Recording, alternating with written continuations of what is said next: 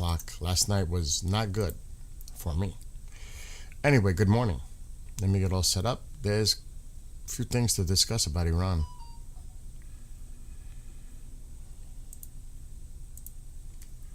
Let's just set this all up first.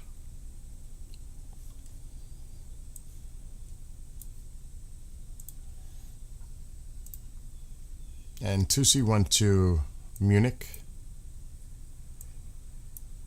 Saw that clip on X as he was boarding a plane to head to Munich.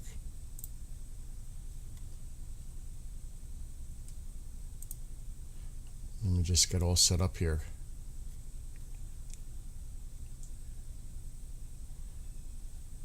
Good morning, John. And good morning, Ryder. I'm just going based on what I'm seeing. It looks like it's going down soon. I think it's inevitable now. It really is. I'll get into all that in a minute. I gotta get all this stuff organized first.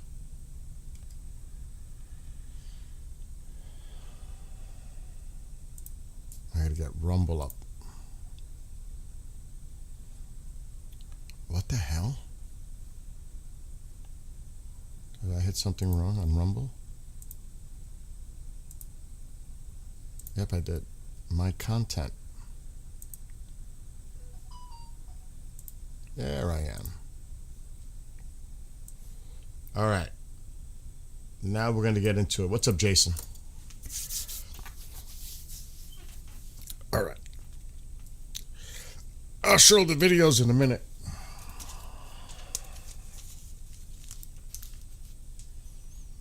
I'm still like waking up. Last night I was going to enjoy myself, have a few apple juices. Didn't work out. I got really sick last night all of a sudden while I was doing a Skywatch. Not good. Thank God I'm okay today. What's up? Angry Otter and Red Bull and Tammy. Tammy was here last night and it just turned into a insane thing. I got really sick all of a sudden. What happened was I'm on a diet and I decided to eat a steakhouse Whopper yesterday and I got ill last night. I can't eat junk food. It does not agree with my body. I can't do it. I tried. It didn't work out. I'll never do it again. I haven't had like Burger King in God knows how long. I said, let me have one. Never again. That's what happened last night. All right, let me just... I have that video. Because he had a lot of comments coming out from Munich. A lot of great videos, too, from people all around Europe. New Zealand, Australia, Germany, Glasgow. So many places. All the people rallying. I'm going to get into that.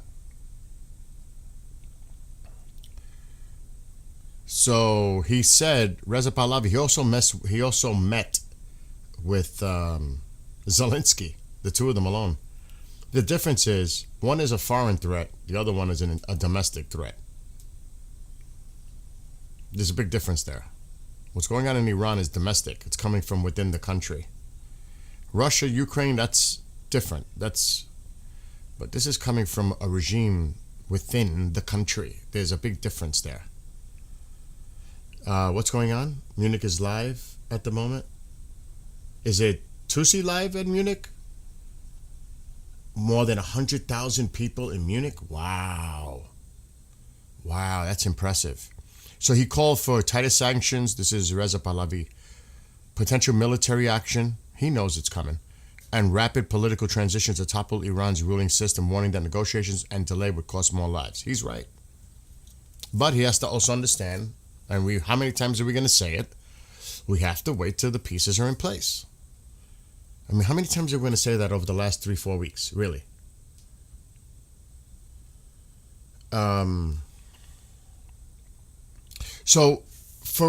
Angry. I didn't see the interview with Christian Amanpour.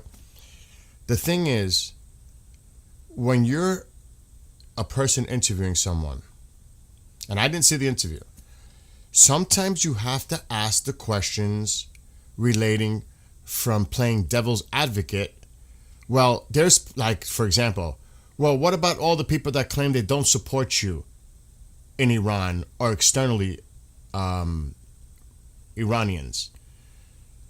You know, that's a legitimate question. I don't know the interview. I don't know what was going on. But there are questions that are appropriate because you want, those are the questions people ask. Are you going to create a monarchy without having a parliament democratic system? I don't know her interview. I don't know what she said. So I can't really speak on it. So, I mean, these are the questions that make people cringe, but they're questions people ask. You know what I mean? Like somebody asked Lindsay, do you support Reza Pahlavi? He said no. But the president's narrative, he's not going to say that. He even said it yesterday. There are a few people in mind that can take over for the transition for Iran. But he's not going to name names because then they're going to say, oh, it's the U.S. establishing and putting in a puppet leader for them. And they don't want to get into that because that's going to come out. Oh, if we support Reza Pahlavi, then this is a U.S. conspiracy to remove the regime so they can put their puppet that lived in the United States for decades into power in Iran. That's what's going to happen. They're not going to do that. They're not going to play that game. You know what I mean? So I know I'm seeing a lot of stuff. Reza Pahlavi. And we're going to get into that. There's a lot here.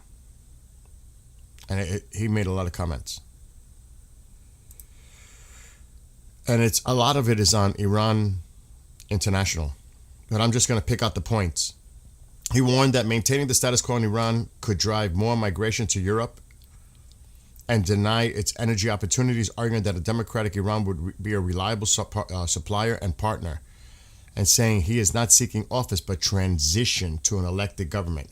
He has to emphasize that because exactly what I just said. There are people out there that think he's going to become a dictator. You know, that's the narrative that's been out there. He said cutting off their funding would weaken the security forces and hasten its fall, arguing that any income allows, and this is true, it to prolong its rule and regional impact. That oil is important. Cut off their oil. Now that sounds easier. It's easier said than done, but a lot of that money is supporting the IRGC directly. So that is true. He said instability in the Middle East is rooted in radical Islamist movements linked to Tehran, arguing Iran's leadership threatens its own people in the region and that lasting stability requires a new government committed to peaceful relations. And that's the thing that people worry about because he's going to instantly recognize the state of Israel. It's going to piss a lot of people off, especially in the Muslim world, because a lot of Arab states have yet to recognize the state of Israel. Fact. And it's going to create a lot of waves. All of a sudden, here's Iran changing their course and accepting Israel as a state, recognizing it, having peace and relations with Israel. Well, not exactly what a lot of people don't want to see. Let's be realistic.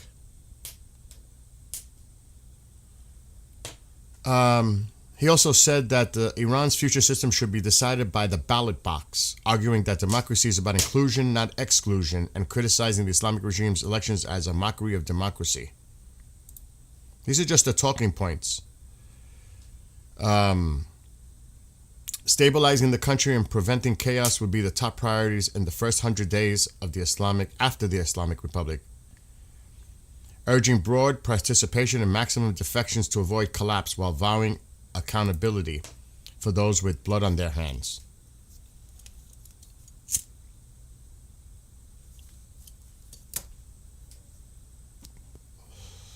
He said that millions of Iranians have called for his return because there was a question asked that a lot of people don't support you.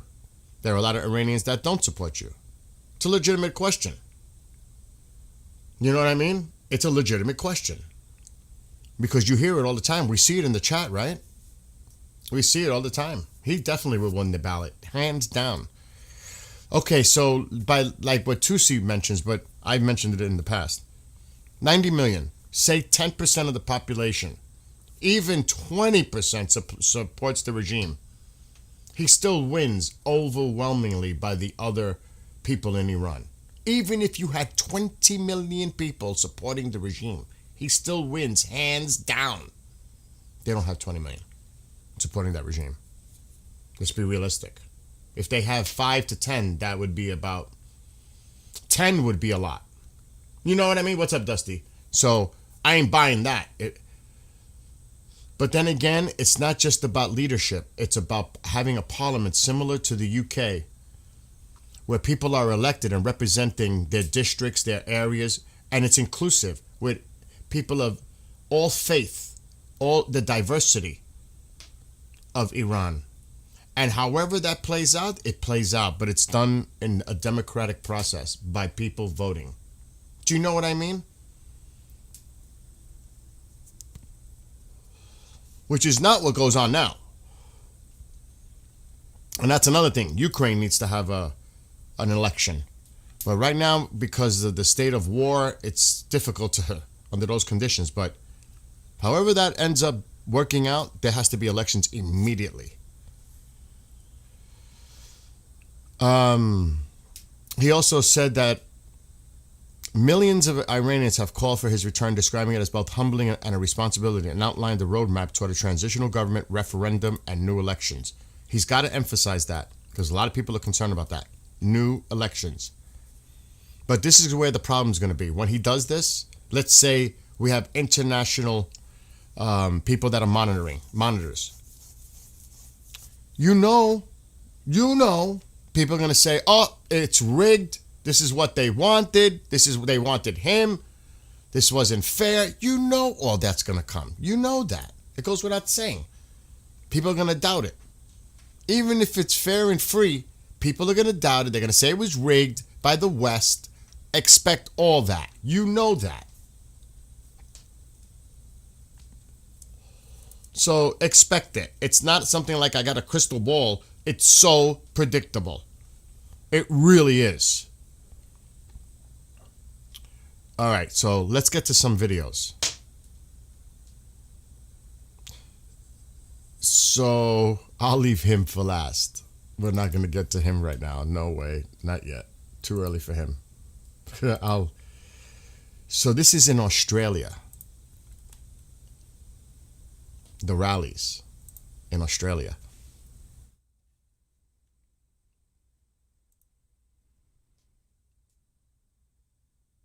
Unfortunately, there's no sound associated to it. But you can see. Look at that. In Australia, Melbourne. Wow. What a turnout, huh? What a turnout. In Australia. I'm going to play more videos. That's why I'm going to leave the screen that way. This is in New Zealand.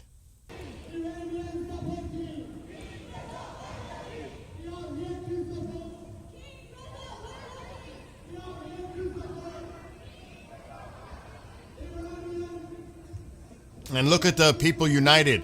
You see Israeli flags. You see the New Zealand, the lion and sun. This is a beautiful thing to see people united. Even though they've been told not to put up Israeli flags because it looks like they're part of this. It's incredible. No, let the people express themselves and show the unity. 100%. They stand together. To me, that's important to see this. I know there are people that disagree with that, but the heck with that. I think it's so important. All right, let's go to the next one. I believe this is Germany, Munich. Yeah, this is in Munich.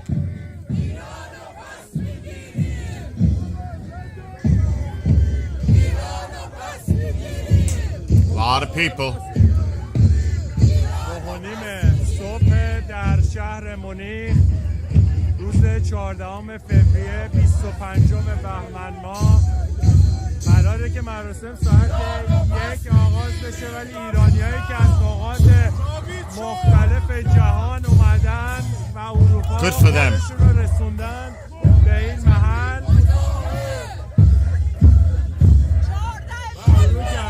So all these people delusional, holding up signs, posters, flags in support of Reza Pahlavi. I mean, it's all over. It's everywhere. Who knows what's going to happen in Toronto today or LA? It's still early here. So it's 9:30. So they're east in Toronto because Toronto's like right up there near me. LA is 3 hours behind. So there's going to be a lot going on today. Yeah, Europe had its time and still going on. That is live at the moment, I know, but that's a video clip that I was able to download. I can't show because I'll get in trouble. Toronto had 100,000 people a few weeks ago. LA had a big turnout, and we seen what happened with someone with a U-Haul. The point is, there's a lot of global support, and it shows here. And that's why it's important. It's very important to me. The crowd in Munich is overwhelming. Great. It's going to be overwhelming in Toronto.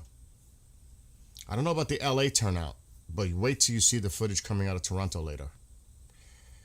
It's too bad. Maybe I can do some digging and maybe we can find a public domain source for cameras. Maybe I need to pay. But for a rally, I think we need to pay down the line for when the shit hits the fan. I hate to use the language. That's when cameras are going to be important. Might have to do that. Might have to pay to get access so I can share it here. Live cams. We'll see. I'm going to see one in May in London.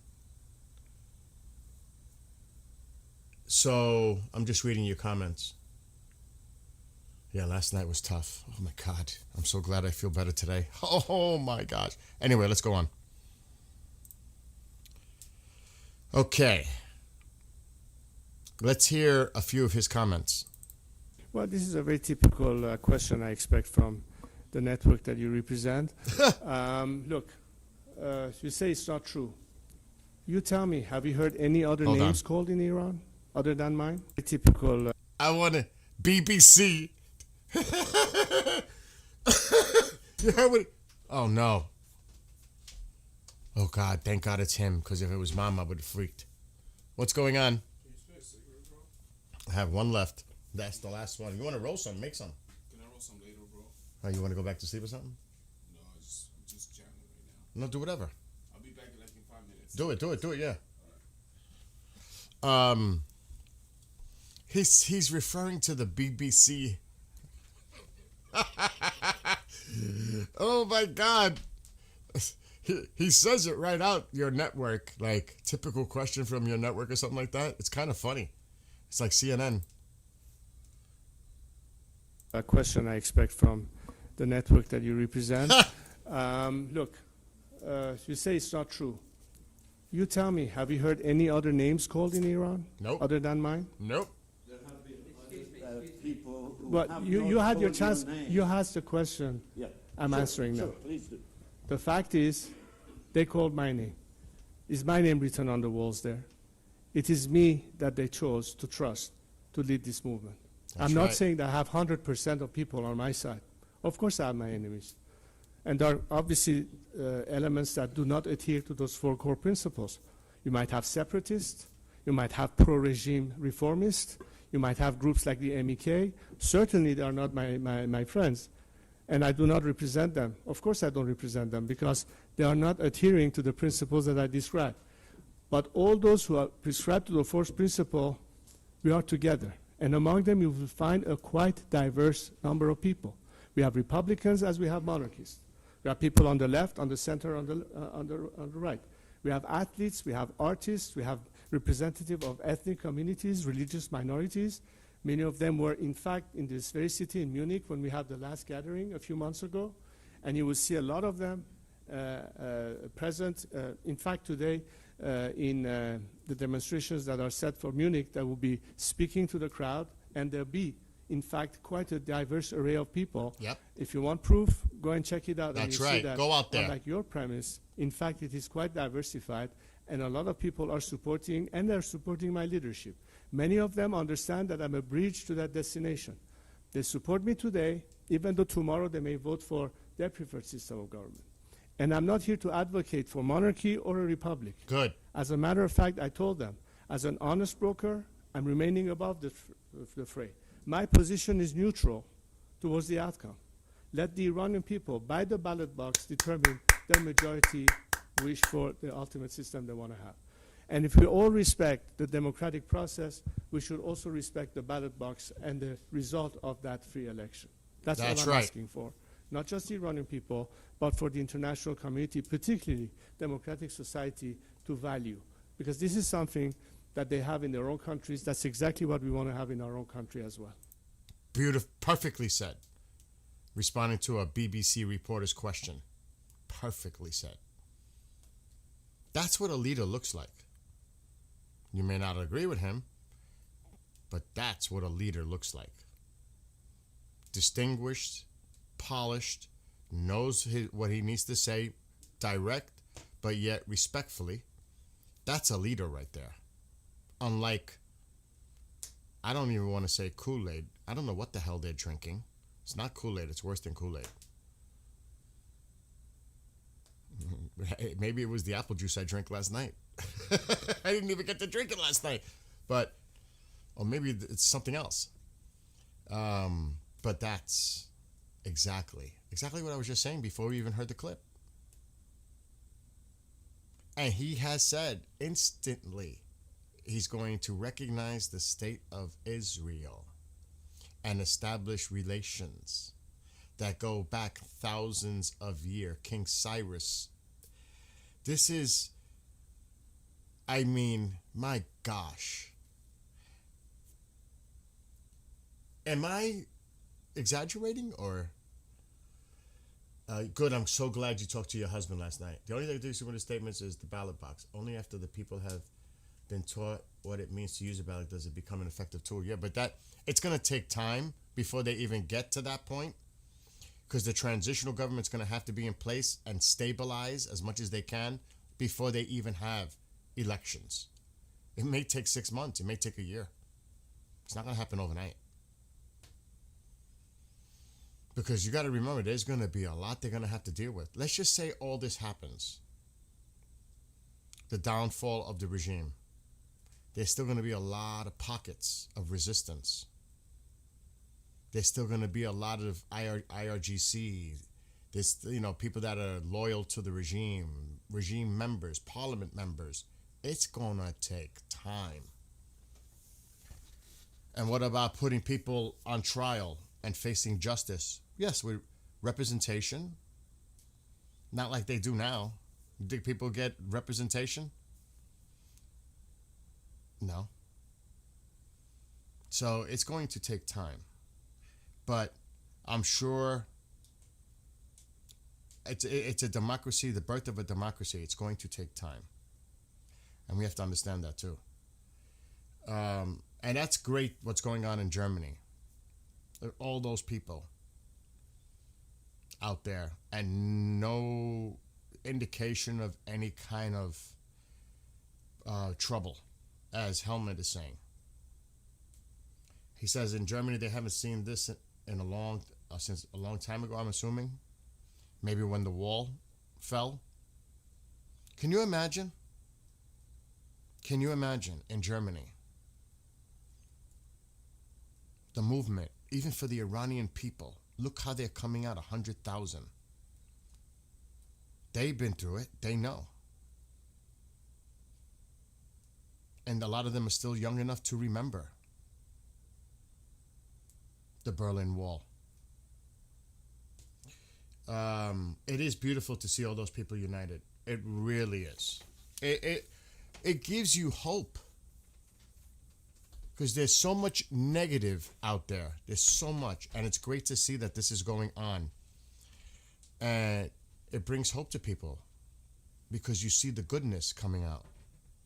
Not just all that negative energy. This is all positive energy being shown and displayed and voiced.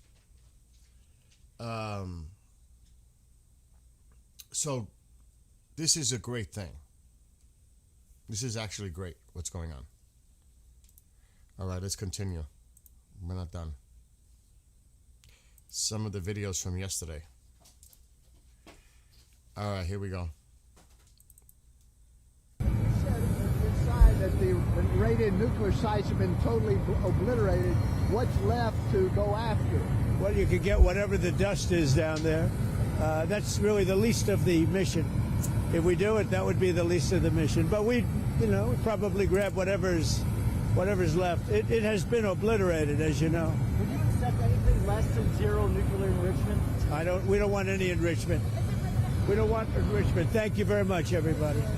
So he keeps re-emphasizing zero enrichment. Zero. They're not going for that. There's no way they're going for that. Zero. He's stuck on the zero, which is good. He's sticking to his guns. What can Iran do to avoid attack? Meantime, we have tremendous power has arrived, and additional power, as you know, another carrier is going out shortly. So we'll see it out. If we could get it settled for once and for all, that would be good. Who do you want to take over? What? Who would you want to take over? I don't want to talk about that. They ask some really stupid questions, like he's going to spill out what his plans are. Give me a break. Don't waste the president's time on questions like that. Ask him exactly. It's time. Now, Tuesday's the meeting in Geneva, not just with the Iranian delegation, but also with Russia, Ukraine. It is Witkoff and Kushner. You expect anything coming out of that meeting on Tuesday? You think the president's going to wait anymore after Tuesday? Tuesday's it. And nothing's going to come from it, because it's not just about the nuclear. It's about the proxies. It's about the missile program. It ain't happening. It's delay, delay, delay. But he's waiting too. This is actually both sides kind of benefit from this. United States gets that carrier in place. Iran keeps getting stuff from China and whatever, and does what they need to do on their end. But it's coming. Now, I read an alarming article earlier that Iran might pull the trigger first, because they know it's about to hit the fan. They know. And the propaganda is just constant. I'm not even going to share the videos on here from the other side, because it's insane, actually, the stuff that they're putting out.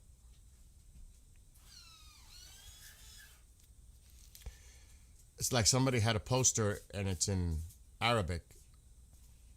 Entry of Americans and dogs into the Persian Gulf is prohibited. That was a few days ago, though. That was on Wednesday. I'm just looking at what the other side is showing, and it's alarming. But let's play one more video, because you know what time it is? It's Lindsey Graham time. I had to save him for last. What I'm going to tell anybody that will listen in the Mideast, don't let this moment pass. Be smart, but don't be locked down with fear. And as to MBS and MBZ, knock it off, Saudi Arabia. Knock it off. I'm tired of this crap. MBZ is not a Zionist, and you're emboldening Iran by having this conflict. Now, I know they got differences in Yemen and they got differences in Sudan, but we got to think big picture. To any leader in the region that doesn't understand you're on the verge of history, history will judge you poorly, because you are. Senator. Lindsey in Munich. That's Lindsey. It's Lindsey time. You know how he is. Oh my gosh. Nearly 10,000 people are streaming live in Munich at the moment. Wow. But again, I can't share that because that's their stuff. That's copyrighted. Thank you. See you later. So, yeah, I can't do that because I'll get in trouble. I can't jeopardize the channel because got to keep the coverage going. You know what I mean? But there's plenty of resources that you can go check out the live video. I mean, it's possible. Let me see if it might be easier for me to go to. Well, then it doesn't matter.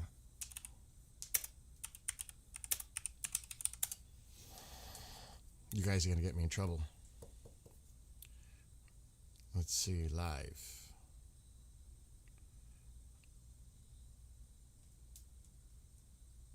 Well, actually, is this live? I don't think so. Intertwined with yours. What is this? Because we know Rubio already. Rubio's live. This can't be. This can't be. I may have to download this after. Let me put a thumbnail. I want to hear what Rubio says. Okay, I'll download that for later.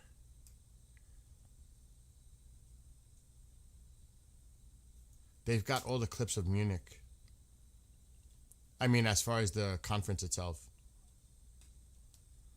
Let me see this one. If it has a watermark, I can't do anything. Yeah, it's got a watermark.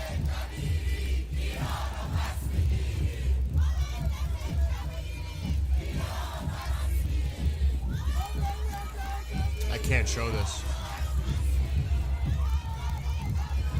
Wow, look at all those people. Oh my gosh. It's pretty big. I can stop it and share the screen. That's about it. I like what somebody has out there. I wish I had that for my room. I'm looking at it, and so you can see there's a lot of people there.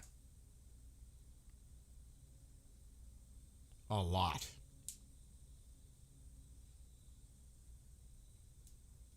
And look at the diversity of the flags even representing there just in that one shot. U.S., of course, the lion and sun.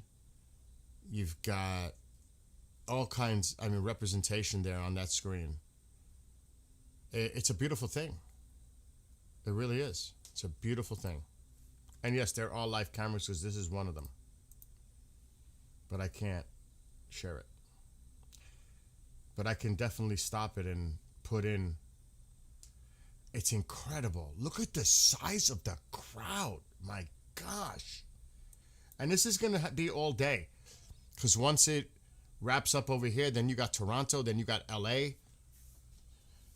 Excuse me. What's up, Sean? And Petros and everybody. By the way, the Greek generals, every time when they're talking about Iran, they're saying the same thing. Iran needs freedom and Trump will act to bring freedom in Iran. They expect the attack to regime change. It's coming soon. He will be live. Oh, you're talking about Tusi? The problem is I can't cover it because I'll get hit. So I got to be very careful. It's unfortunate, but I got to do the right thing. Plus, that's for them to cover, you know what I mean? I'm sure Tusi and his team are going to be streaming live when he's doing his thing, I would hope. Is he scheduled any streams? London as well? What's going on? I wonder if he's going to stream it. I would hope he would. Tusi would do it. That's great that he actually flew to Munich. That's a good thing. But at some point, I'm going to pay. I don't know what it's going to cost me. Oh, my God. I want to pay for cameras.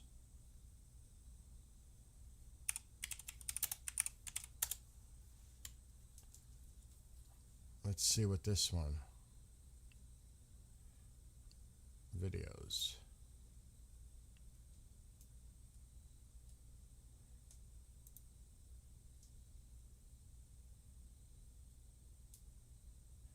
Yeah, this has, like I said, I can't. There's a lot of people out there. My gosh. I'm looking at the videos now myself. There's a lot.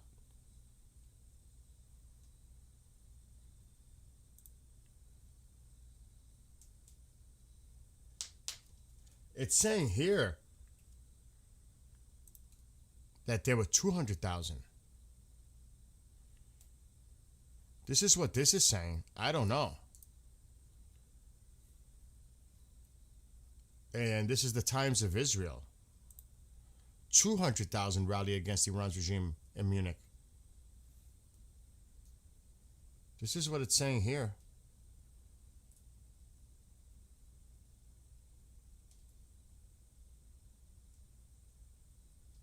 Look at that.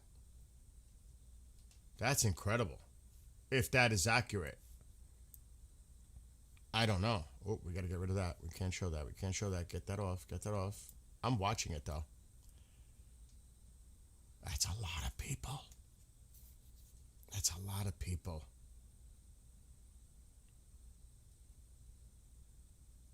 It's all over. Even France 24. Oh, God. They're saying 200,000.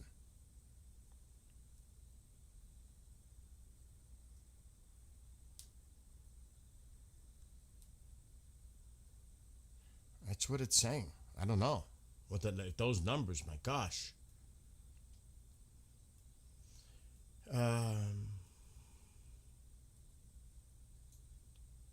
Yeah, I'm sure he'll be reporting live at some point. I mean, you take that trip, he's got his team with him. You would assume that he's going to be doing some live coverage, especially if he's speaking at the rally. Makes sense to me. A lot of people are flying in from Washington and New York.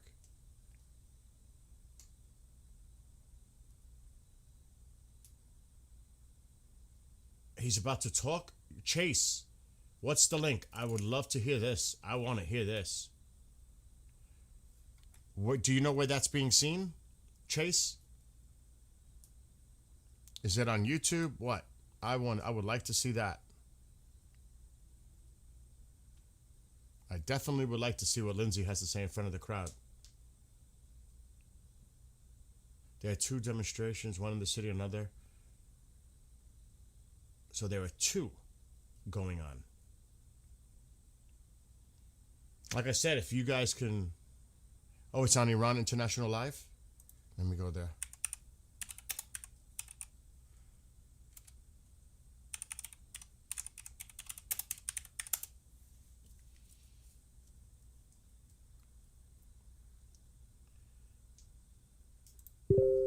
What was that?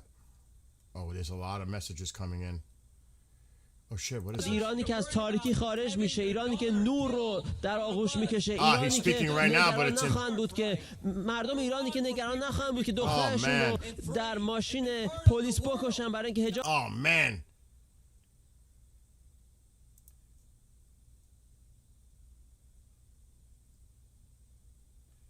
It's in, let me see, English. I gotta put English. He's speaking right now. But it's in, I can't grab it. Let me go on YouTube.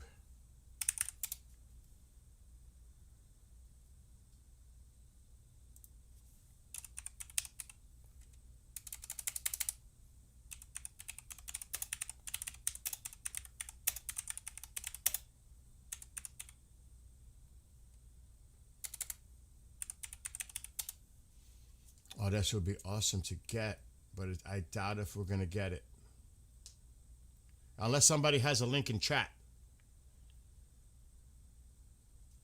Because this is going to be hard. Just to have him speaking without the interruption. It's not happening. Let me go on X. Maybe Iran International.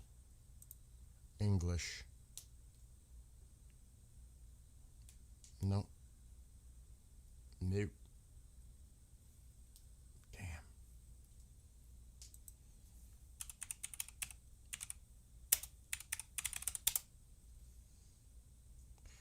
I want a link to the live feed of Lindsey Graham speaking right now. He's actually speaking right now. But I can't understand him because it's coming in it's being translated. I need a raw feed to hear what he's saying because you can't really hear him.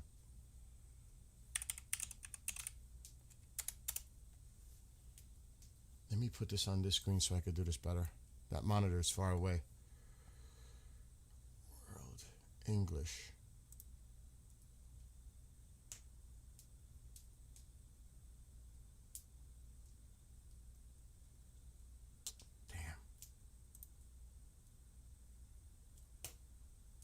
No.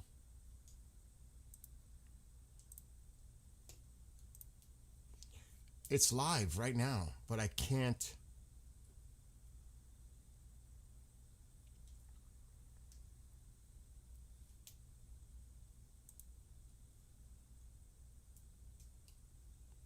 I just had it.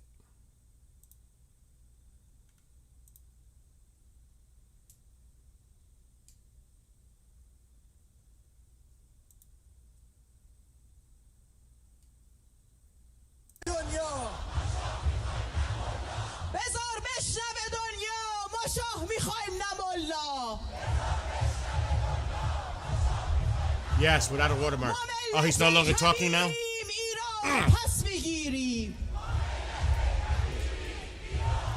So like I said, I can't get in trouble with this.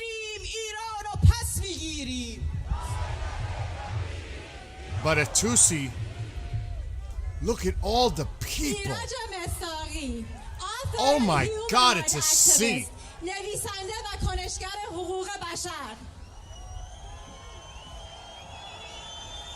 Look at, I mean, for a second. Wait till you see the crowd. Let me mute this because that'll get me in more trouble.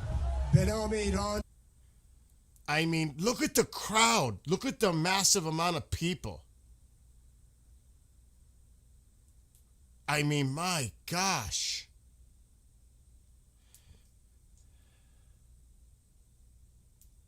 You can see how many people turned out in Germany. That's so impressive. That is impressive. Really? 300,000. Munich police report over 250. See, it's constantly refreshing. I would suggest for those that can understand, because it's not in English translated, go to Iran International. Look for their live stream. I went to actually their website, and this is on their website. I suggest go check this out, really. Really. I would definitely suggest you go there because I'll show you. It's the live feed coming in. So I would suggest you guys do that because this is something. Alexa, stop. This is really important. I mean, I can't, because I'll get in trouble, but this is really important. I would suggest you go and check it out. Let me see if I can. It's 33 degrees and mostly cloudy. Alexa, stop. My God.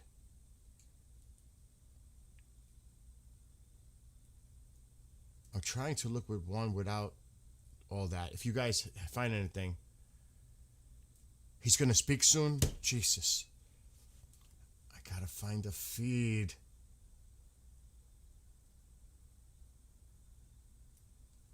I wonder if Telegram has anything going on.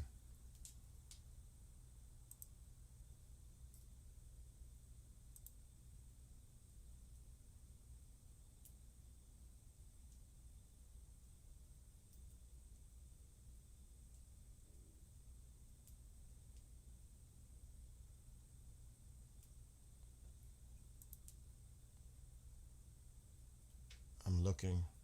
If anybody finds anything, please let me know.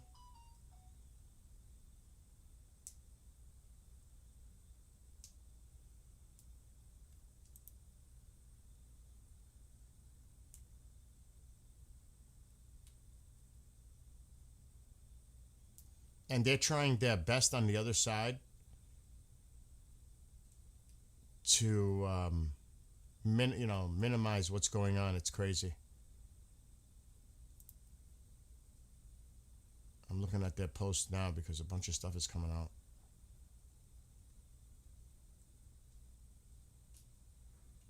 Nothing on Telegram. Still searching. There's got to be something. Munich Rally Live. Live Freedom for... Oh, God. Live. Its missionaries, its pilgrims, its soldiers, its explorers pouring out from its shores to cross oceans. No.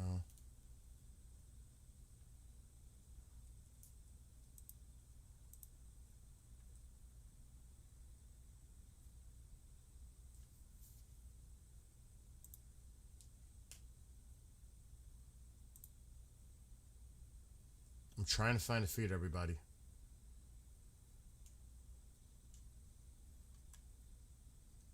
It's not easy. Because it has to be like a big outlet that's going to do it.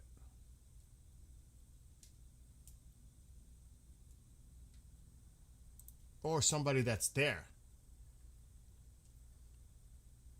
There's nothing coming up there.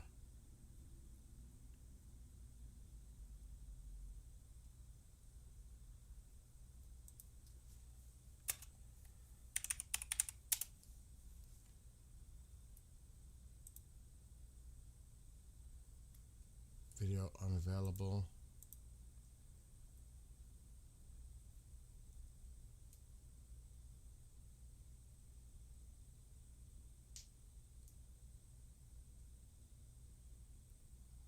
Nope.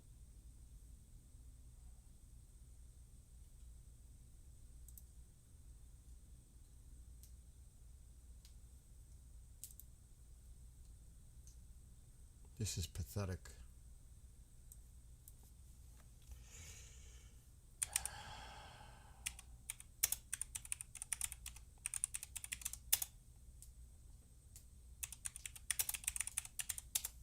I'm checking chat, you guys, just in case. They're getting bigger and bigger. Yeah, there's no question about that. Yeah, I'm trying to find a legitimate feed, but it's not going to be easy.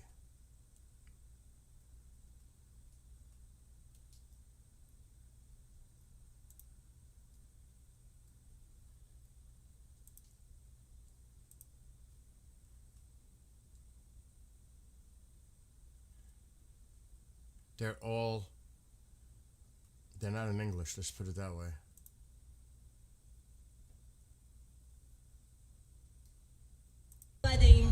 متحد و همصدا برای آزادی ایران عزیزمان.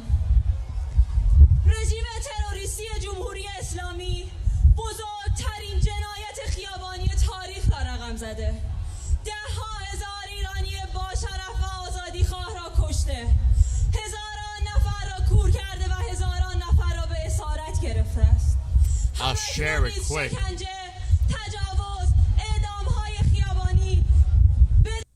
I'll share it quick, but again, it's not translated, obviously. But this is what's going on. And, of course, nothing at the moment, John?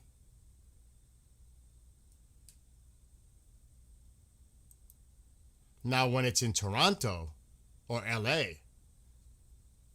then it'll be in English, but this is where the main players are right now because of what was going on in the meetings, the security meetings in Munich the last couple of days. So there's a lot of presence there. Like VIP people are there. And Tusi will be one of them.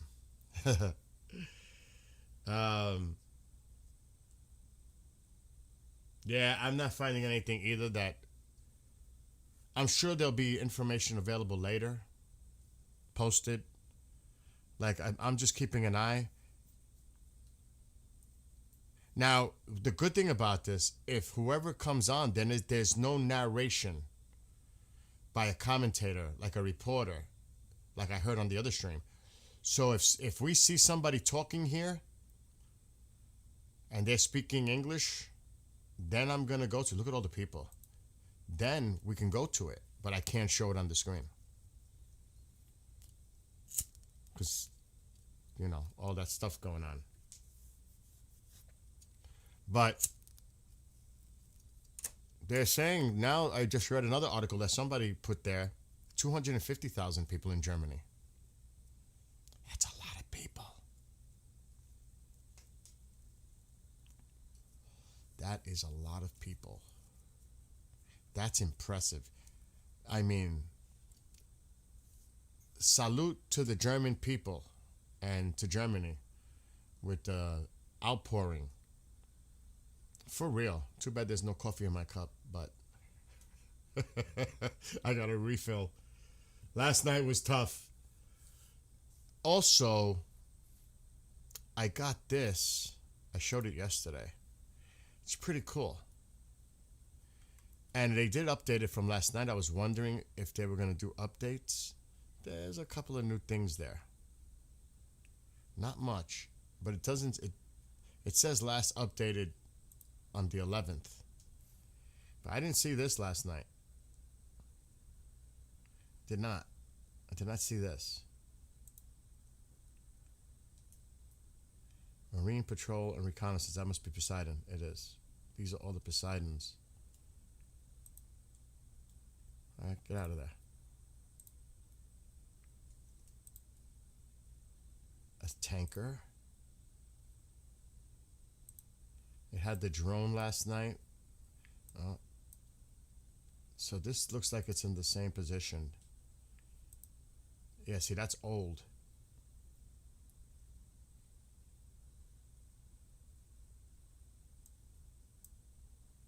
There's the carrier, the Ford, but this is old. It says last updated February 11th. But still, it's good. I'm going to keep an eye on it.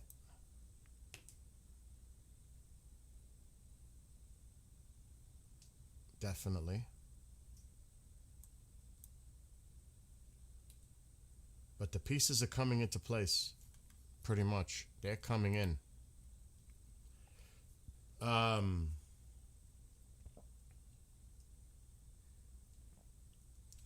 one thing that we don't hear about is how many submarines are heading to the Gulf. Yeah.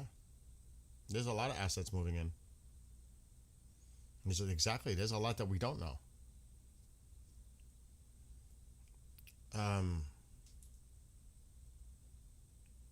You fell asleep while you were talking to your husband?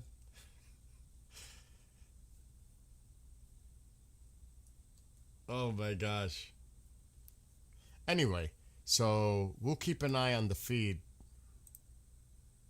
She's still speaking. And maybe if someone comes up on the screen, this is the best I'm going to be able to do right now. Because I'm not finding anything. Let's see what the knuckleheads are saying on the other side. They're always talking.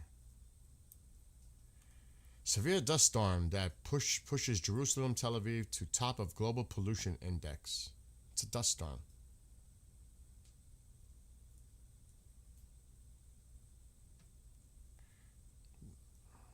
Okay. Oh my God. They put out some really cray-cray shit.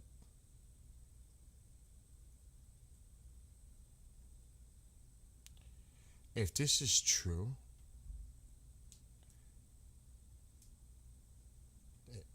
New York City is just out of control.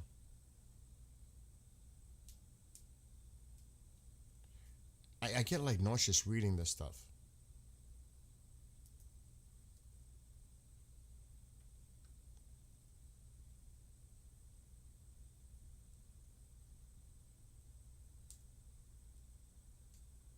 Yeah, that's old news from them.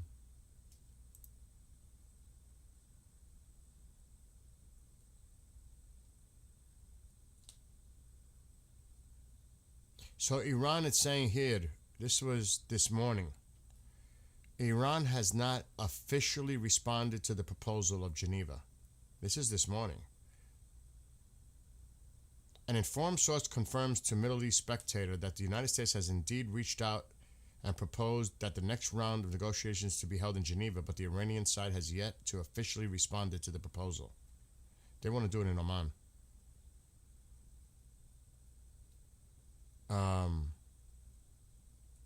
And this is because Reuters, they're not sure that the Reuters report is accurate. And it would be Witkoff and Kushner would represent the American side, and Foreign Minister would represent Iran.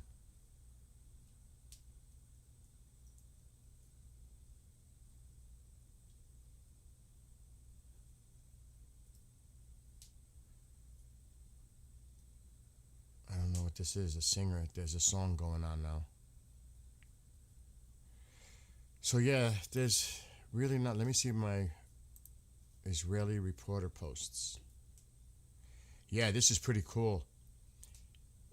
They hoisted up a 50-meter Lion and Sung flag with a crown with a crane to ensure the voice of the people inside Iran is reflected. And this was in Munich.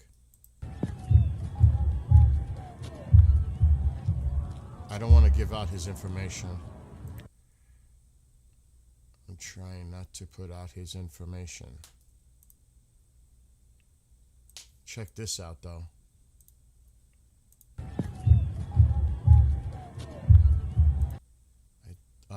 You could see his thing. I'm gonna have to download the video. I don't want his information seen. But it's huge, a huge flag. Save as. We can download it.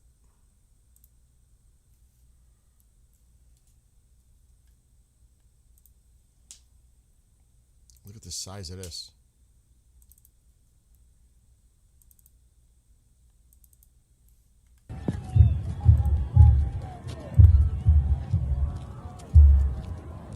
That's huge.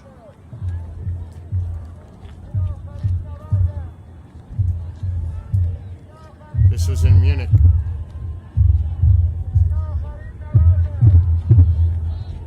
Must have been earlier in the day. Look at the size of that.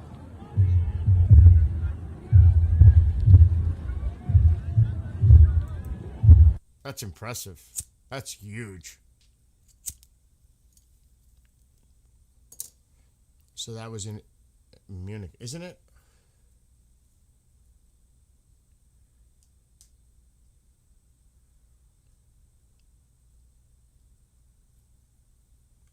Right? Operation Desert Lion. I like that. I like that. I like Operation Desert Lion. Might have to be a title of a song. The next song I write.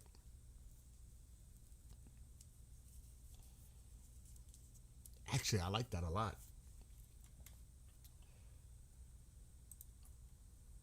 Uh-oh. What's going on here?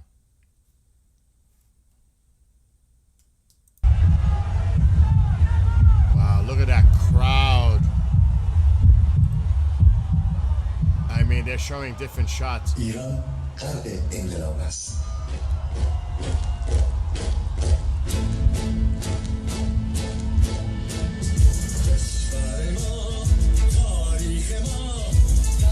You guys know that from Goldie, right? And Armin, you know that.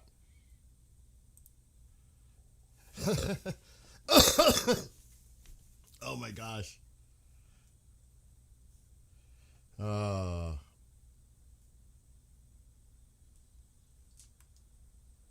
right, let's see what else is going on. They might get me just for those couple of minutes. The circle is chasing its tail again? Really? Just for, I bet you it's because of that.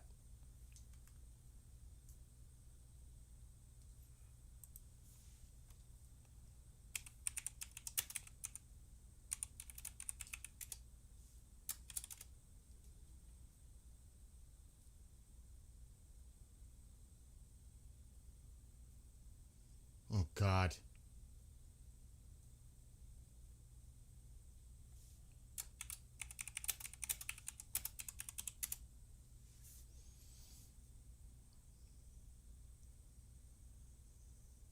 I don't know. You guys are not letting me know.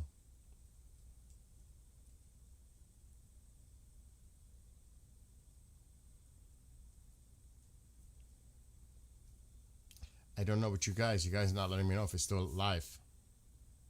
Okay. I got to be careful with these clips. Okay, good.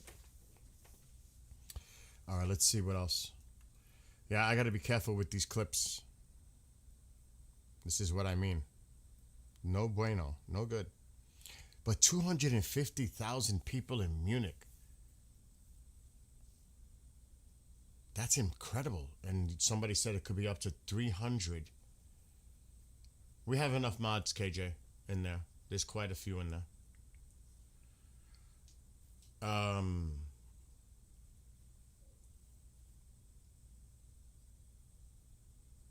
Actually, there is.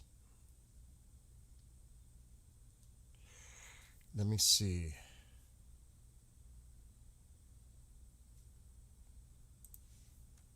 I'll try to go. We might have to do audio only if someone is speaking.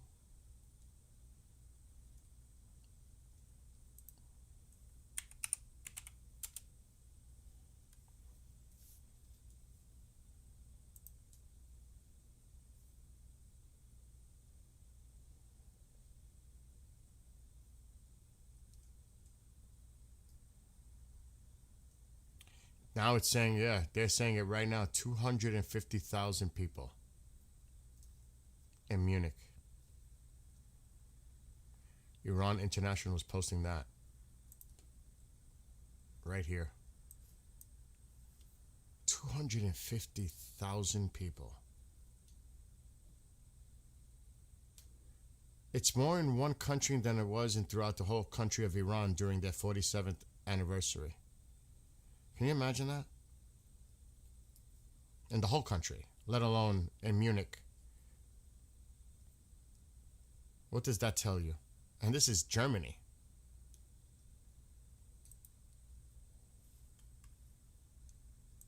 It's impressive.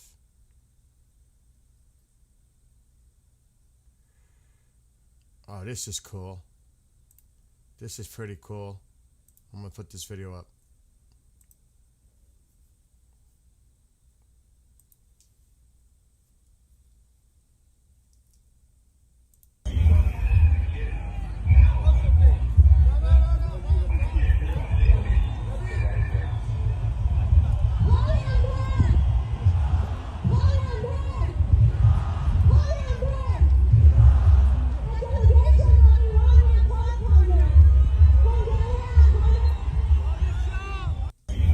That is pretty cool.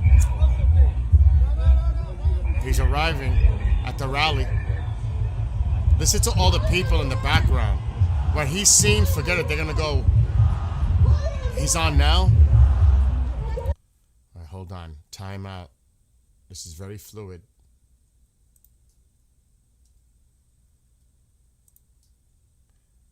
Oh, he is. He is. I'm gonna play it, just I don't care. Look at him. Look at them cheering. I wish I could show it. I can't.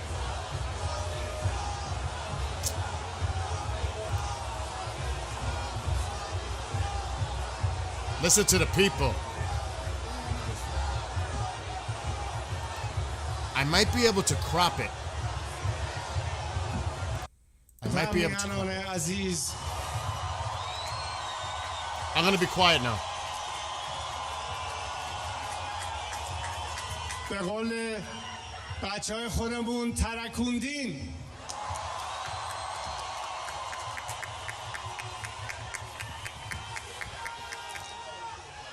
اگر اشتباه نکنم این یکی از بزرگترین جمعیتی است که تا به حال گرد هم جمع شده ایم و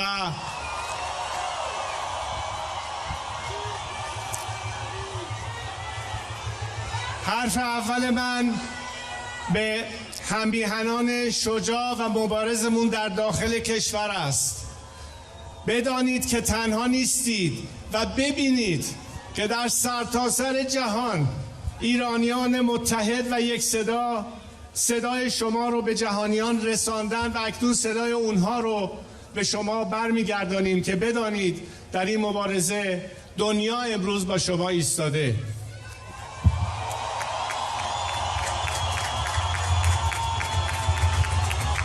I'm gonna try something.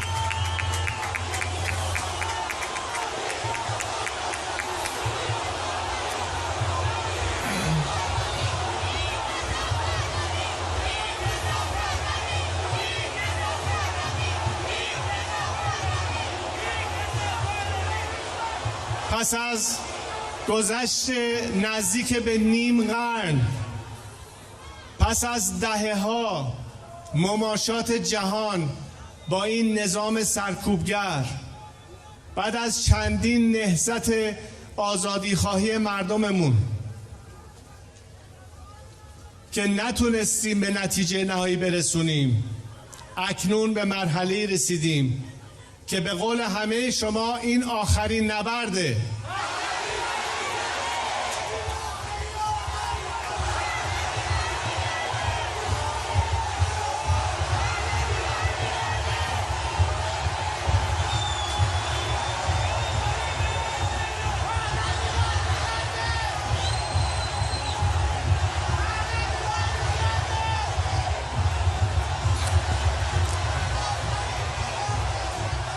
میلیون ها هموطنانمون در چهار گوشه کشور عزیزمان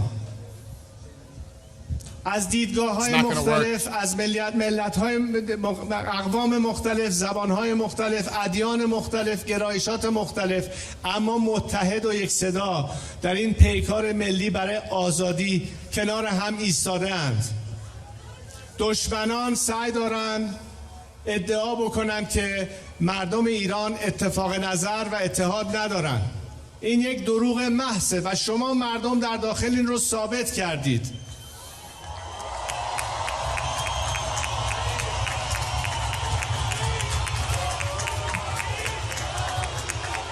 و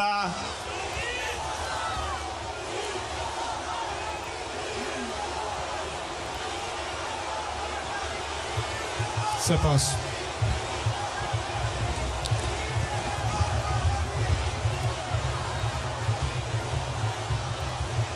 و هممیهنانمون در خارج از ایران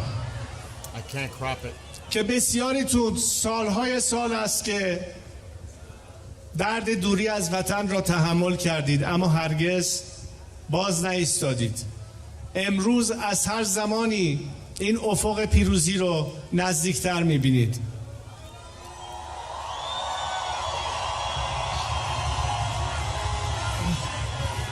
در چهار گوشه جهان، از استرالیا تا کانادا تا امریکا تا اروپا، ایرانیان هر کدوم به سهم خودشون هفته هاست، البته سال هاست، ولی در همین چند ماه اخیر نشون دادید که به چه شکلی مدام در صحنه هستید که صدای هممیهنانتون رو به جهانیان برسونید.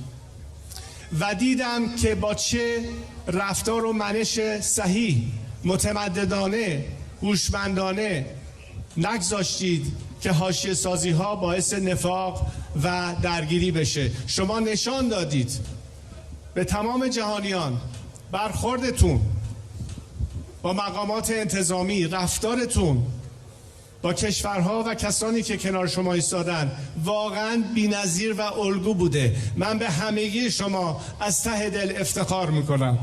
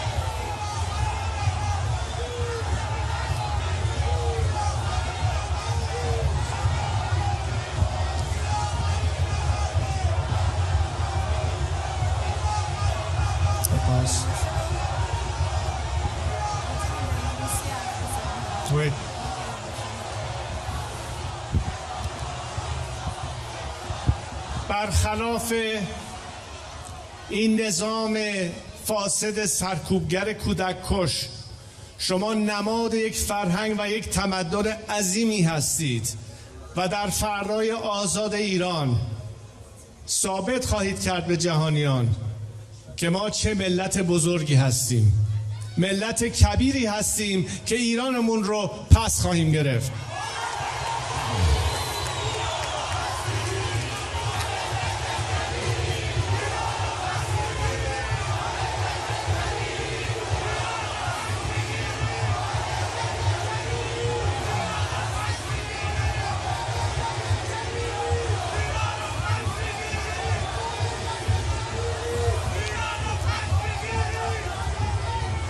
با اجازه همیهنانمون چند کلامی رو برای شهروندان کشورهای مختلف به زبان انگلیسی بیان خواهم کرد.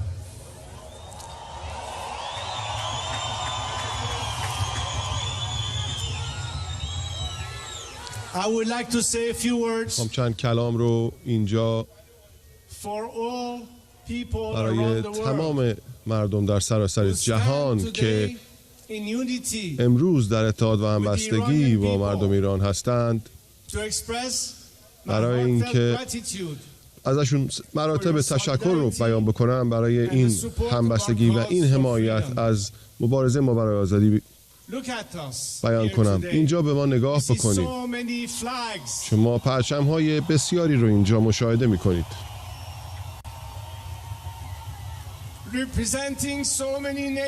این ملیت‌های مختلفی رو نشون میده. ما میدونیم که تنها نیستیم. از شما تشکر میکنیم برای اینکه با ما هستید.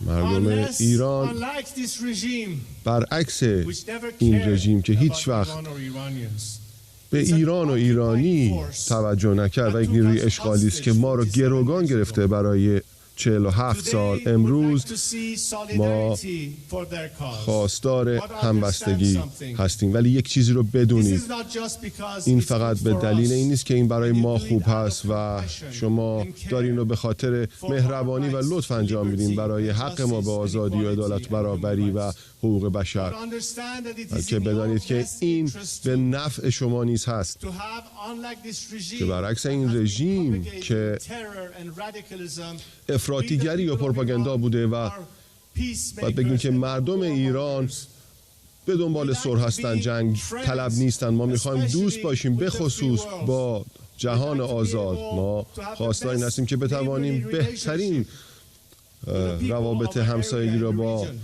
مردم منطقه داشته باشیم، با اسرائیل و بقیه همسایگان عرب خودمون در منطقه.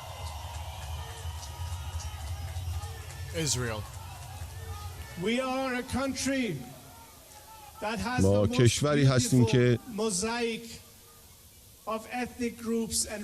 بهترین ترکیب و زیباترین ترکیب را از اقلیت‌های مختلف و قومیت‌های مختلف داشت که در هزارهای مختلف در کنار هم بودن و زندگی رو جشن می‌گرفتن، برعکس این رژیمی که شهادت رو جشن می‌گیره. ما مبارزه می‌کنیم برای آزادی، ما می‌جنگیم برای عدالت، برای برابری و این ارزش‌هایی است که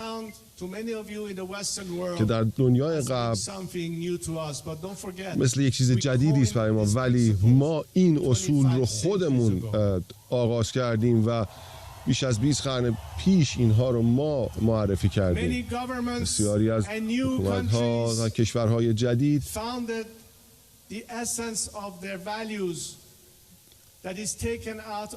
بنیاد ارزش‌های خودشون رو بر اساس اون چیزی که از تمدن پارسی ما به ارمغان بردن و به میراث بردن گذاشتن و بنا گذاشتن. این میتونه چیزی باشه که در واقع همون چیزی است که اولین اعلامیه حقوق بشر هست. اون هر کسی میتونه اعتقادات خودش رو داشته باشه و اونها اون در امپراتوری خودشون هستن این کار رو بکنن. ما کودکان کوروش و ما متعهد هستیم که ضمانت بکنیم که هیچگاه دیگر کشور ما و شهروندان ما چیزی کمتر از برابری تحت قانون مملکت داشته باشن. این اون چیزیست که ما برای اون می جنگیم امروز.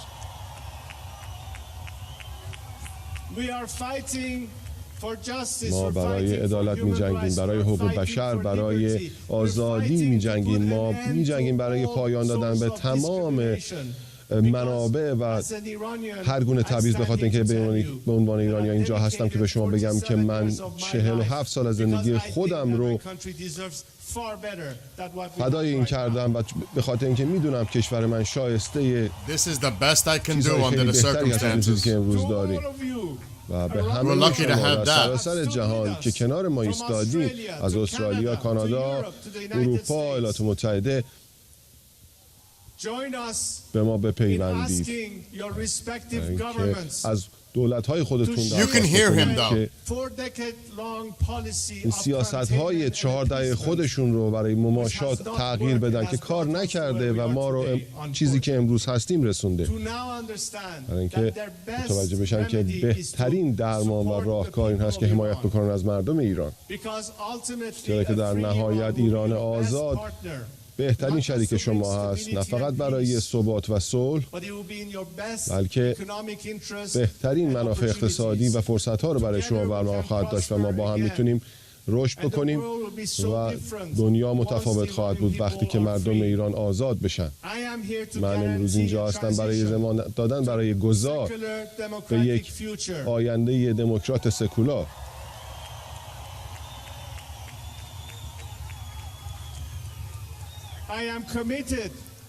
من متعهد هستم که اون رهبر گذار باشم برای شما و خب یک روزی ما سرانجام بتونیم این شانس رو داشته باشیم که سرنوشت کشورمون رو خودمون تصمیم بگیریم از طریق یک فرایند شفاف دموکراتیک در انتخابات آزاد و صندوق رای، چیزی که امروز نداریم.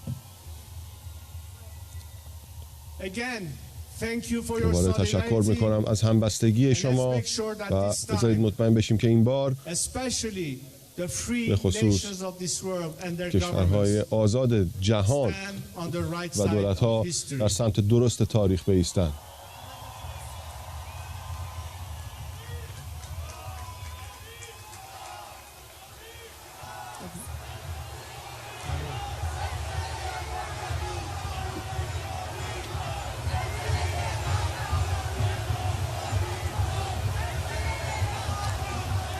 میهنانم، سپاس از همگی شما. بدانید و من از شما میخواهم نه اینکه به یه آینده بهتر امید داشته باشید، بلکه باور داشته باشید.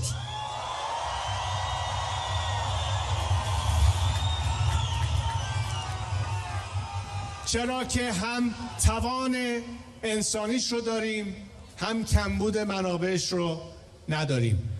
آنچه که لازم است عزم و اراده مشترک همگی ماست و هیچ نیرویی در جهان نیست که بتونه جلودار قدرت یه ملت متحد رو بتونه بگیره.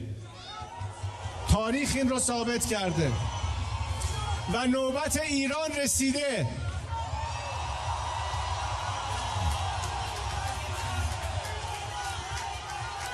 ما این مبارزه رو تا آخرش ادامه میدیم و بدانید که این نظام از هر زمانی ضعیفتر است و هر آن در حال فروپاشی است.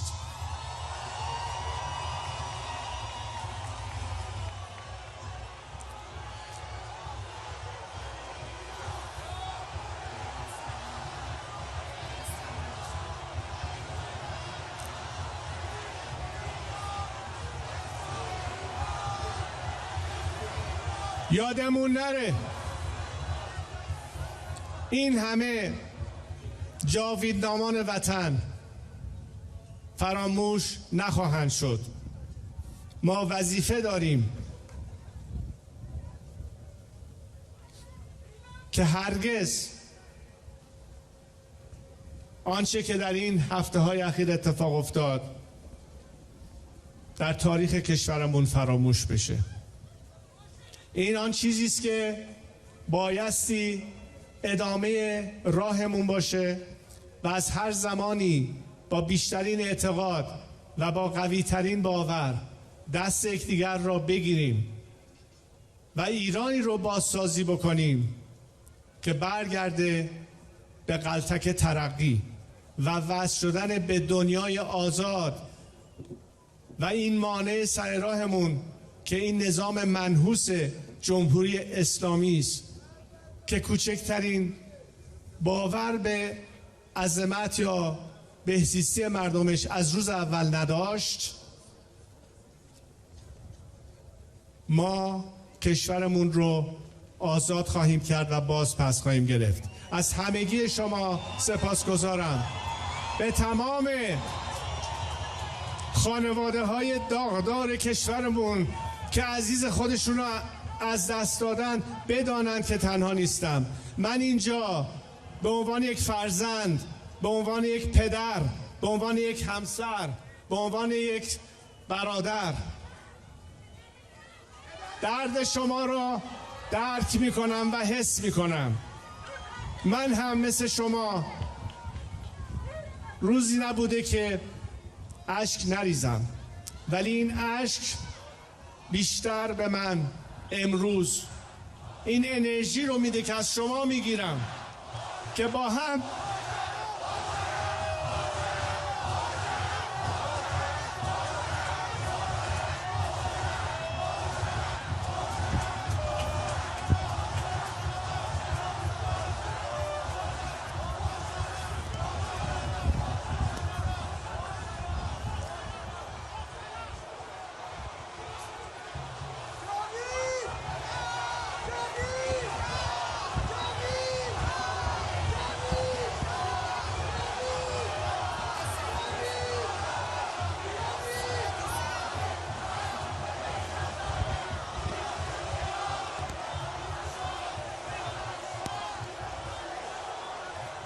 He's got to be emotional. I would be almost crying looking at all those people looking for بار freedom. دیگر از همگی شما صمیمانه قدردانی میکنم که این مبارزه رو هر روز دارید ادامه میدید و شکی نداشته باشید که پیروزی از آن ماست و نور بر تاریکی پیروز است.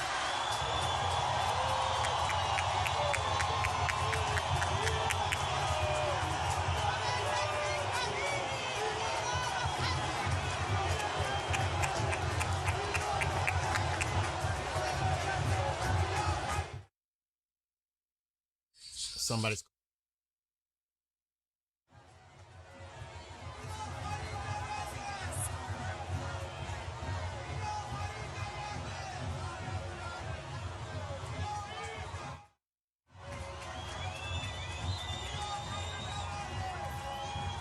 People call my phone. It's so annoying. صحبت‌های شاهزاده رضا پهلوی رو در تجمع مونیخ شنیدیم و در اینجا همکارم احمد سمر. I'll tell you one thing. I can't imagine what the people there feel. I can't imagine what he feels after that. That has to be a passionate, emotional, so much swirling, especially in front of all those people. Unlike Khomeini, who's in his hole, he dare not. And AI-generated videos exaggerating, forcing people to come out to protest in support of the regime or else, or bribes. No, look at Germany. Look at the representation in Germany. Look at that. Look how united that is on the screen. German flag, Israeli flag, US flag, lion and sun. See that one? That says it all.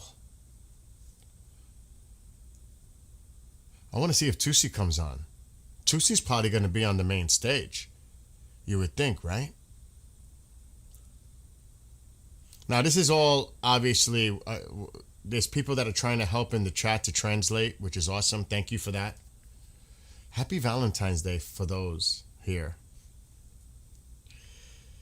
Yes, God bless the King. God bless all the people that are trying to establish peace and stability in the region. And despite what your opinions are, I seen one come in here saying something. You know what? Screw that. Sorry. The regime must go. Change is now. It's over. Your final days. Bye-bye. How many Iranians are out of the country? Millions. Millions. I mean, that isn't that, but what you're seeing in the crowd is just not Iranian. You have people supporting from all backgrounds. It's a global community of unity. I mean, I'm not joking. If you see the way I'm dressed right now, if there was a rally near me, I'm there. I would be there right now live streaming it because I have all the equipment to do it. I've got mobile hotspots, all kinds of good toys to do a live stream if I wanted to. I even have this awesome lapel where I could be talking with the Shure lapel mics where it sounds professional, and this has a noise cancellation that's phenomenal. I would be out there. I would be out there. I don't think there's any rallies near me. I would be out there. If I found out there was a rally today, I'm going. I'm not saying that lightly. And it's going to be in the 40s today. I'm actually going to see. I don't think so. I would go. I would get dressed and go right now. Who's talking? Who is that? آدم لکنت زبان میگیره این لحظه رو من همین الان دارم برای اینکه انقدر شما پرشور و پرهیجان هستید که It would be awesome to see Tusi show up on that stage, huh? ولی همون جوری گفتم بسیار خوشحال. If anybody can translate, because I don't want to keep the audio going on like that. If anybody can indicate what's coming, please do. Oh yeah, they had a sandstorm. I saw that earlier. It's not good. They're advising people to stay indoors. It's in New York City. There's no way I'm driving to New York City.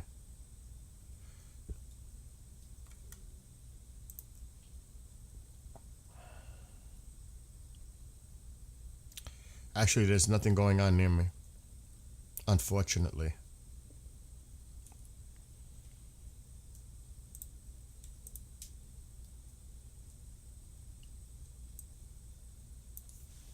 None. Look at all those people, though. It's so impressive.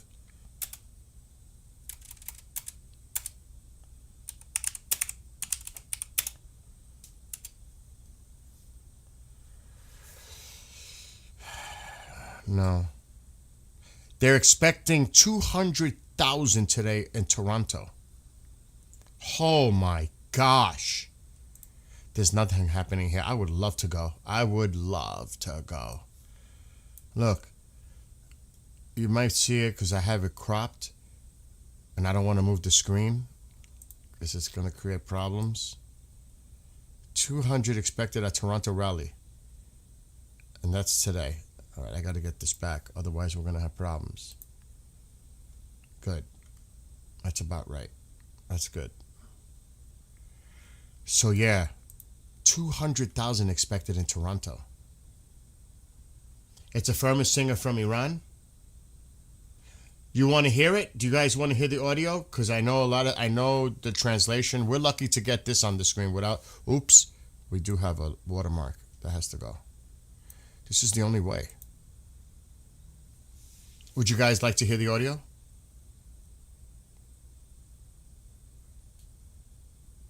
I know Tusi's supposed to be there.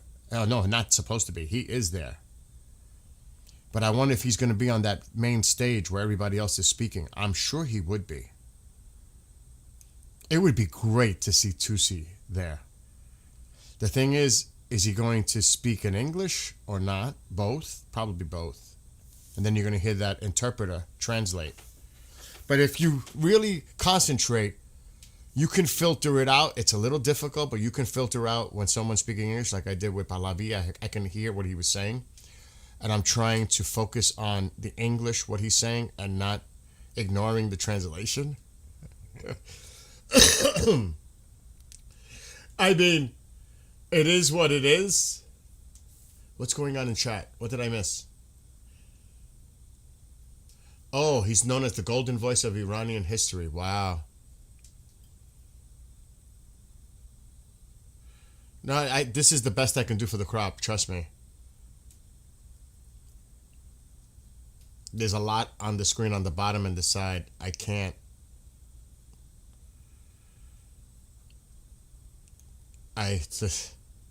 Trust me, it's not good. There's a lot on that screen right now. You just can't see it.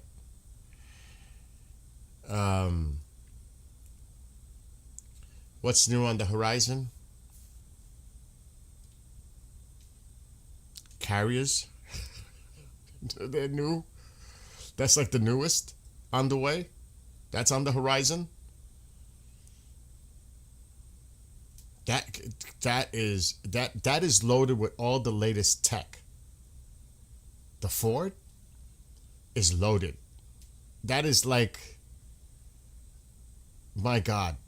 If you ever seen, I would suggest you guys look at whatever you could find publicly about the Ford and what it has on it.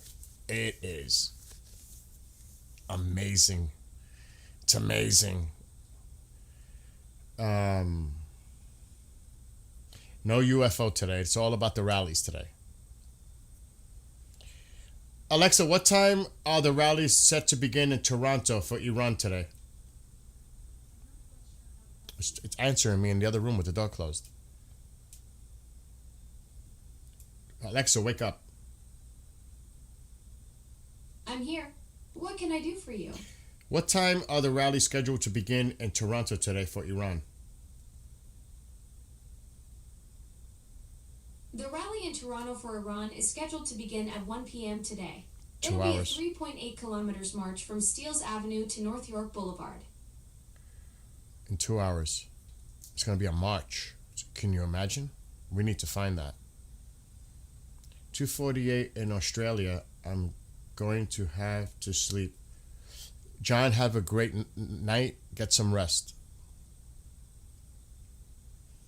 And Australia represented too, in Melbourne, also New Zealand. I showed the videos earlier. They represented.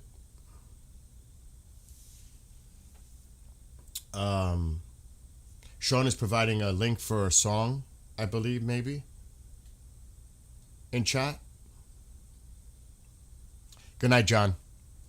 Cheers.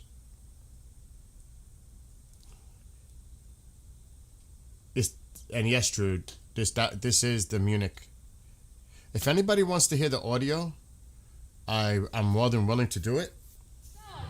هنوز که هنوز ما فریادهای مردم رو در کوچه و کنار مملکتمون میشنویم و بسیار خوشحالم که امروز اینجا هستم. بی نهایت خوشحالم. ابی عزیز، میلیون ها نفر عاشق داری بدون تردید، اینو بدون تردید میگم. از ایران شاید این تنها راهی باشه که مردم بتونن شما رو ببینن. تلویزیون ایران اینترنشنال از طریق ماهواره. دلم میخواد با مردم ایران داخل ایران صحبت بکنید، به اونا پیام بدید. فقط میخوام بگم که دلم برایشون تنگ شده. به خدای بزرگ 47 سال میگذره. من 2 سال زودتر اومدم. در این 49 سال تمام فکر و ذکرم مردم مملکت، برای اینکه هر آنچه که من الان در حال حاضر هستم مدیون کسانی هستم که در مملکتم زندگی میکنن. دلم برایشون بی نهایت تنگ شده و امیدوارم هرچه زودتر به خاک وطنم یک بوسه بزنم. هرچه زودتر سعی میکنم خودم رو زنده نگه دارم تا اون روز. انشالله زنده بمونید. منم از طرف ایرانی‌ها میگم امیدوارم خیلی زود در ورزشگاه آزادی کنسرت 100,000 نفری شما رو همه با هم شرکت بکنید. به امید پروردگار بزرگ، به امید خداوند بزرگ. خیلی ممنونم از شما. خیلی ممنونم. خیلی ممنونم. واقعا برمیگردیم به استودیو و لندن. Liebe Freundinnen und Freunde des Friedens und der Freiheit, Vielen Dank, Have dass a ihr great heute day, auch Mr. bei Soriano. diesem Wetter so gut durchhaltet und heute hier seid, ein klares Zeichen zu setzen für die Menschen im Iran und ein Zeichen in die Welt zu setzen, um zu zeigen, Einigkeit, die Verbundenheit, das Miteinander. Wir sind heute hier, um Geschichte zu schreiben. Wir sind Teil einer Revolution. مهدی صحبت‌های شاهزاده رضا پهلوی رو شنیدی؟ این جمعیت هم که خب طبیعتاً شاهد همه ادعاهایی هستش که الان میتونیم بکنیم. در صحبت‌های شاهزاده رضا پهلوی یک بخشی بود که امید بخشی بود، هم به جامعه جهانی هم به مردم ایران. دوست دارم نظر شما رو در این باره بشنوم. ممنونم. ببینید اول نمیخوام اغراق بکنم، واقعا بند این مراسم به نظر من پیام داشت به بخش‌های مختلف. از حفاظت این مراسم پیام داشت که دولت آلمان در سطح رهبران طرزیه که دنیا داشت حفاظت. من تو رو حفاظت ندیده بودم، ولی رئیس جمهور آمریکا چه سطحی از حفاظت رو می‌بینید. تا شما بیاید مراسم بسیار منظمه که نشون میده ایرانی در طبیعت میتونن چنین مراسمی برگزار کنن. جمعیت عظیم، آخر بارش گفتن 300 خورده هزار. اصلا باور کردنی نیست، واقعا باور کردنی نیست. گرایش‌های مختلف. من می‌خوام بگم چیزی که شاهزاده رضا پهلوی گفتن واسه بخواد بخشی از پیام‌ها اینجا بود. پیام بزرگتر اینجا که حرفایشون هم این بودش که مردم ایران دیگه نمیتونیم بگیم داخل کشور خارج کشور، مردم ایران به روایت استراتژی آمریکایی گفت گایگرام بود 85%. یک اراده سیاسی سطح بالا دارن و دنبال اراده سیاسی هستن. به نظر من پیام امروز در حرف‌های شاهزاده بود این است که فصل تازه‌ای شروع شده. امروز صفحه یک از این فصل تازه است و این فصل تازه یک اراده سطح بالا سیاسی دنبال خودش داره. من اولین باره که حس می‌کنم به معنای واقعی اتفاقی داره میفته در ایران. امروز خب ما کنفرانس امنیتی برلین هم امنیتی مونیخ رو هم اینجا داریم دیگه. خب به نظر میاد که الان کم کم دیگه جامعه بین‌المللی داره به این نتیجه میرسه که آلترناتیوی هم وجود داره. صحبت‌های لینزی گراهام خیلی به نظرم تاثیرگذار بود، هم اینجا هم در پنلی که دیشب بود. فکر می‌کنید چقدر طول می‌کشه که اون اعتماد کامل در جامعه بین‌المللی تکمیل بشه؟ ببینید یه نکته وجود داره، بعضی وقتا در جوامع بین‌المللی بعضی وقتا مثلا یک کشوری میاد با مخالفین یک حکومتی دیدار می‌کنه واسه اینکه پیام بده به اون حکومت. اینجا الان ما شاهد این اقدامایی نیستیم. مثلا دیدار امروز آقای زلنسکی اوکراین با رهبران ایران از اون جنس نبود. به معنای واقعی فصل میگم صفحه آغاز از صفحه اول از یک فصل تازه است. به معنای واقعی این گفتمان داره در اروپا شکل میگیره. همین کار آقای زلنسکی شما به شکل دیگه دارید در دولت آلمان میبینید. من فکر میکنم در بخشی از اروپا همین الان شکل گرفته. ما زمان بیشتری نمیخوایم. به معنای واقعی همین الان من فکر میکنم در مثلا همین آلمان آمادگی جدی وجود داره در مورد تغییر جمهوری اسلامی، در مورد دوران ترانزیشن گذار و چیزهای دیگه. بخش‌های از اروپا البته کانزرواتیوترن، محافظه‌کارتر هستن. بخش‌های از جامعه جهانی هم منافعشون در استبداد ساختار دیکتاتوری، همچون که در مورد ونزوئلا اینطوری بود. بخش سوم که بر اساس منفعت رابطه دارن با حکومت خرد خواهند شد، یعنی واقعا مجبورن زمین رو ترک کنن. من فکر می‌کنم اون بخش دوم، بخش محافظه‌کار، یه جورایی می‌تونیم بگیم بریتانیا از اون بخش هست، کم کم به این کاروانی که راه افتاده خواهند پیوست. یه سوالی همیشه خب داره از شاهزاده رضا پهلوی پرسیده میشه که تکراری هست و من این رو از علی حسین هم پرسیدم، قاضی زاده. خب آزادی بیان هست، همه خبرنگاران میتونن این سوال رو بپرسن در خصوص شکل آینده حکومت در ایران چطور خواهد بود. آیا شما تضمین میدهید که مثلا دیکتاتوری نخواهد بود، پادشاهی نخواهد بود؟ صحبت‌های شاهزاده و پاسخ‌هاش هم مشخص است. امروز هم راجع به این قضیه صحبت کردم. میخوام ارزیابی شما رو بدونم درباره که چرا این سوال مدام پرسیده میشه. این سوال واقعا برای اطمینان خاطر یا اینکه اهداف سیاسی بود؟ ببینید حرفای شاهزاده روشن میگم. من اینجا که گارانتی بکنم که ما به سمت یک حکومت دموکرات و سکولار خواهیم رفت. اما یه نکته بزرگ، موقعی که یه بخشی از مردم، یه بخشی این سوال میپرسن، ما با یک در واقع دیدگاه واحد مواجه نیستیم. گروه‌های مختلفی، بخشایشون خب میترسن، نگرانن. بخشایشون ذات ماهیت نظام سلطنتی رو ولو از نوع در واقع مهار شدهش که در اروپا می‌بینیم باز در تضاد می‌بینن با دموکراسی. یه بخشایشون اما بخش بزرگتر تحت تاثیر پروپاگاندای جمهوری اسلامی هستن. یعنی همچنان که زمانی مد شده بود که میگفتن آقا ما داریم سوریه میشیم، آقا ما داریم عراق میشیم، مد شده بود، ما نمیخوایم سوریه بشیم، الان مد شده آقا ما نمیخوایم دوباره مثلا برگردیم به دوران استبداد. اما من فکر کنم گفتم صفحه اول از یک فصل تازه این اکثریت جامعه ایرانی که اراده کرده. من مخالفم که بگن فلان حزب فلان جریان، اکثریت مردم ایران اراده کردن و اراده مردم ایران به نظرم اصلا برای این ماهیت که آقا ما خسته ایم، اصلا وقت این حرفا نیست، بذارید عبور کنیم بعداً به واقع اون چیزی که الان در ایران داریم یکی از سخت‌ترین خشن‌ترین بحث‌های ممکن هست، البته تا موقعی که حکومتی وجود داره. All right, anyway. Do you guys want to hear what's going on, or do you want me just to... Yeah, I'm sure Goldie will find the estimate too. Like I said, do you guys want to hear the audio of what they're saying? I know we have a lot of our Iranian friends here. It's up to you guys. I'll leave it on. I don't have an issue. It's up to you if you want me to keep that audio on. I was just doing laundry. Gotta bring it to the dryer. I know there's a delay, so I'll wait. Oh my God, he's starting.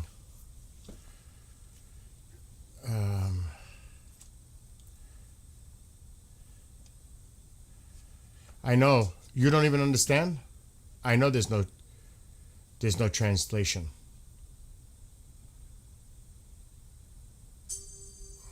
Obviously, it's not entertainment. This is not meant to be entertaining.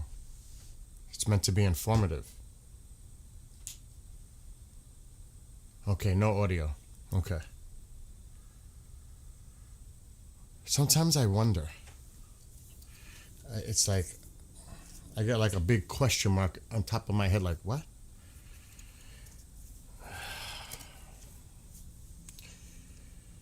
The Iranians are going ballistic.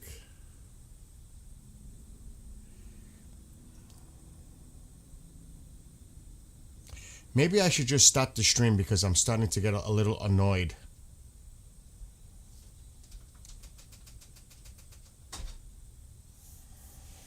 Before I flip on people.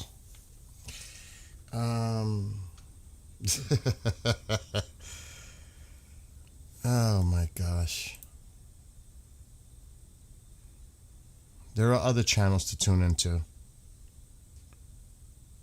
If you don't like what I'm saying or doing here, there are plenty of other places you can go. Instead of complaining. I'm trying to do my best on my part. You know what I'm saying?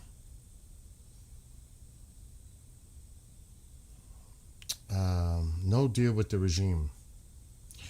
Iranians are being slaughtered for demanding freedom. President Trump, he's not going to abandon the Iranians. It's coming soon. It is coming. There's not going to be a deal. So what happens when there's no deal? He's going in. Oh my God. Naeem. Iran uses UFOs. It's got one of the greatest cases, by the way.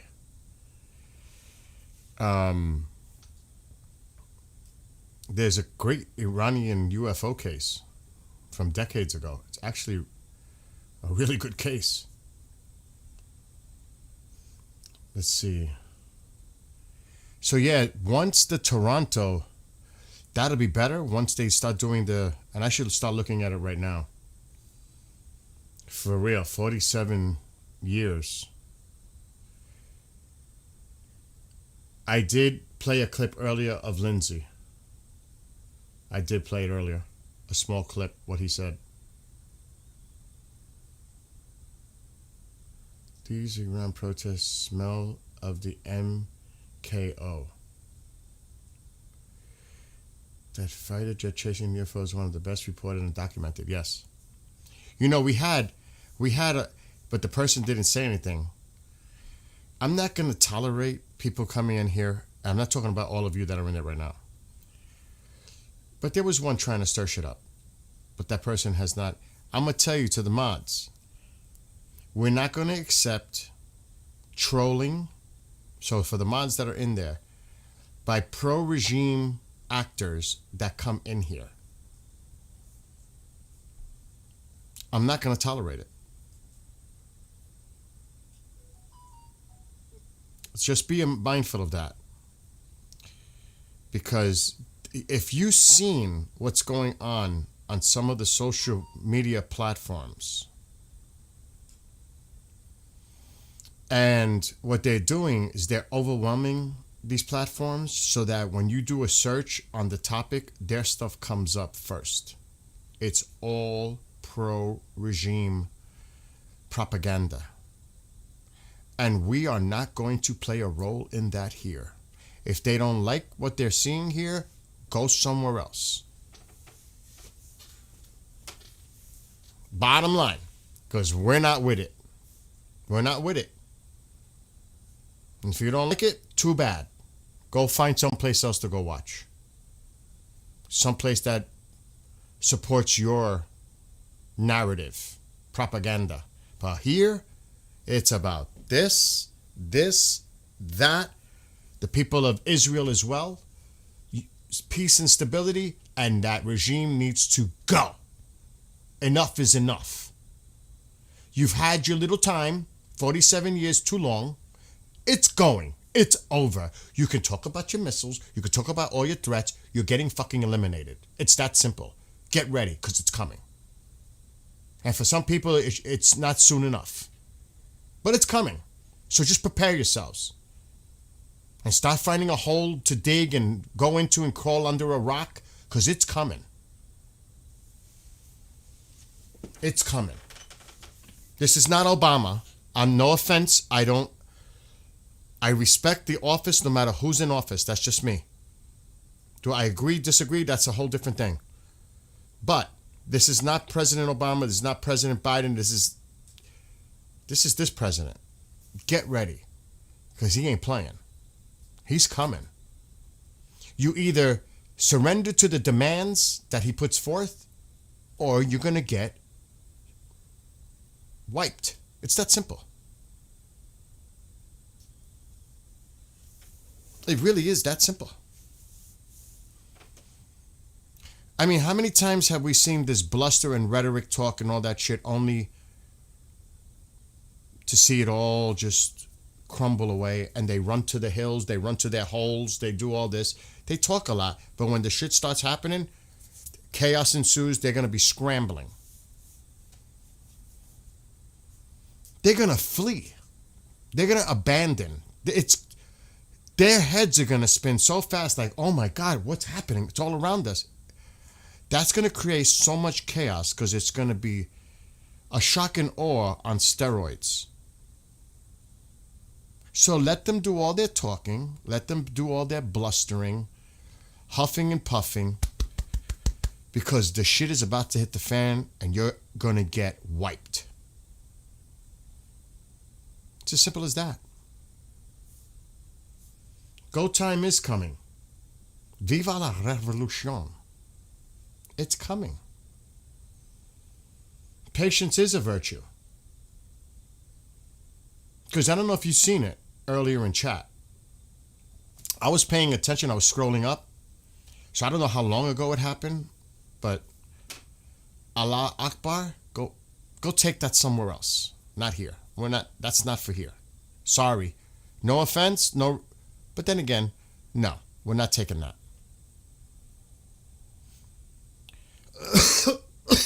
No. Go find someplace else to spread your bullshit. And Baghdad was taken in 3 months. But I'm going to tell you, this is, I mean, we could go look at, I don't know what's going on the screen. The assets, I remember that was 2 decades ago. Think about where the technology is now. 20 years of technology is quite a rapid development of technology. This is going to be different. There are some similarities, but this is going to be, I mean, oh my gosh. It's not going to be lightning strikes. News in Munich, UN nuclear chief says new inspector regime not technically possible. New inspection regime with Iran. I don't know what that means though. New inspection regime with Iran. You mean like if there's a new transitional government? Of course there'll be more cooperation because there is no cooperation. They've never cooperated for decades over their nuclear program. Even the IAEA person in charge, Grossi, made a comment this few days ago. It's like, this is serious with Iran. So I don't know what that means, Helmet. You might have to clear it up a little bit for me. Geller says, smells like Hamas supporters just changed their flags. People are making cash money at these rallies. You know that it's sketchy. Well, aren't they selling their arms and doing whatever they can because they're not getting money no more? So now they're actually selling it on the black market? The weapons and stuff? Hezbollah? Hamas? Who knows? Looks like they're running short of money now.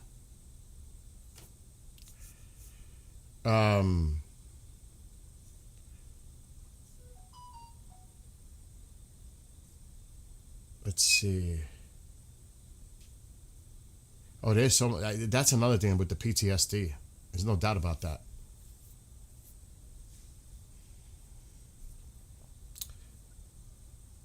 I have to say, I first keep people free and say he doesn't fight for people. Oh, okay.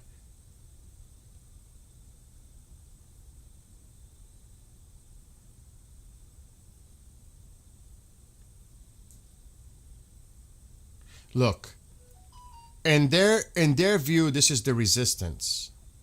For people with common sense, it's just terrorism.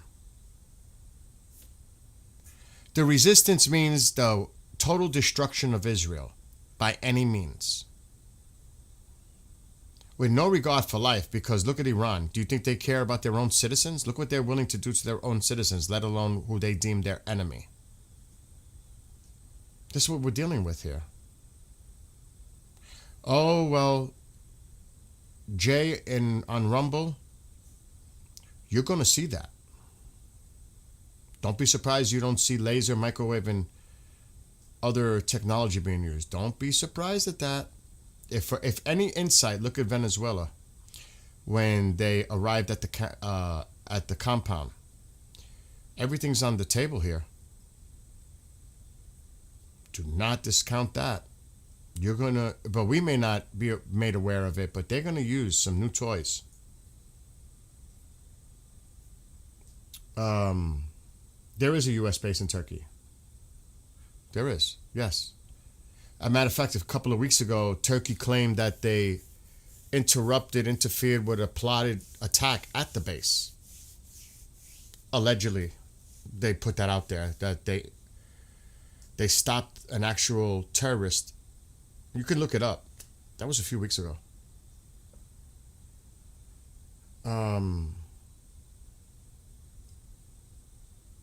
You just made me think of an AC/DC song when you said, "Who made you?" I was thinking of Who Made Who for some reason. Eugene.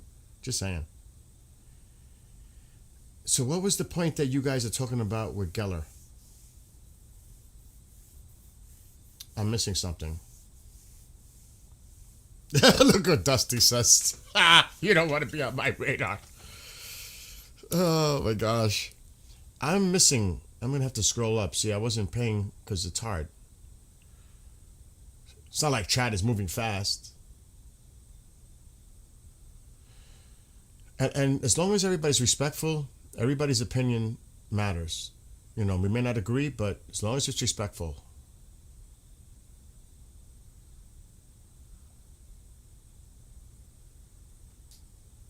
I'm trying to see what got this all started.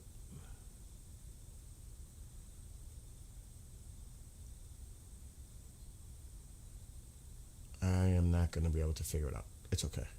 You guys could just do your thing in there. Nobody crosses the line. Nobody crosses the line. Just be respectful to each other. That's all. Nobody crosses the line. Trust me, when I have yet to ban anyone.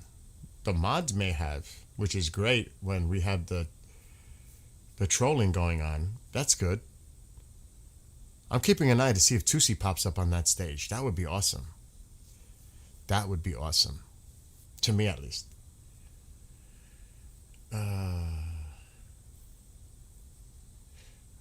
When you donate at a free Iran rally, nobody's giving you a receipt for your cash donations. Okay. That is a point, because that's why I don't have super chats or I don't take no donations, because when the time comes, and Sepp and I even talked about this a while back, there's got to be where the money goes to the people of Iran, every cent, other than the costs of making things happen, because that you have to take that into consideration too. But at some point, there has to be an organization where you know that the money's going to the proper source. So that is a point. That is a valid point, in my opinion.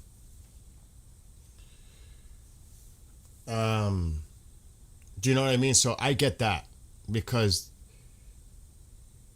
you never know. These people claiming to be part of something, and there's no oversight. There's nobody like making sure there's books being made. Everything's legitimately being accounted for. That is a valid point, because you want all that to go to the cause, not into someone's pocket. That is legitimate. And that goes across the board in any kind of rally or any kind of raising of funds for anything. If that's the case, I'm not saying,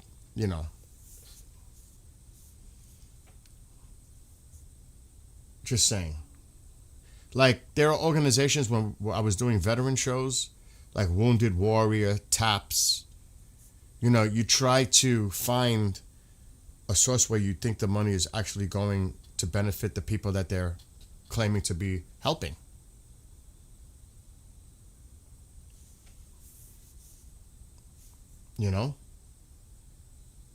The UN is worthless. The UN is a paper tiger. What real power does the UN have? Nothing. It's just countries putting something on the record. So what? It's a paper tiger. It actually has no use. No practical use. To me. It's like I said, it allows everyone to state their points of view and put it on the record, complain, whatever. So let me see. So why were the talks changed to Geneva? Was that a U.S. request? Yes, because they're going to meet with the Russian delegation as well in Ukraine. So they're doing it in Geneva. They're not just going to meet with the... I have not seen any confirmation that the Iranians have agreed to meet in Geneva, because they want to do it in Oman again.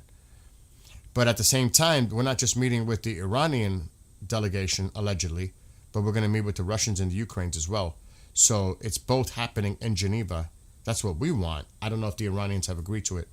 There's a lot of talk that it's going to happen Tuesday, but I have not seen confirmation of it really happening. There's a lot of speculation, but I have yet to see an official response from Iran saying they're going to be in Geneva on Tuesday. If someone has information otherwise, please let me know.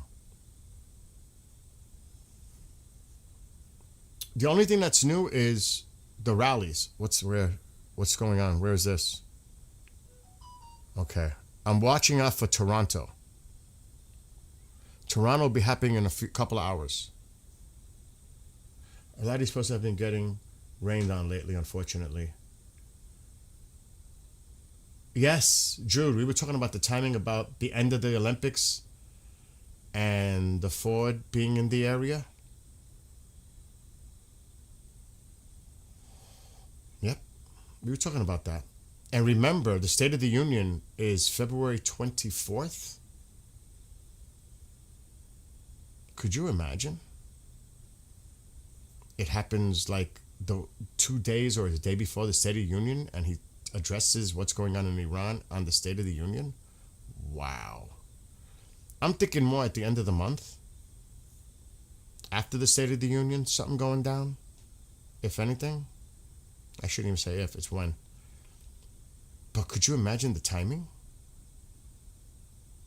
the State of the Union discussing, and we have started the campaign to free Iran. State of the Union. Oh, I would like to see if there's bipartisan support, because you know how that's going to go, right? For those here in the States. I hope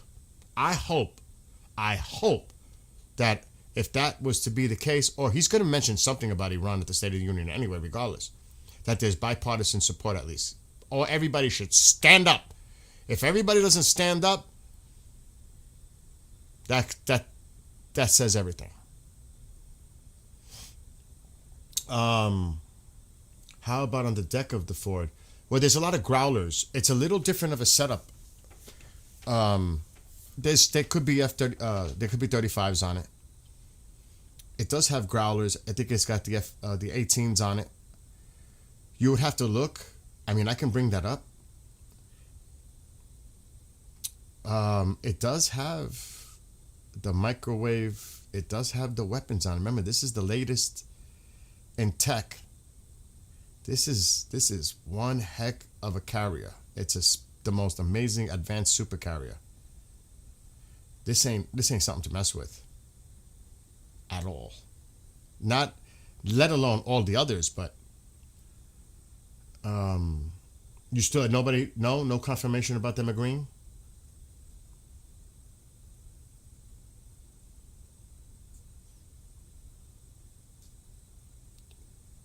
Uncle Tank, where you going? Oh, he's going on a lunch date with his wife. Have a great time with the wife. Valentine's Day. That's what he's doing. He's going to celebrate with his wife for Valentine's Day. Have fun.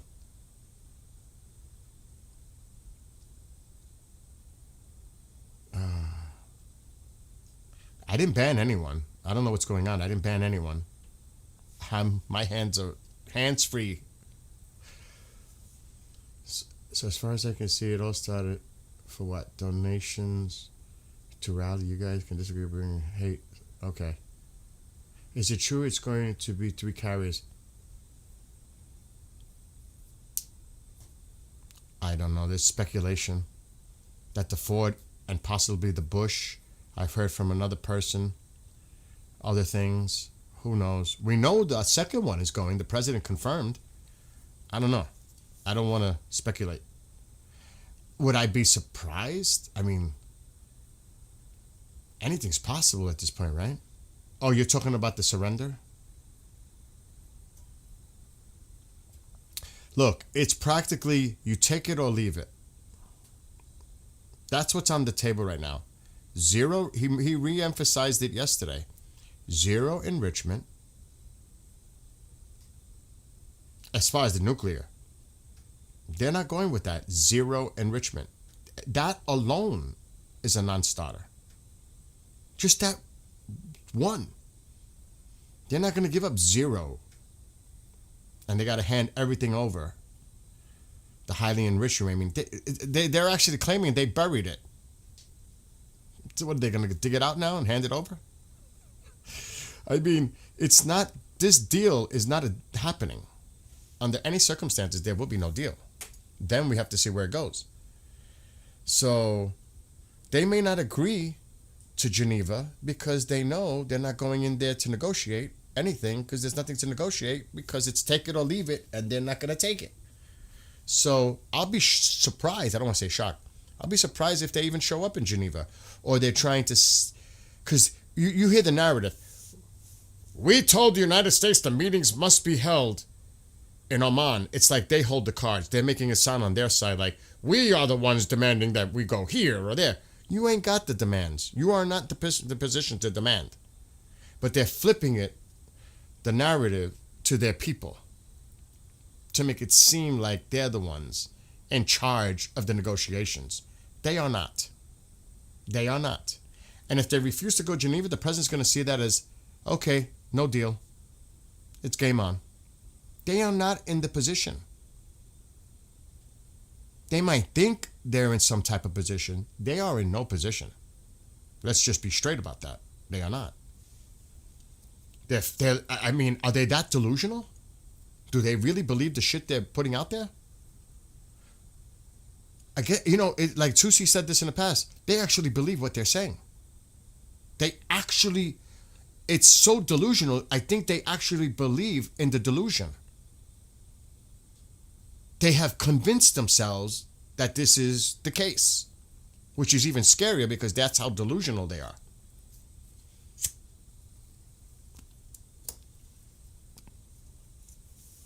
So that to me, yes. Who said that? Jean, or it could be Jean. 2 in front and 1 in reserve. I heard that. Somebody told me that too. That they would put one in a distance in reserve. Somebody told me that actually. That's why when we say 3, I heard that from someone that I know. I'm reading 3 in the chat. Is this true? No. Petros. I heard from a friend. 2 are confirmed now. 1 is on the way. I did hear from someone that's military related that they would have another one in reserve from a distance. Yes, I did. Somebody told me that. So that is not, it is speculation. It's not confirmed, but I heard that same thing from someone. So whoever said that, I did hear that. I've timed one person out getting below the belt. No, timeout is good. It lets people know, chill out. First you have to get ready for the rally. Go, have a great time, Sean. Oh, Sean, you're going to the rally? Wait. Don't leave yet. Are you going to the rally? See if you could record any vids. You know my email. I'll put my email on the screen. Email me some clips. Hold on. I got to bring this up now because the overlays are all over the place. Make Iran Great 99@yahoo.com. Email me. If you want to send me some clips, email them. And I'll grab them. And you can use, I don't know what you got on your devices. You could use WeTransfer if they're too big, or transfer.pcloud. They work really good to transfer data, large files. Okay, let me see what else. What's your thoughts on the town meeting yesterday? Lindsey Graham. I only saw a clip. I like I said, it's Lindsey Graham. That's the way Lindsey Graham speaks. He's a little on the overboard side, but that's how he is. He's very passionate.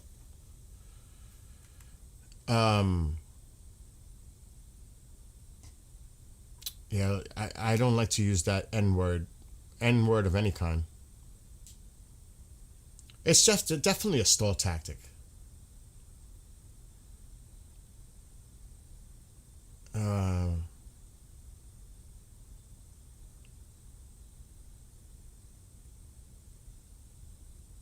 Yeah, let's just, whatever happened, let's just put it behind us, whatever happened in chat. Yeah, this firepower is more than U.S. Well, the first one in the Persian Gulf, Iraq. I would have to look that up to see if that's accurate. It's damn close though, but I thought we had more of a presence as far as carriers.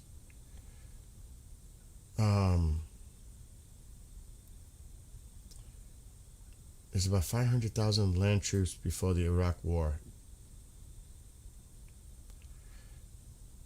Axios said the next meeting is scheduled for Tuesday, which Ramadan starts at sundown on Tuesday. That's what Axios, even Reuters, said, that the United States wants to set up a meeting in Geneva on Tuesday. But I have yet to hear the Iranians confirm that they're going to attend that meeting, and it is now Saturday night in Iran, and I've yet to see any confirmation that they've agreed to participate in Geneva on Tuesday.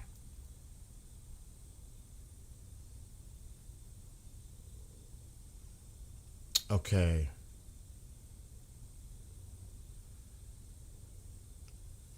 For the other people.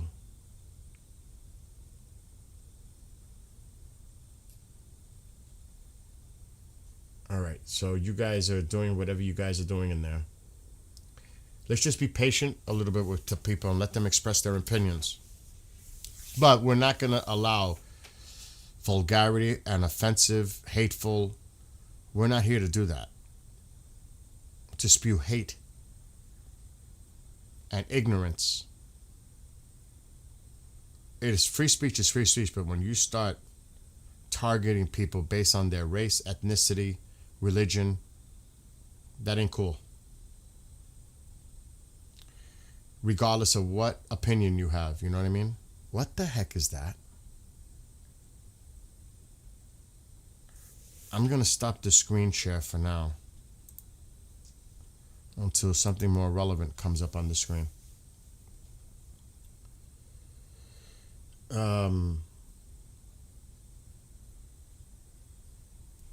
I'm really curious to see if Tusi appears. They're showing a lot of the people who have lost their lives in Iran. Prominent figures, like this person was an athlete. They're showing, he was an athlete. A lot of young people.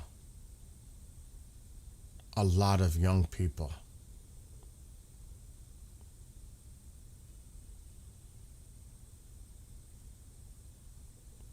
And there's going to have to be a point where all these people are memorialized somewhere in Iran so they're never forgotten. There's got to be something set up for them. All right, so now they're just doing news. They I don't know if it's a commercial break, but looks like something more like a commercial break going on.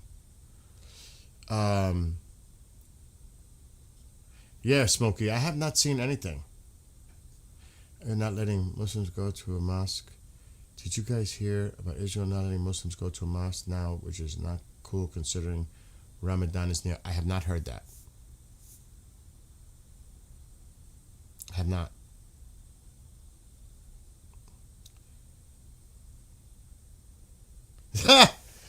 Look, she's a Persian woman. She's rolling up her sleeves now. I mean,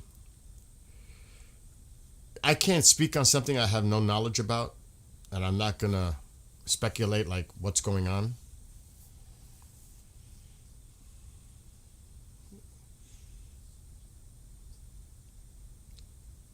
Lindsay would start World War III.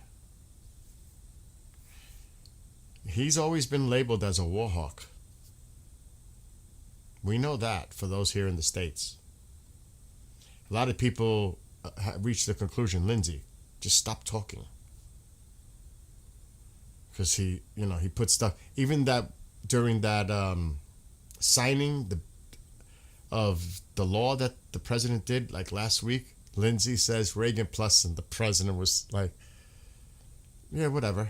I was like, oh my God. And everybody started laughing. I was like, and that was at the very end.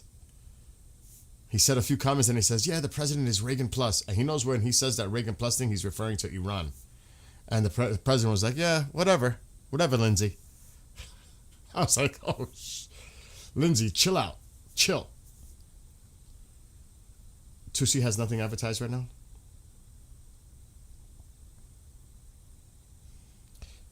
I don't know what the heck just happened. I missed all that as I was paying attention. Oh, we've got more images of the rally. Oh, they're just doing a highlight now of the amount of people that were there. Oh, what is that? Oh, we can't see the whole thing. They're showing the whole damn thing now. Oh, what's this? See, I gotta be careful. Gotta be careful. Yeah. All right, they're just doing news. I'm keeping an eye. But we're going to start keeping an eye on Toronto rallies. That's, matter of fact, I'm going to look that up now. Because there should be some gatherings going on right now.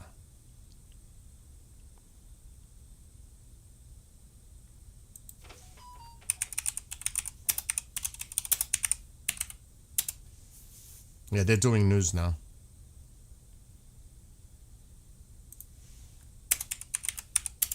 They're expecting 200,000 Nothing yet. Nothing yet. I'm going to look into buying and paying for live camera feeds inside Tehran. I'm going to start looking into that. Yeah, I'm not seeing anything yet. I'm going to try.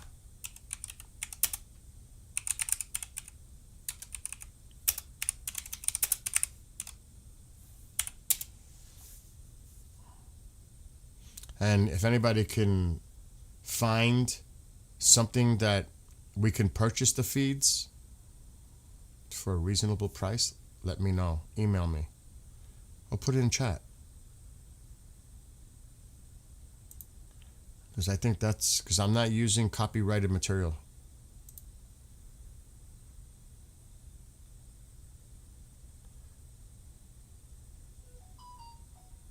What is my phone doing? Just leave me alone.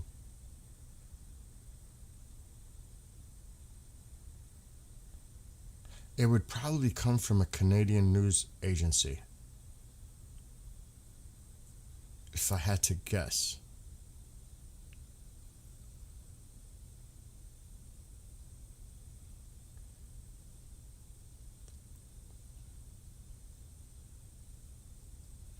I'm in Toronto today. I don't see, they don't have like a live feed. I don't see anything. They're expecting, it begins at 1 o'clock. Over 200,000 protests expected at North York Iranian protest. Wow.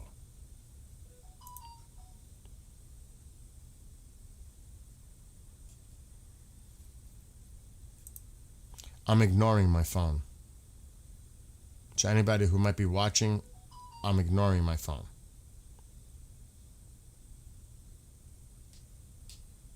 So don't bother messaging me.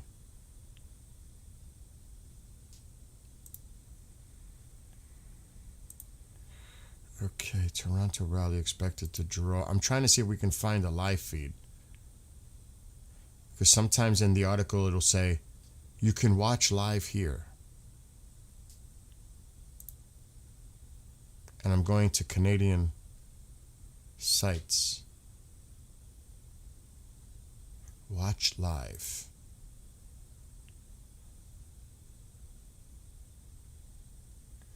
I wonder if they'll cover it.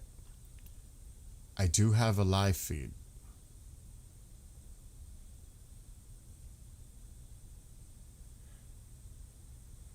This is Toronto. Let me take the captions off. So they're talking local news, but I found one. That doesn't mean they're going to cover it.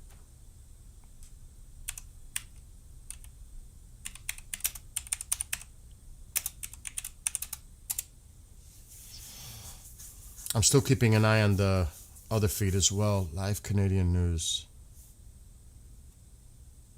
This might be good.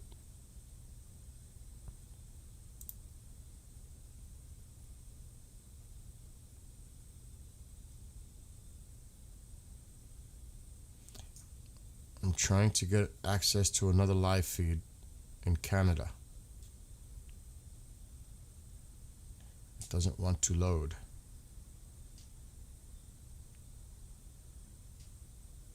Calgary Channel, BC. Where's Toronto? Right here. Live Toronto.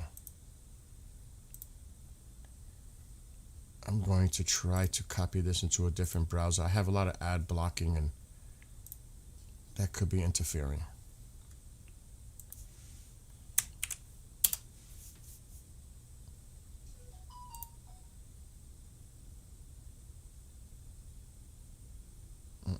It's not loading.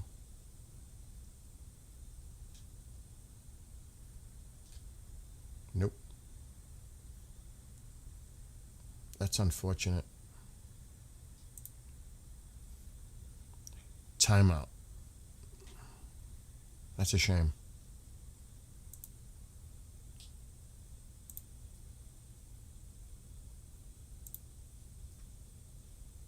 If anybody else finds anything, let me know.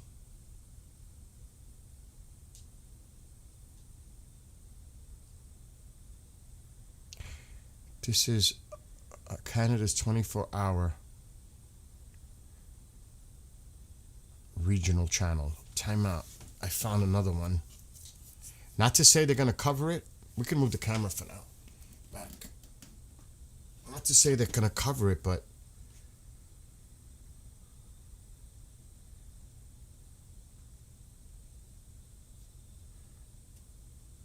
I found another live feed. CTV. I'm going to keep looking because it's going to start soon.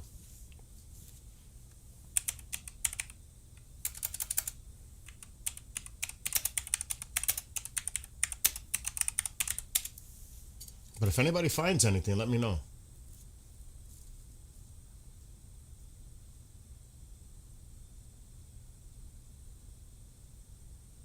No, your opinion, Hope, matters just like anyone else's. I'm reading your chats now. It's not like we're all ganging up to jump on someone. I don't want that. I want people to be able to speak their minds respectfully. That's the key, with respect.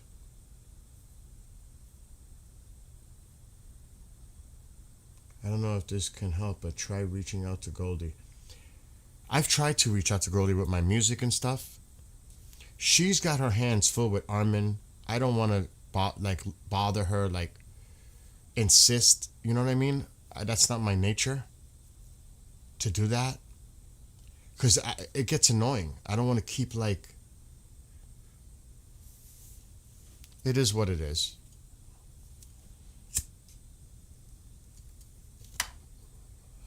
Because people get frustrated and upset when people keep trying to contact them. It's like, oh my God. So I don't want to do that. Out of respect to her.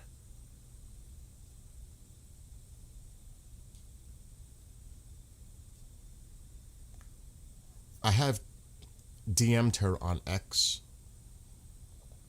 But she's probably gets so many. All right, now I've got Toronto. So I have, hold on. 1, 2, 3. 3 live streams, but they're news outlets in Canada. But they're local, Toronto. But that doesn't mean they're going to cover it. What we need is someone actually streaming from the rally. So I'm just going to leave that alone. But I do have 3 going on. This is pretty cool right now, what's going on this one. Let me move this down.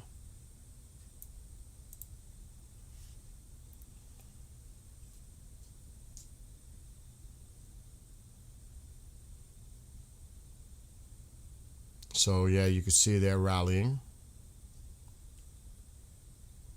That's pretty cool in the background.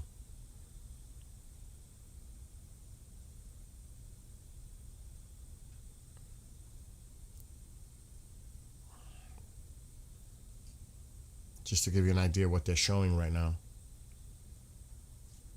What did he put on X?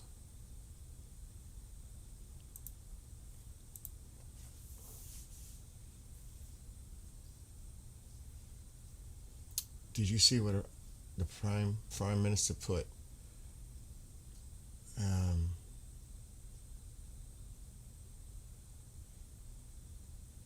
I know it is legitimate. Like. Money. It is. It's a legitimate question, Rob. We've addressed it earlier. Where does that money go to? It's a legitimate question. I don't know if this will help it. What happened to chaos?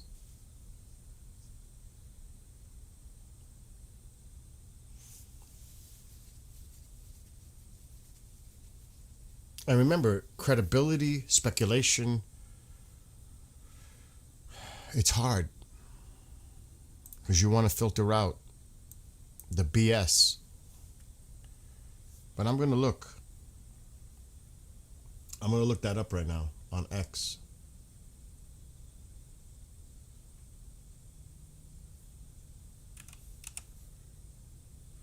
I don't even know how to spell his name.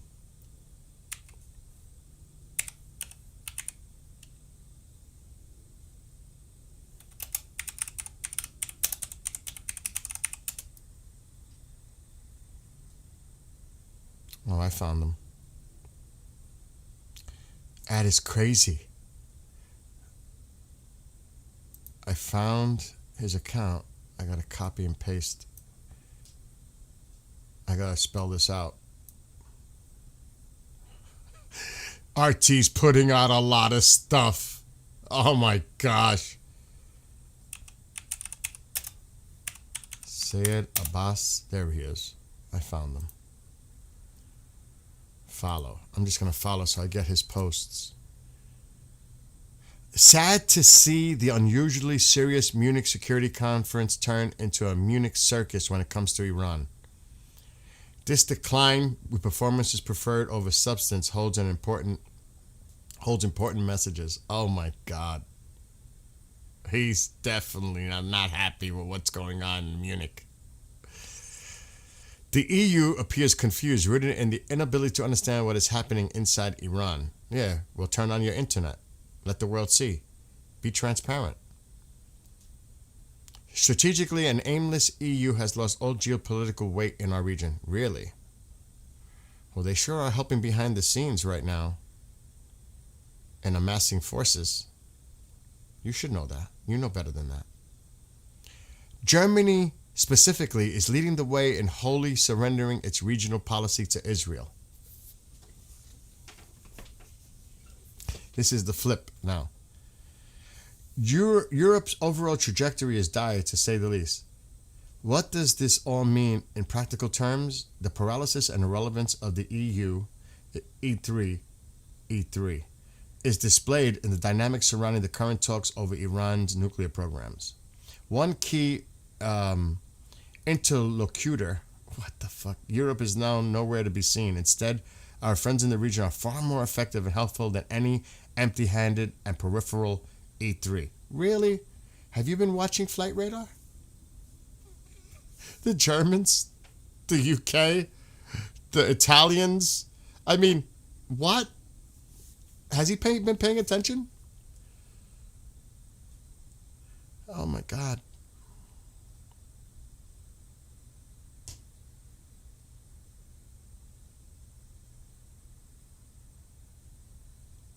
I mean, really, dude?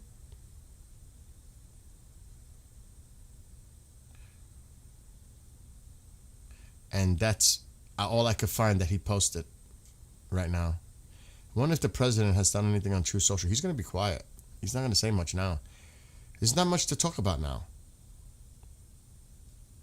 Either there's a meeting or no meeting. And if there's no meeting, that's it. There's not much to talk. He's already stated his point of view.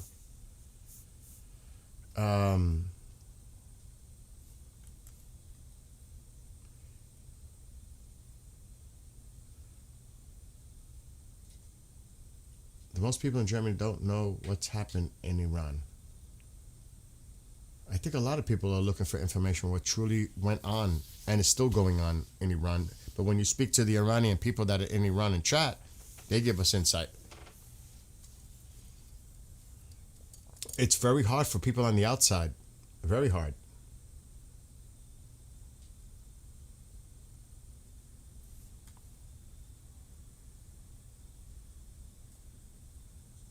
It's getting dark now in Munich. Looks like it's raining. It is definitely raining now. You could see it. It's not. The weather looks nasty right now. It looks like this is about to wrap. I wonder if Tusi's got to be going live. He had to have done something during the day.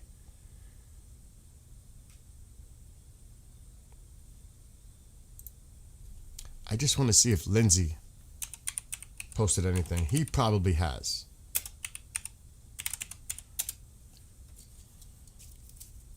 Let me just see. Nope. Nothing. Nada. Let me see if the State Department put anything out.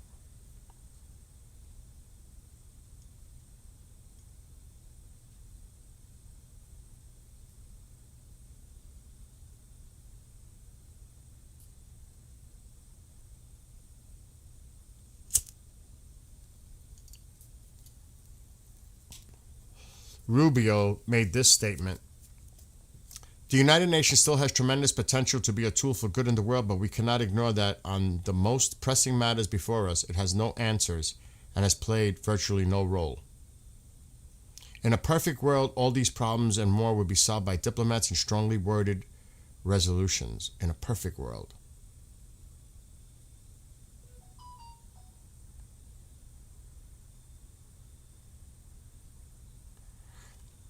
America is charting the path for a new century of prosperity, and we want to do it with Europe.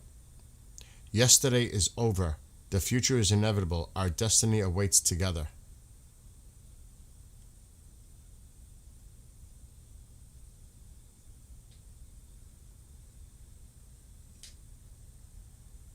Controlling who and how many people enter our countries is not an expression of hate or xenophobia. It is a fundamental act of national sovereignty. Failure to do so is just not an abdication of basic duties owed to our people, but a threat to the survival of our civilization. The only fear we have is the fear of the shame of not leaving our nation prouder, stronger, and wealthier for our children, and an alliance ready to defend our people and safeguard our freedom to shape our own destiny. It's got a lot of clips. We in America have no interest in being polite and orderly caretakers of the West's managed decline.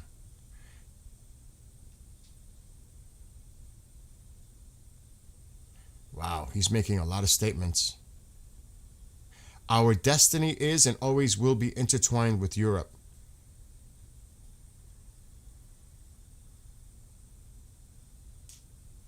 It is our hope to do this together with our friends in Europe.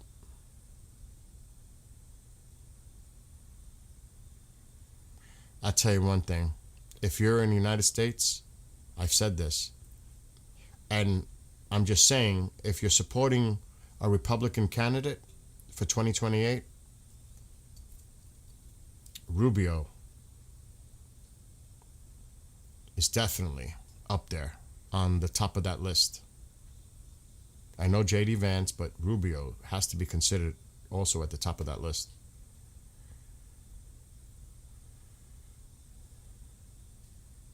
I'm just saying. I on the Democratic side, I don't know, is it Newsom? I have no idea, like, who is going to be their person. I don't want to get into the whole political thing, but when you look at it,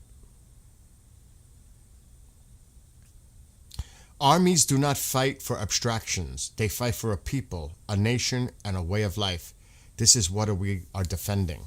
Whoa. That's what Rubio said. What's he alluding to?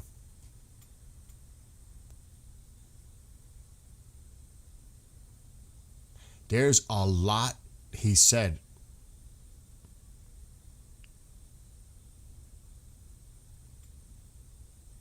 And there's a clip that shows the whole thing. I don't know if you guys want to hear everything that Rubio put out there.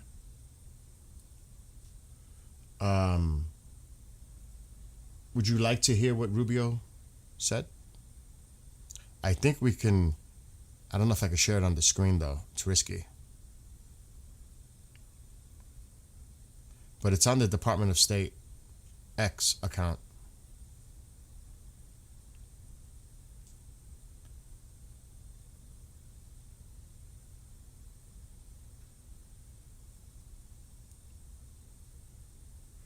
Would you guys want to hear what Rubio said? Yes? Hold on. This is extensive. I don't know if I can share this. I'm taking a chance. All right, hold on. I got the... I'm checking. Let me just check out the news feeds from Canada. Nothing.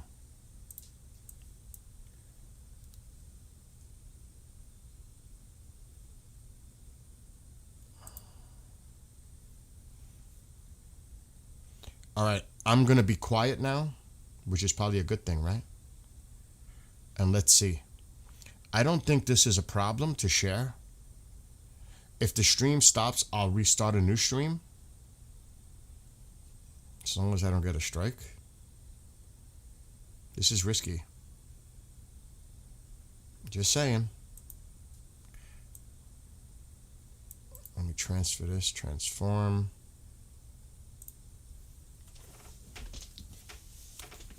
All right, hold on. باز بر اونها تاکید کرد. بنابراین از جنبه‌های مختلف It looks like it starts here. اتفاقات این کنفرانس به نظر من رفع نگرانی کشورهای همسایه ایران و اشاره به اون موضوع بود.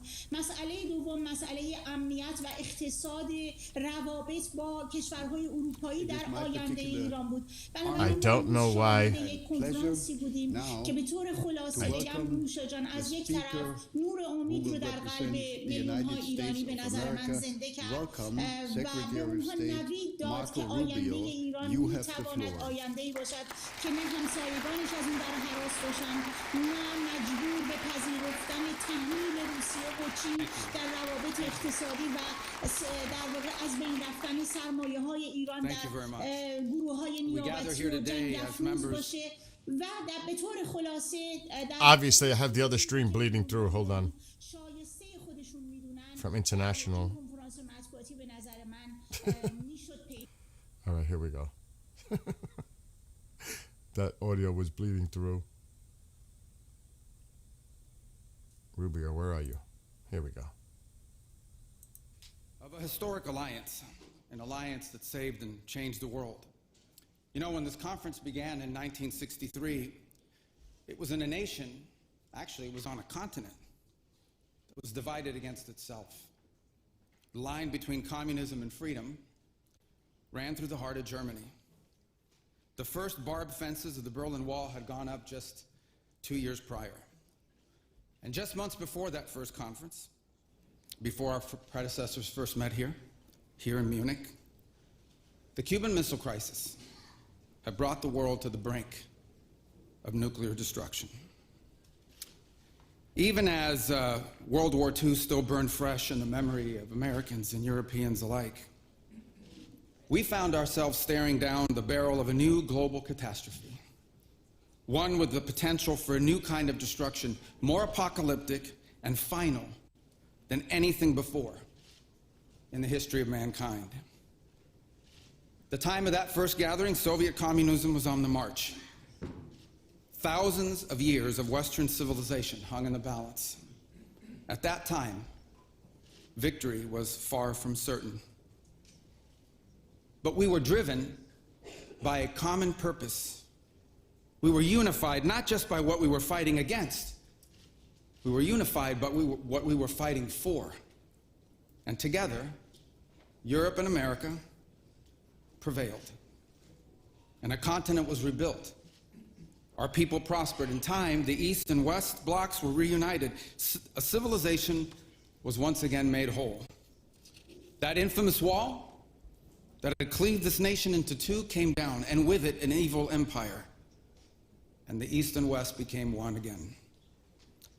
But the euphoria of this triumph led us to a dangerous delusion that we had entered, quote, the end of history, that every nation would now be a liberal democracy, that the ties formed by trade and by commerce alone would now replace nationhood, that the rules-based global order, an overused term, would now replace the national interest, and that we would now live in a world without borders where everyone became a citizen of the world.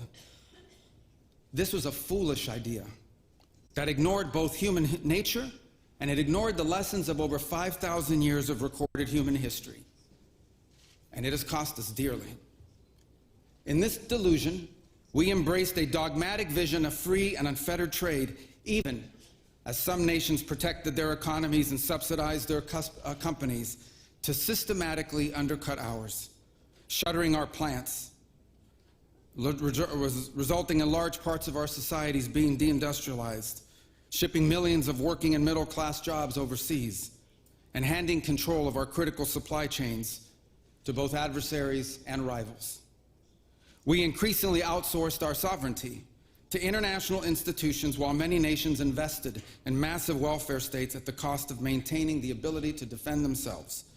This, even as other countries have invested in the most rapid military buildup in all of human history and have not hesitated to use hard power to pursue their own interests. To appease a climate cult, we have imposed energy policies on ourselves that are impoverishing our people, even as our competitors exploit oil and coal and natural gas and anything else, not just to power their economies, but to use as leverage against our own. And in a pursuit of a world without borders, we opened our doors to an unprecedented wave of mass migration that threatens the cohesion of our societies, the continuity of our culture, and the future of our people.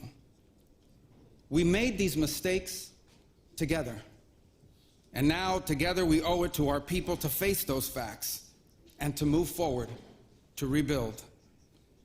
Under President Trump, the United States of America will once again take on the task of renewal and restoration, driven by a vision of a future as proud, as sovereign, and as vital as our civilization's past. And while we are prepared, if necessary, to do this alone, it is our preference and it is our hope to do this together with you, our friends here in Europe. For the United States and Europe, we belong together.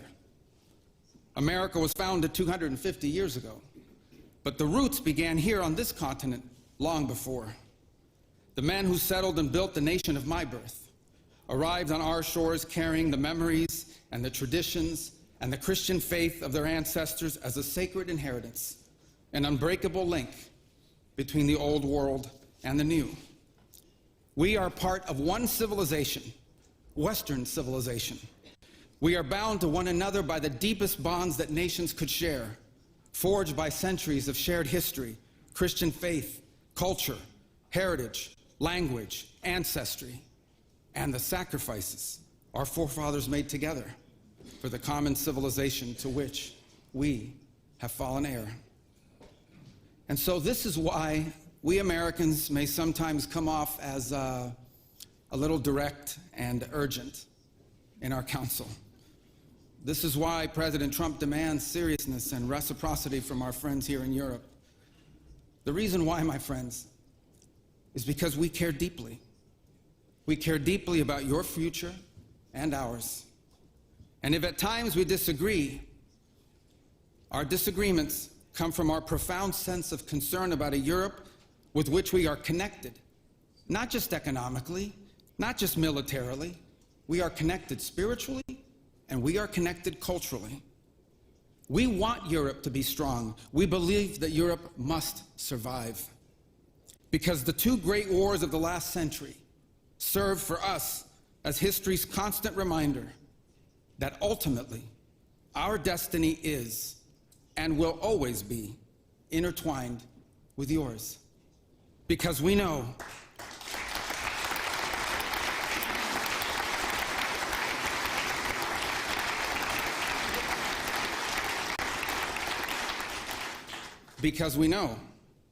that the fate of Europe will never be irrelevant to our own.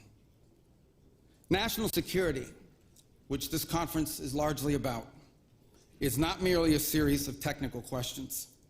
How much we spend on defense or where, how we deploy it, these are important questions. They are. But they are not the fundamental one. The fundamental question we must answer at the outset is, what exactly are we defending? Because armies do not fight for abstractions. Armies fight for a people. Armies fight for a nation. Armies fight for a way of life. And that is what we are defending. A great civilization that has every reason to be proud of its history, confident of its future, and aims to always be the master of its own economic and political destiny. It was here, in Europe, where the ideas that planted the seeds of liberty that changed the world were born. It was here, in Europe, where which gave the world the rule of law, the universities, and the scientific revolution. It was this continent that produced the genius of Mozart and Beethoven, of Dante and Shakespeare, of Michelangelo and Da Vinci, of the Beatles and the Rolling Stones. And this is the place where the vaulted ceilings of the Sistine Chapel and the towering spires of the great cathedral in Cologne, they testify not just to the greatness of our past or to a faith in God that inspired these marvels. They foreshadow the wonders that await us in our future.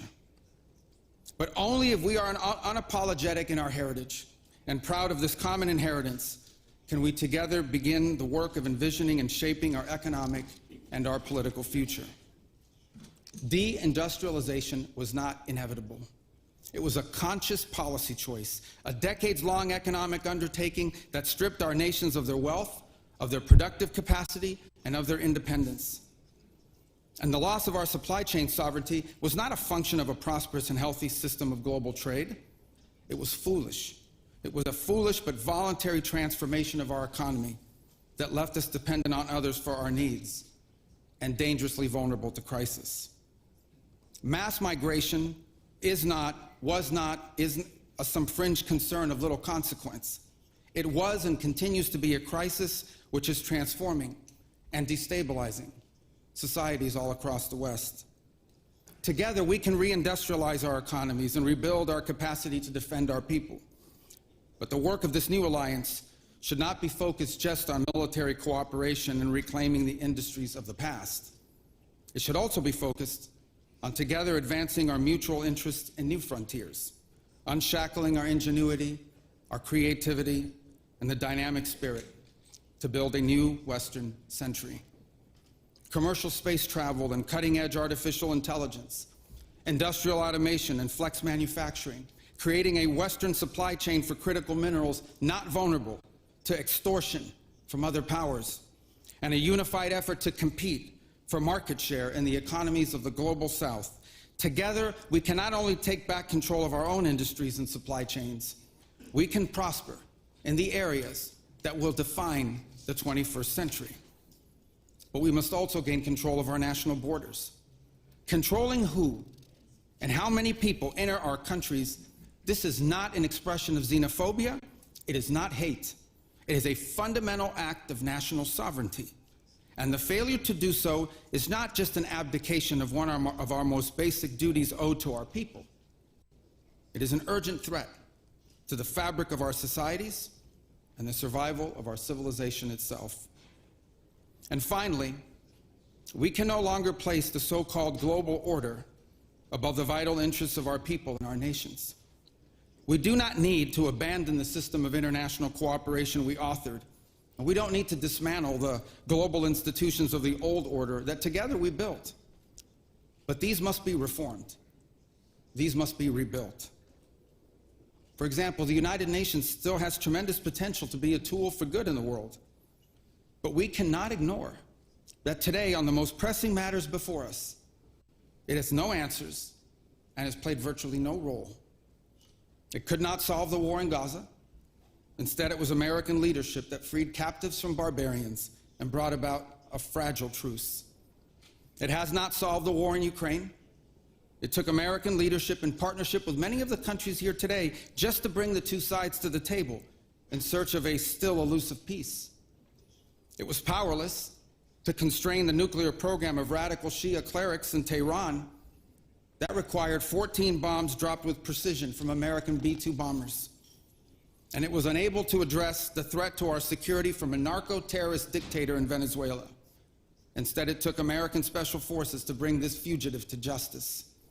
In a perfect world, all of these problems and more would be solved by diplomats and strongly worded resolutions. But we do not live in a perfect world. And we cannot continue to allow those who blatantly and openly threaten our citizens and endanger our global stability to shield themselves behind abstractions of international law which they themselves routinely violate. This is the path that President Trump and the United States has embarked upon. It is the path we ask you here in Europe to join us on. It is a path we have walked together before and hope to walk together again. For 5 centuries, before the end of the Second World War, the West had been expanding. its missionaries, its pilgrims, its soldiers, its explorers pouring out from its shores to cross oceans, settle new continents, build vast empires extending out across the globe. But in 1945, for the first time since the age of Columbus, it was contracting. Europe was in ruins. Half of it lived behind an iron curtain, and the rest looked like it would soon follow. The great Western empires had entered into terminal decline, accelerated by godless communist revolutions and by anti-colonial uprisings that would transform the world and drape the red hammer and sickle across vast swaths of the map in the years to come. Against that backdrop, then as now, many came to believe that the West's age of dominance had come to an end, and that our future was destined to be a faint and feeble echo of our past. But together, our predecessors recognized that decline was a choice, and it was a choice they refused to make. This is what we did together once before, and this is what President Trump and the United States want to do again now, together with you. And this is why we do not want our allies to be weak, because that makes us weaker. We want allies who can defend themselves so that no adversary will ever be tempted to test our collective strength. This is why we do not want our allies to be shackled by guilt and shame. We want allies who are proud of their culture and of their heritage, who understand that we are heirs to the same great and noble civilization, and who together with us are willing and able to defend it. And this is why we do not want allies to rationalize the broken status quo rather than reckon with what is necessary to fix it. For we in America have no interest in being polite and orderly caretakers of the West's managed decline. We do not seek to separate, but to revitalize an old friendship and renew the greatest civilization in human history. What we want is a reinvigorated alliance that recognizes that what has ailed our societies is not just a set of bad policies, but a malaise of hopelessness and complacency. An alliance the alliance that we want is one that is not paralyzed into inaction by fear.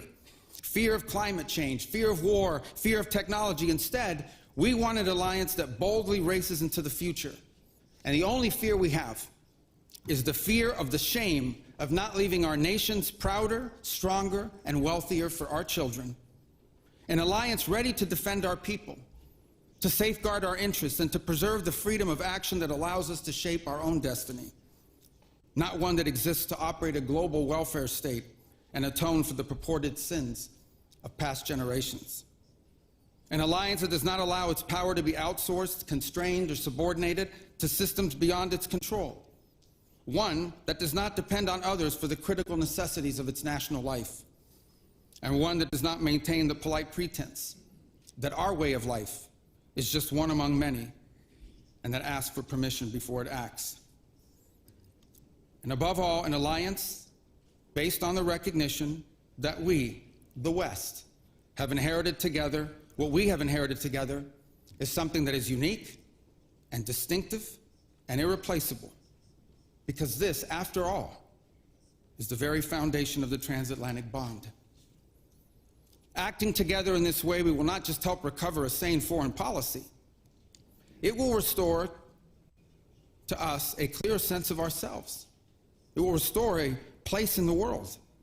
And in so doing, it will rebuke and deter the forces of civilizational erasure that today menace both America and Europe alike. So in a time of headlines heralding the end of the transatlantic era, let it be known and clear to all that this is neither our goal nor our wish. Because for us Americans, our home may be in the Western Hemisphere, but we will always be a child of Europe.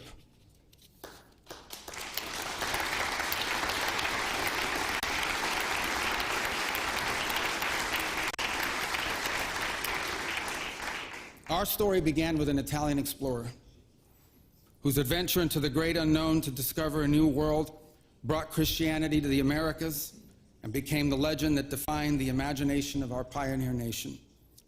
Our first colonies were built by English settlers, to whom we owe not just the language we speak, but the whole of our political and legal system. Our frontiers were shaped by Scots-Irish, that proud, hardy clan from the hills of Ulster that gave us Davy Crockett and Mark Twain and Teddy Roosevelt and Neil Armstrong. Our great Midwestern heartland was built by German farmers and craftsmen who transformed empty plains into a global agricultural powerhouse. And by the way, dramatically upgraded the quality of American beer. Our expansion into the interior followed the footsteps of French fur traders and explorers whose names, by the way, still adorn the street signs and town names all across the Mississippi Valley. Our horses, our ranches, our rodeos, the entire romance of the cowboy archetype that became synonymous with the American West. These were born in Spain. And our largest and most iconic city was named New Amsterdam before it was named New York. And you know that in the year that my country was founded, Lorenzo and Catalina Giraldi lived in Casal Monferrato in the Kingdom of Piedmont, Sardinia. And Jose and Manuel Arena lived in Sevilla, Spain. I don't know what, if anything, they knew about the 13 colonies which had gained their independence from the British Empire. But here's what I'm certain of. They could have never imagined that 250 years later, one of their direct descendants would be back here today on this continent as the chief diplomat of that infant nation. And yet here I am, reminded by my own story that both our histories and our fates will always be linked. Together, we rebuilt a shattered continent in the wake of 2 devastating world wars. When we found ourselves divided once again by the Iron Curtain, the Free West linked arms with the courageous dissidents struggling against tyranny in the East to defeat Soviet communism. We have fought against each other, then reconciled, then fought, then reconciled again. And we have bled and died side by side on battlefields from Kapyong to Kandahar. And I am here today to leave it clear that America is charting the path for a new century of prosperity, and that once again, we want to do it together with you, our cherished allies and our oldest friends.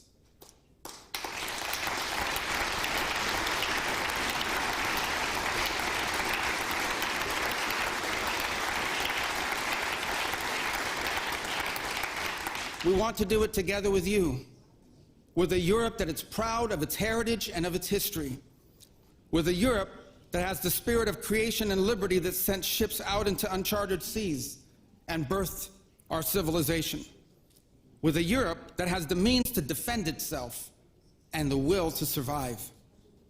We should be proud of what we achieved together in the last century, but now we must confront and embrace the opportunities of a new one. Because yesterday is over. The future is inevitable. And our destiny together awaits. Thank you.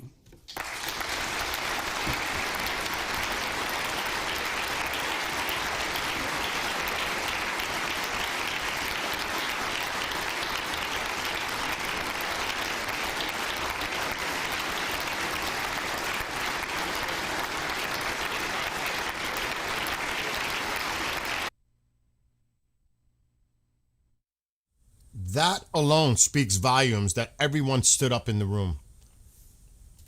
That speaks volumes. It really does, as far as the European leadership gathering there. That speaks volumes.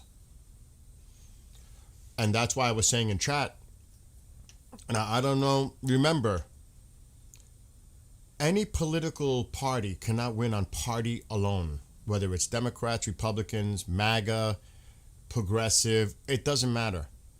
You can't win on party alone. You have to appeal to others, like the independents. Even people that are moderate, whether they're Republican or Democrat, that would be willing to vote and cross party line.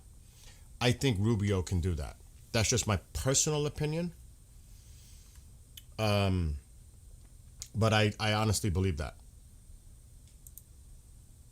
I do. I think a lot of people doubt that he can get the votes. I don't. And it also depends what happens in the next few years. I do believe that. He could be America's next president. He could. Like I said, a lot can happen from now to primaries and when they all start running and making the official announcements. I mean, there's still a lot of time before we get there, but not that much time. You're talking maybe a year and a half. People are going to start announcing they're going to be trying to run for president. His name is definitely on the top two. If you had to make a list, and I'm just going to say, it would be J.D. Vance, him, and maybe he tries again in Florida. DeSantis, I don't see it. I think it comes down to J.D. Vance and Rubio. As far as the other side, the Democrats, I don't know. And I'm not making this political because I don't like to do that. I'm just being objective. Who would they choose? I don't know. Newsom? Is there anybody else out there that they would think about running in 2028? I don't know. I haven't even been looking at those things right now. But he does. So you don't think that Trump will get again? Absolutely not. Constitutionally, no. Plus, the age factor will come into play again, like it did with Biden. You got to remember, how old will President Trump be in 2028? There's a lot of reasons I say no. Oh God, Raskin. Oh my gosh, I didn't even think like somebody like that. But I honestly think if you're looking for someone younger, because look at the last few administrations, I think younger might be the direction people would get behind. Rubio fits right in there. That's just my opinion. The Fetterman could run for the Dems. It's possible. Yeah, there's a lot of support for J.D. Vance. There's a lot of support. Thousands. Okay, I can't share this yet. I'm waiting for them, but they are starting to. This is it's a Canadian. I just want to see what they're saying here. We definitely can't show it. Absolutely not. But there is news. With 200,000 people, if that estimate holds, it's one of the biggest Toronto has ever seen. It's now 12:20, 1 degree. This is Toronto's breaking news, CP24. More news straight ahead. Stay with us. So obviously I have a Toronto Live news channel up. I have 4.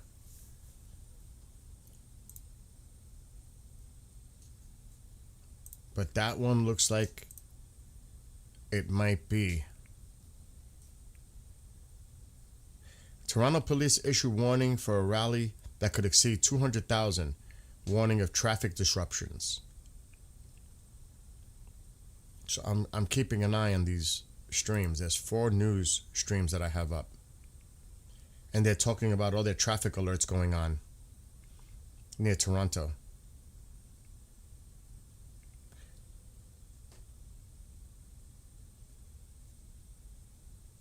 Five European leaders said the Russian opposition leader Alexei Navalny was poisoned by Russia with a lethal toxin. Is that not surprising? They love to do that. I'm just reading what they're putting up on their little news feed. This is coming from Toronto. Unfortunately, I can't share this on the screen. But this is the local big news channel. And hopefully they'll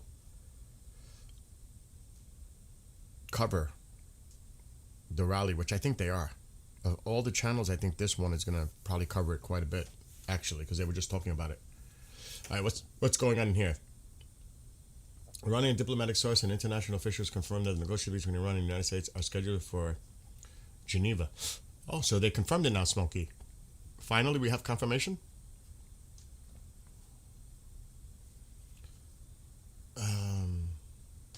I take it Iran has confirmed the talks. Yeah, if that's the case, I don't know. I'm taking your word for it, Smokey.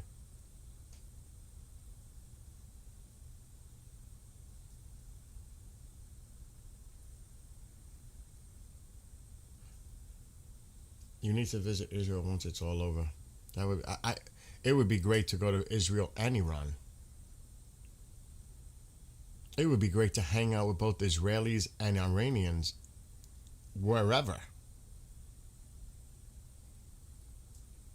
That is, I mean, just think about the historical aspect of it. To be part of history like that.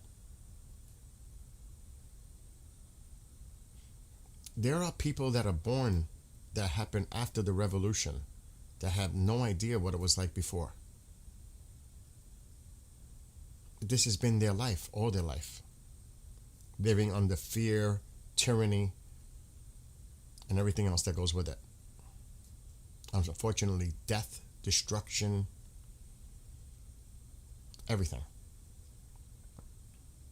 This could potentially be something that is so profound historically for so many reasons. You know what I mean? I could just imagine like people, festive celebrations together. And it's going to definitely freak out a lot of people. A lot of people are not going to be happy with this. And, you know, we have that all over the world. Anti-Semitism. People judging Iranians as being all terrorists. You know what I mean? People label people based on where they come from, how they dress, how they speak, how they look, who they pray to. People judge. Goes without saying. So it's going to be I think that's going to be an incredible experience to see that and be part of history. Personally. That's the way I look at it. Nighttime chants are reported in Mashhad. It's actually CP24 that I'm looking at right now. I can't share the screen because it's obviously I would get in trouble. But I'm actually looking at quite a few Toronto streams. City News Everywhere, Toronto.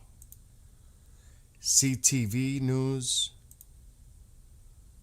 globalnews.ca.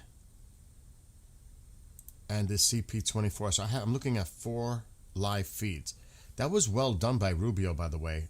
Excellent speech. I got to give him credit. Hold on, I got to mute this and refresh it. I think pretty much the Munich thing is wrapped up.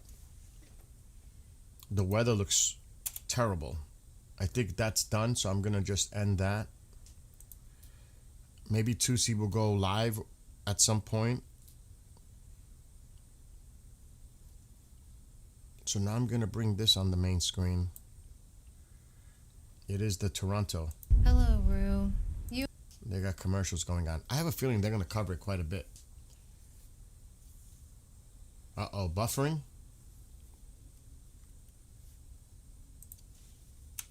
Let me know. I will restart. Let me know. So Oman is going to host as the mediator in Geneva.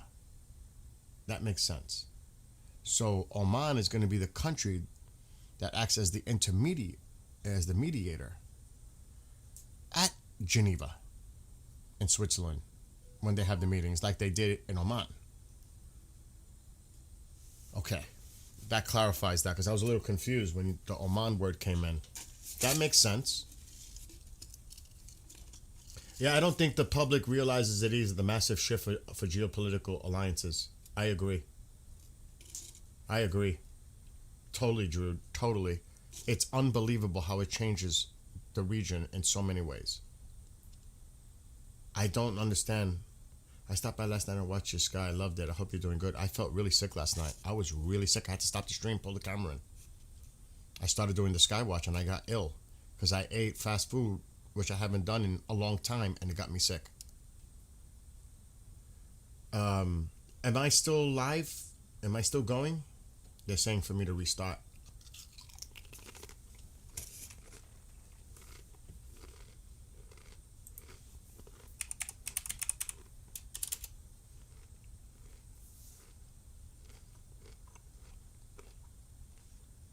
I have to eat at some point. I'm freaking out, actually. Oh, they know I'm eating. All right, we're live because they're looking at me eating the Pringles. It's gone? I'm confused now. Somebody says it's back again. I'm out. I'm done. No idea. I'll give it a few minutes. Buffering bad. I don't know what to do. Because then I got to restart everything too. Fringe, am I good on Rumble? Is it working good on Rumble? Because they're having problems on YouTube. Now I'm good again. To be or not to be? That is the Skywatcher question. I can't. Oh my God. Oh. Hey, little humor is good. It's fun. But I agree with you, Drew, as the massive geopolitical shift. There's a significant lag for some reason. No idea. Thank you, Fringe. Yeah, it was a sick tummy. It's fine on Rumble. It's YouTube. That's how I know. Because I'm talking to a friend on Rumble chat. So it's a YouTube thing. Sweden confirms. Okay. And Drew has had 0 issues on the other platform. So who knows? The main thing is we're back. I'm trying to keep an eye on this news. Now, what time is it? What is it like? Is it like 7:30 p.m. in Munich right now? Am I right? About 7 hours in Germany? I'm guesstimating. I think it is about 7 hours ahead of me. So is it like 7:30 p.m. in Munich, in Germany? I don't know. Becky, you were here last night when I got sick and I was doing the Skywatch. That was crazy. I just got sick. Oh, it's 6:30? 6 hours ahead. Thank you. 6 hours. So it's pretty much done, the rally there, with the weather too. 5:30 in the UK. I know the UK is 5 ahead of me. The night is young. Let's check the other maps. I have a lot of windows open. I got to be careful. I have to start closing some. Not that my computer can't handle it, but still it's a lot. I'm doing a lot of stuff. I'm going to look at Flight Radar. I haven't looked at Flight Radar all day. Not much to see. What the hell? I've never seen a big boy like that. What is that? Who is that?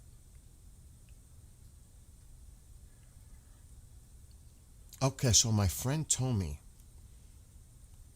This is what a friend told me. You see when you see these? You see these? These Boeing 747s? You know what he told me? Those have to do with a lot of military contractors too. There could be military contractors on those planes. That's what he told me.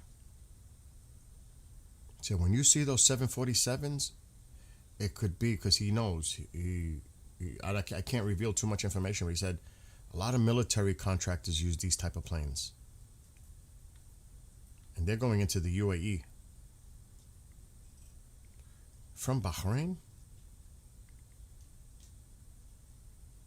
Or to Bahrain? Where is that going? So that's a lot of stuff that's going on behind the scenes too. Not available. Where the hell did that come from? Okay, India. It's probably heading to the UAE.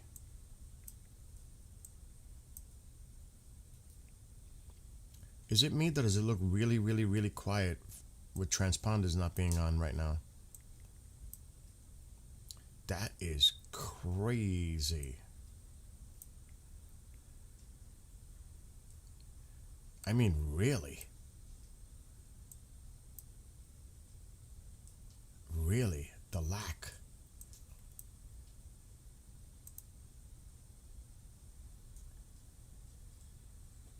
There's a tanker in the middle.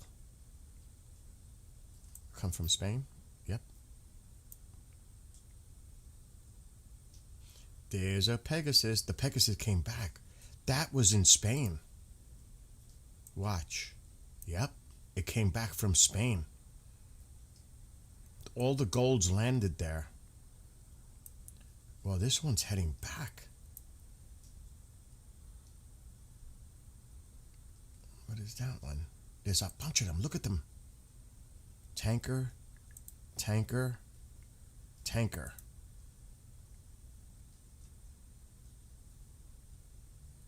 But they're all leaving from New England.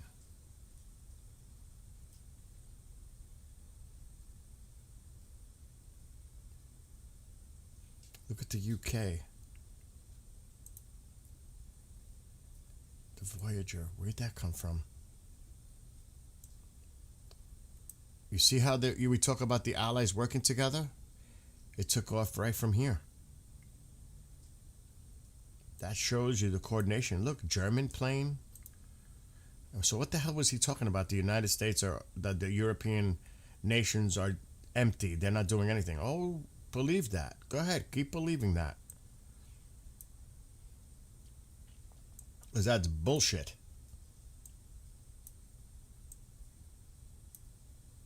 And they know it.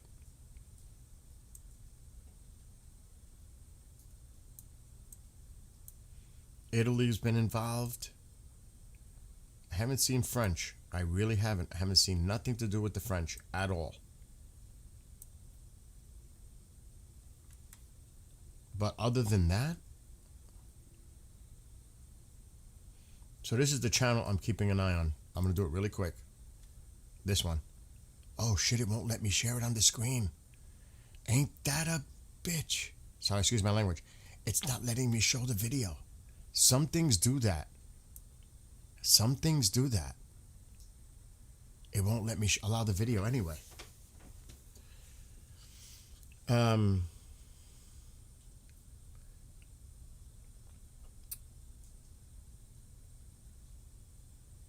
I think they found A-bomb activity this week. From experiencing, the DoD uses civilian contract flights using smaller ones like JetBlue, etc. to fly. Well, I heard from, I know you have experience too, but I also have talked to some people behind the scenes, and they do use, he told me, what was the names he told me? They do. Global Air, he told me some of the airlines they use. But I don't want to misquote. He said there's 4 particular that they use. I just can't remember the names right now. But he did tell me that. The same thing you're saying?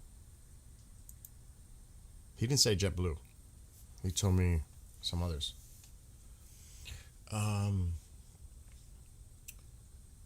Let's see. 2 U.S. Navy C-2A Greyhounds deployed in Puerto Rico to the Atlantic. Yes, I suggest U.S. Careful has already moved out of the Caribbean.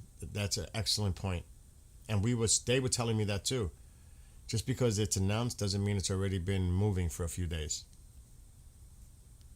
Somebody told me that I talked to as well. The French have been busy. Their military don't often show their transponders. Okay. Cluster. The charts are ratcheting up tonight all across Iran. Okay.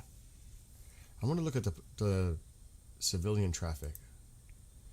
Like I said, I'm not expecting. It's loaded. Iran traffic, everything is loaded.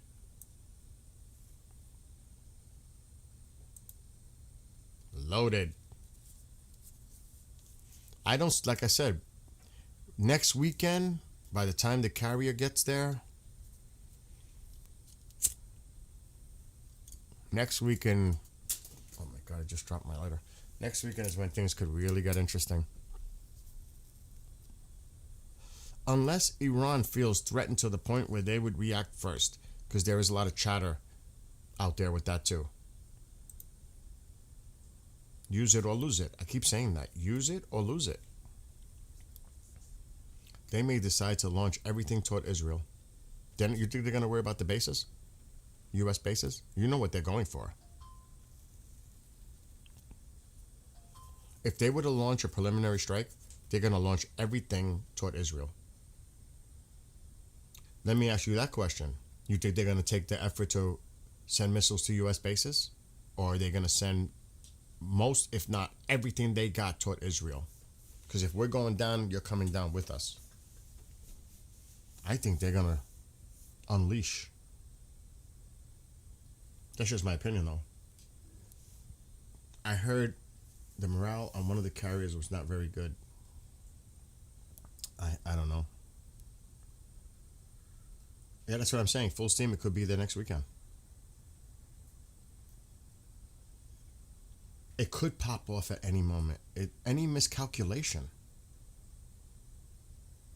That's what's scary. Any miscalculation. It really could set it off. This is a tinderbox. A spark. I think they will unleash holy hell. It's just so also why the 4 will be my end of the Mediterranean. The regime will attack just us in Israel. I agree. They're not going to worry about the bases. They want to unleash everything they've got toward Israel. Now, the rhetoric is one thing. If we attack, they're going to hit the bases, all that. But if they really were in an act of desperation, they're going to unleash everything toward Israel.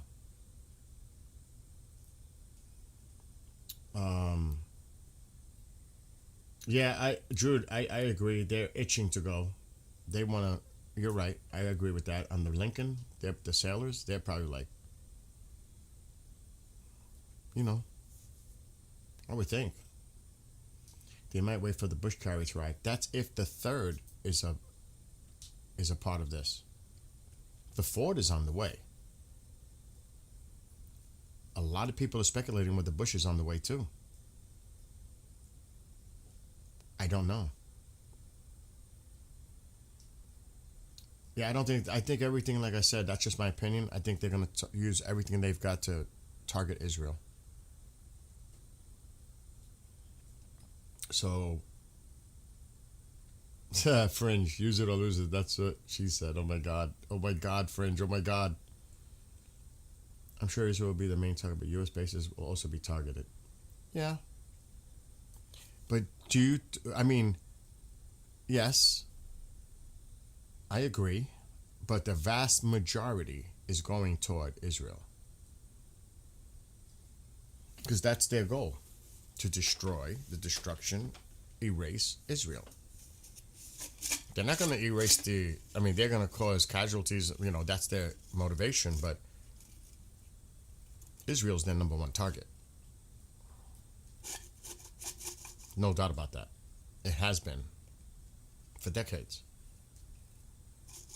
So I'm concerned really about Israel more than anything else. And believe me, as an American, I'm concerned about the men and service women of our military, of course. But Israel is definitely, oh my God. Our assessment here in the public that when things go down, they would try to take us with them. Yes. Absolutely. I agree. Family Day. What is Family Day in the UK, in Canada? What's closed on Family Day? I don't know.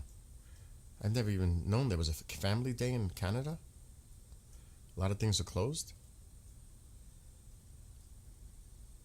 Travelers brace. Well, I don't know. Something's going on with Homeland Security with Canada. I don't know. Travel's going to be difficult.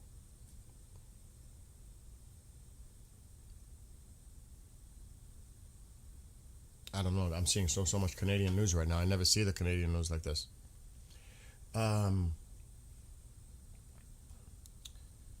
Israel is fine. They have missile defense. Well, it was a few hundred, but if you're talking about, and I don't know how many launches they have at their disposal that they can just launch a whole bunch at some simultaneously. But still. What's up, Richie? If you seen what they were able to do to Israel last time, Rob, you would think different.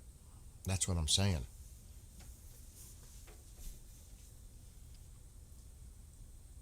I mean, but they have to know that if they do something like that, they're totally done. But they're going to try to create as much devastation and chaos and casualties in Israel on their way out. Because they're done. They're so done.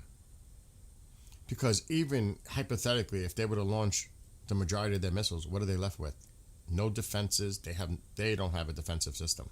Their thing is missiles.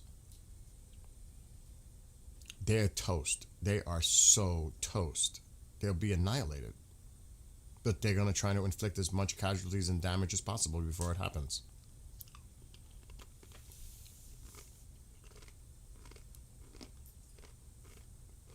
I've seen it live when it happened. Most were shot down, but a lot got through.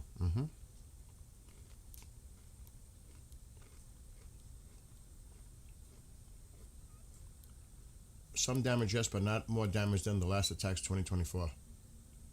Yeah, look what happened in Haifa. Yes. That was cringy when they were getting through and hitting.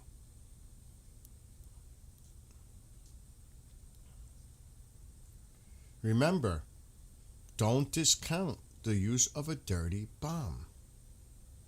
Just one of those gets through. It's unthinkable. You're talking about a regime. Look what they've done to their own people. What do you think they think what they would do to Israelis? You think they're going to hold back? This is a sick, demented, delusional bunch. They're capable of anything. And you cannot discount that. You got to think of the worst case scenario dealing with them and be prepared for worst case. That's the way I would look at it. I'd be prepared for anything. Saddest to say, as sad as it is to say that, but you have to. It's really, it's, if Iran had a nuclear deal, they would have tried to use it by now. Not true. Not based on the military people I've been in communication with.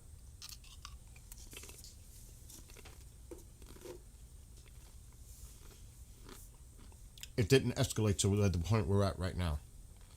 It was back and forth, yes. An exchange, yes. But this right now, with everything that's going on, that regime now feels absolutely threatened to collapse. The desperate measures that they're at right now, anything's on the table.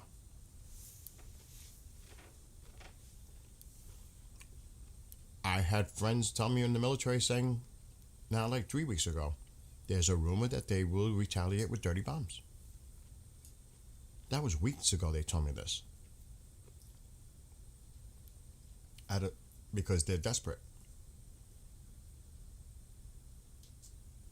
And I'm only going based on people that I know in the military that told me privately. That's the concern. These are the fake ones, Uncle Tank. That's funny. Those are the fake ones. Yes, the hypersonics. Got to be concerned about hypersonics being used. Smokey. Yes, that's right, Hope. Absolutely. They moved a lot of it. They knew it was coming. They moved a lot of it. Yes, there was trucks there. That's right. The footage showing there were trucks there at those sites, and they were moving something out of the sites before we hit it with Midnight Hammer. That's why I never bought into that. They knew it was coming. They had time. Packed into a cluster web and spread over. Yes. I don't even want to think about it. That kind of scenario. But it's something to think about. I'm not saying it's going to happen, but it is definitely something to think about. Yes, it was moved. I agree. I don't know if we could find that video or the images that showed. It wasn't video. It was actually images that show that there was a bunch of transport vehicles there days before, and they were moving stuff out and stay somewhere else.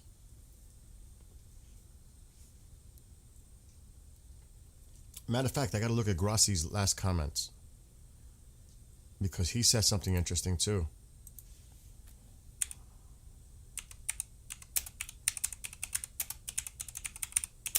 That I was like, oh shit. Now he's talking.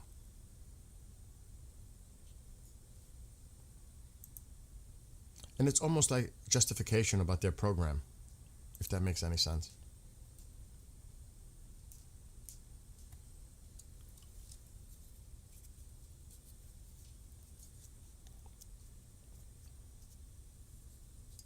He spoke at Munich and he said, Iran can use nuclear tech for civilian purposes. He said that at Munich. He affirms Iran's right to peaceful nuclear program today in Munich. And we have reached an agreement with Iran to resume IAEA inspections. But what happened to the IAEA? This is the same bullshit that happens all the time. Then when they go in, they denied access, they shut off camera feeds, they do all this nonsense. Of course Iran wants to restart it because they know they're about to get their shit whipped. It is all delay. Enough for these games. Enough of these games. It's done. Forget it. Been there, done that. It's ridiculous already.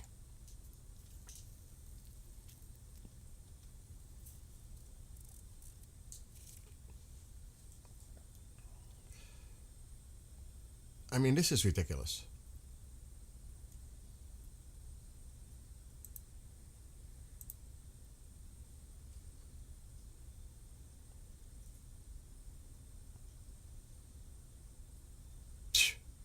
He said, developing a nuclear inspection regime to underpin a new Iran nuclear arrangement is absolutely possible.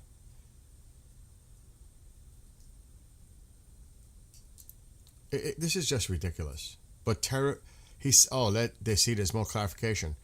He said it's possible but terribly difficult.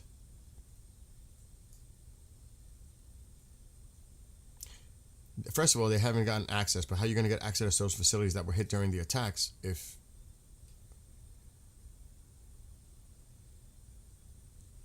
He said that the engagement with Tehran, he described it as difficult but ongoing. Quote, the dialogue has been imperfect, complicated, and extremely difficult, adding that the discussions were nonetheless continuing.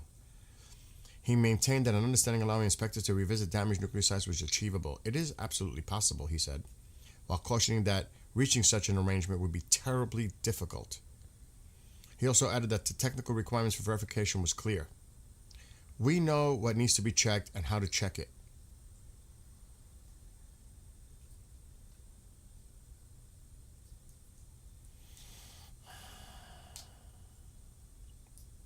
So hell no. And Turkey putting their part, being like, is there room for compromise?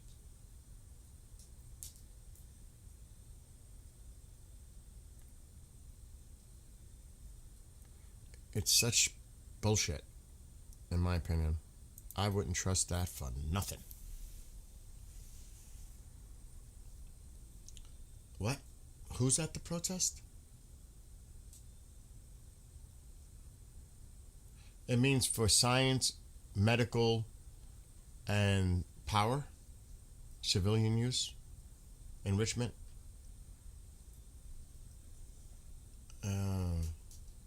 They definitely know a deal's not going to be reached. They're both definitely buying time. I agree, Smokey.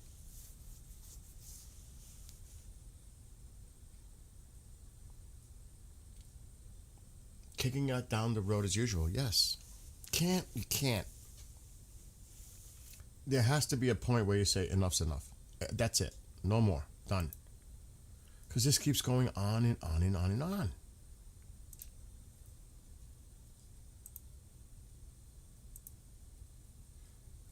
I'm going to check these news outlets because it's almost 1.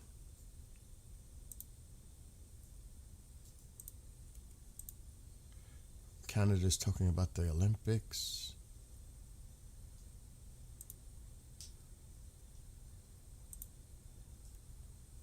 Yeah, that's what they're covering now. What's up, Ashkan? Yeah, Turkey is playing two sides.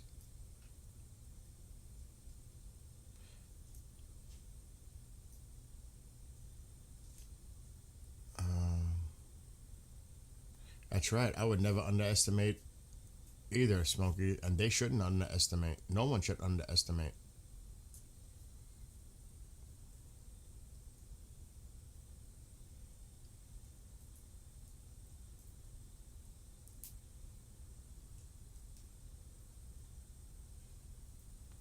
Well, I mean, if you look at it, there was a lot that was shot down.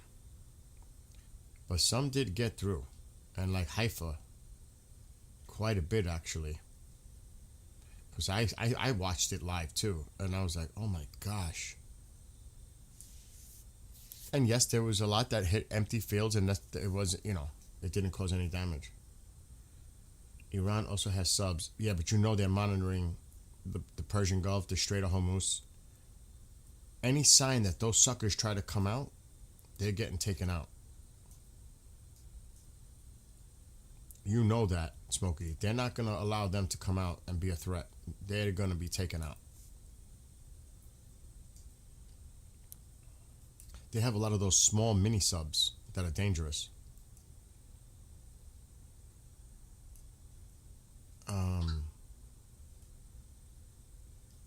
But it doesn't matter if the stuff was moved out of the facility during Midnight Hammer. The claim is that it's there and it's buried. That's fine. But what if they moved it prior? Yeah, they destroyed the infrastructure of the facility. But what about the highly enriched uranium? Where is that? Is it buried underground? Or did they move it? That's the question.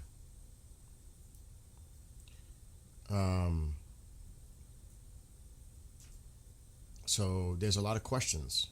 And do you actually think the Iranians are stupid? They knew it was coming. They didn't know when exactly it was going to happen, but they knew something was about to happen. And like the people have said in the chat, there was satellite imagery of transport vehicles days prior, at that site. What were they moving out of there? Collectibles? Personal belongings? There were a lot of trucks and heavy equipment at the site prior to the strikes. Exactly. I don't think people realize or forget about that.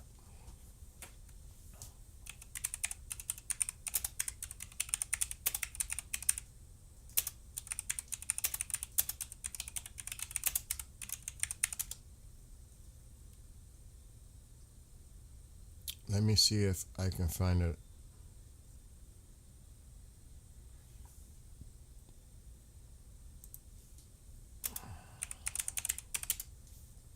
If I can find the images.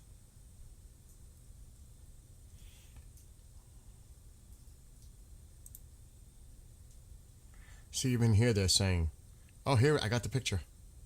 Look at this fucking convoy. And even Iran asserts that it successfully moved nearly all of its highly enriched uranium before the U.S. launched strikes on its nuclear facilities. Officials are concerned that 400 kilograms of 60% enriched uranium stored at Fordo may have already been transferred elsewhere prior to the attack. Satellite images from recent days seem to support Iran's claim, showing convoys leaving multiple sites, including a line of 16 trucks near Fordo on June 19th. And there are a number of them, and I'm going to just snapshot this photo.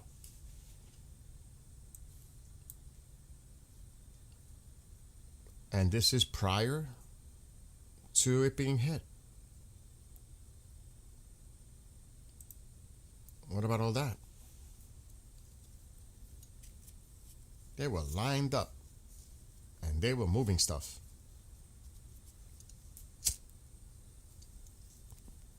This is before it was hit. So you don't think they were preparing? They knew? This is just one photo. There are a few. I'm just pulling up one. So there was indications that they knew something was coming and they got it out. They moved it out. So you can believe what you want to believe. Is that show evidence contrary to what has been said? And they were following that convoy to see where it was going. So it's almost at the point where believe what you want to believe. Who knows?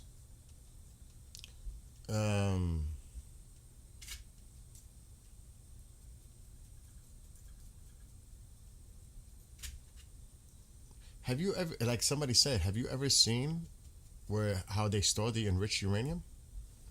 Of course it can be moved.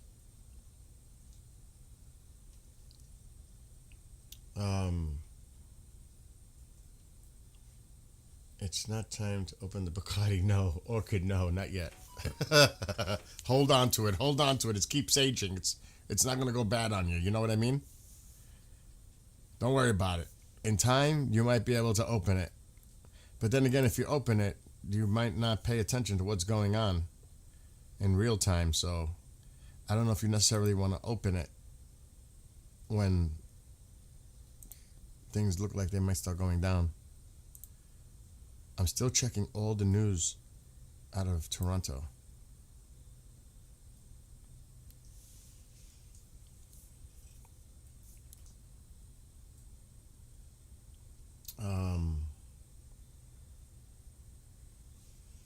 But, you know, everybody has their own opinion. They have the right to their opinion.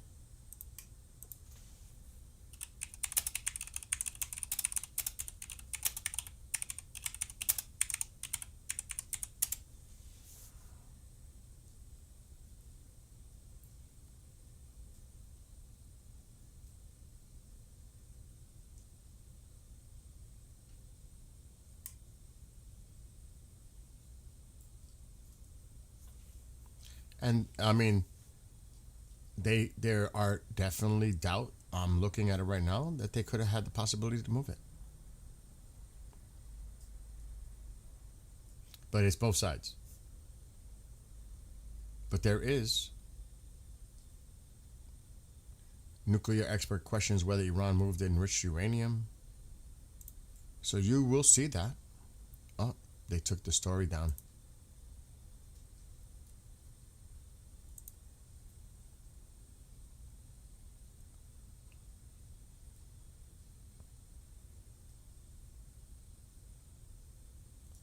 God, that one doesn't even provide any information. But there is definitely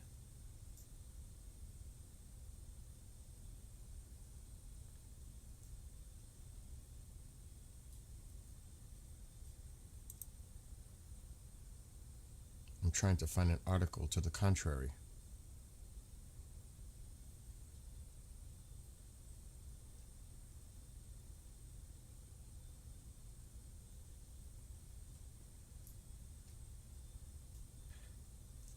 Oh, that's different. That is retarded.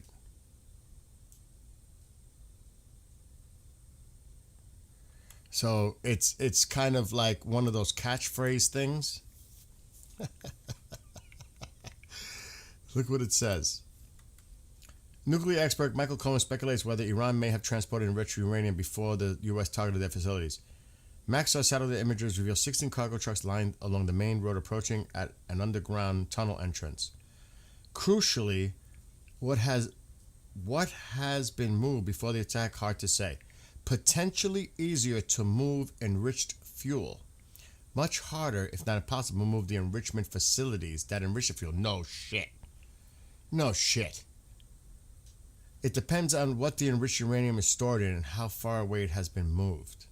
We don't know what other facilities are nearby, how the Iranians moved them, and whether they've been moved to have been beyond the range of a bunker buster bomb. So, of course, the components of the facility is freaking impossible to move, but the fuel is not. Potentially easier to move enriched fuel.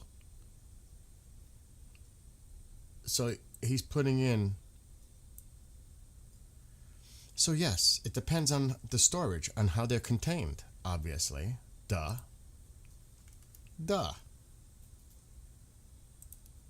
But no. That's not what they're saying. It could have been done. What they're saying is the faculties needed to, the equipment used to make it so is impossible to move. Nearly impossible. The fuel is rather easy, as stated there. So you can reach whatever conclusion, but the evidence says otherwise.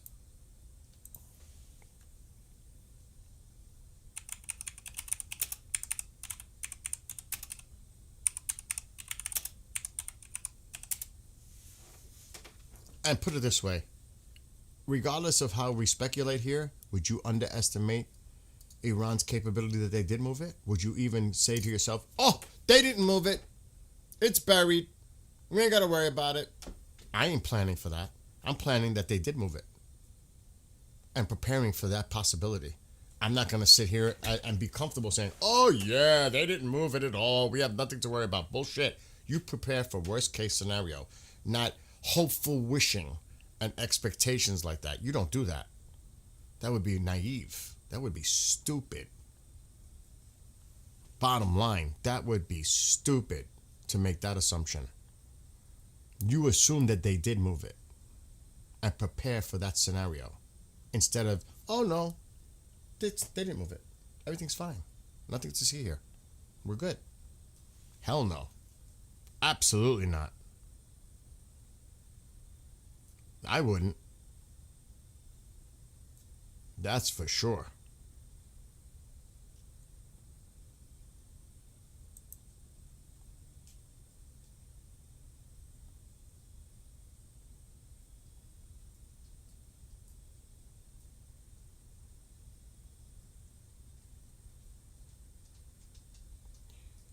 I'm looking at it now.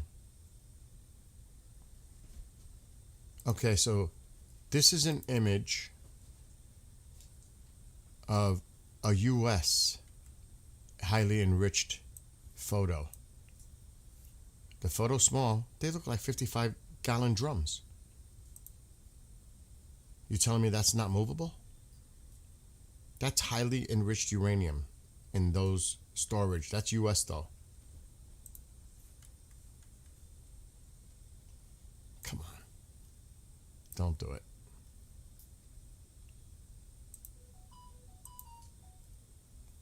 Because it's not factual.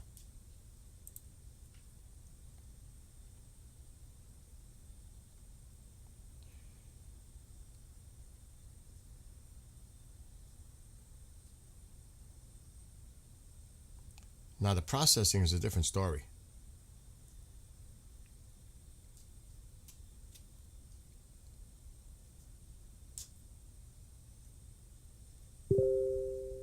Uh-oh. They're coming out with something.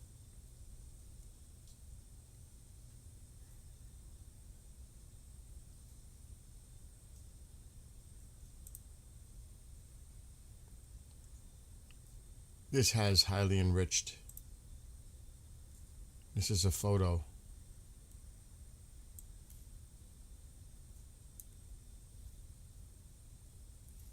There's a lot actually you can find if you do a search, and you'll see, just search highly enriched uranium storage units. That's what I did. And you'll see many pictures of them. I'm looking at a ton of them right now.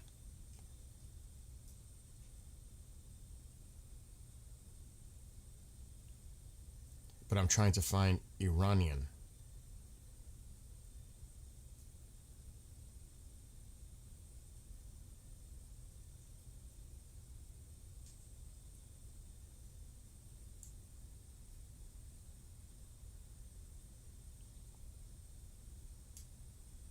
And it's hard.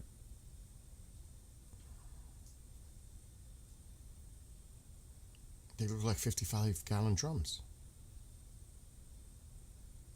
that the fuel is stored in.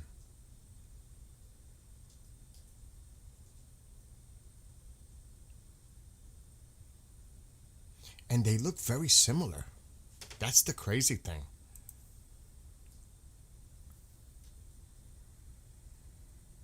Okay, here's a photo. Oh shit. It's Iranian.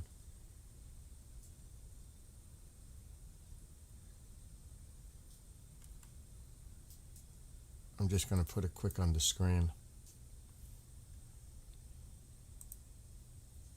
They look like beer kegs.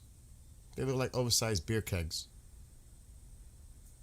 That's what it looks like, oversized beer kegs. So I'm not buying that at all. At all.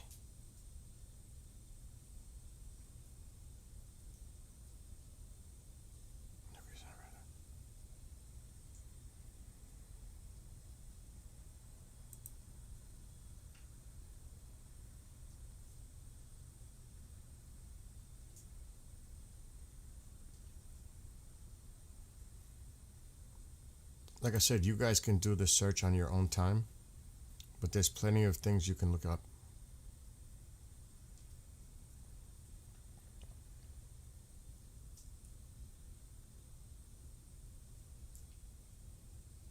It's just hard to get anything Iranian. A lot of them are US, Russian storage. We all know the Russians are helping them. That's why they started taking out their personnel out of Bushehr.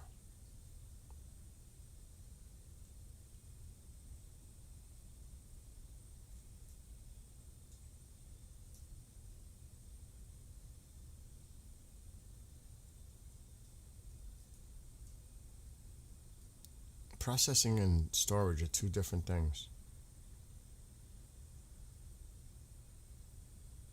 I can't find anything else. But anyway, you guys get the point. Okay, what's going on?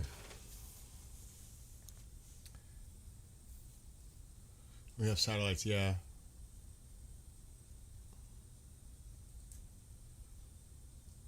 A lot of people are convinced it was moved.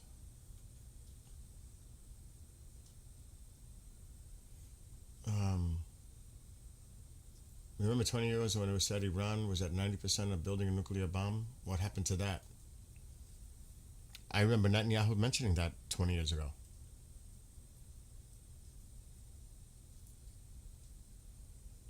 Block of remaining ways, it's heavier than lead and of the same physical size blocks.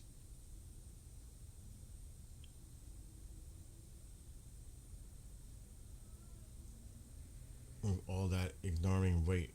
That's what Bean says.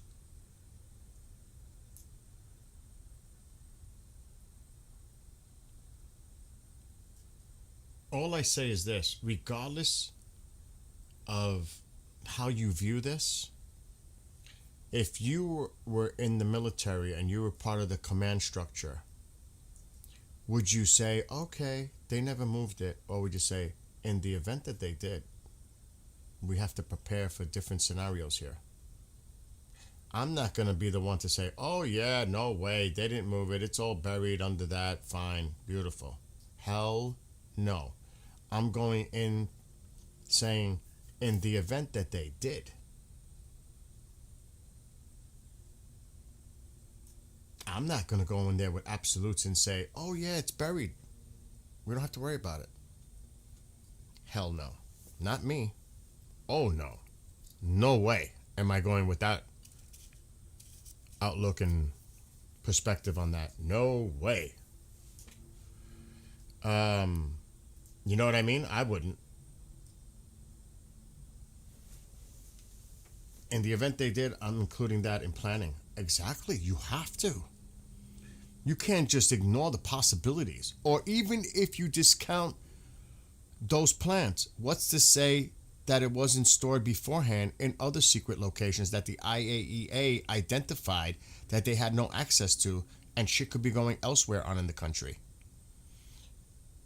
So we're all going to put all our chips in those sites and say, that's it, that's where everything was at, everything was going on. You're willing to bet on that? Really? You're willing to put everything on that assessment? I would not. No way. Oh, hell no. Not me. Yeah, you take any image with a pinch of salt.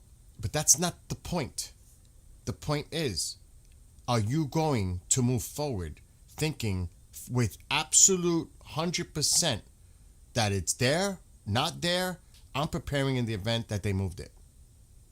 Or they have it other stuff in other secret locations. I'm not going based on the assumption that it got totally destroyed and it's all gone and buried. Hell no. No way.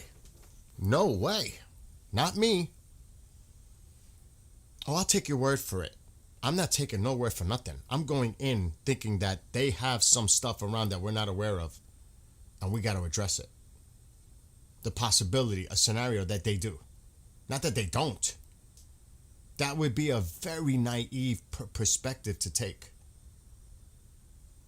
We ain't got to worry. And then, oopsie. Oopsie. An oopsie that you don't want to hear about when it comes to nuclear. An oopsie with nuclear? I'm going to risk that? Hell no. No way. You know? I wouldn't. That's just me. What's coming in on Telegram? I'm hearing a lot of things coming through on Telegram. What's going on? Telegram. But then again, that's just my own personal opinion.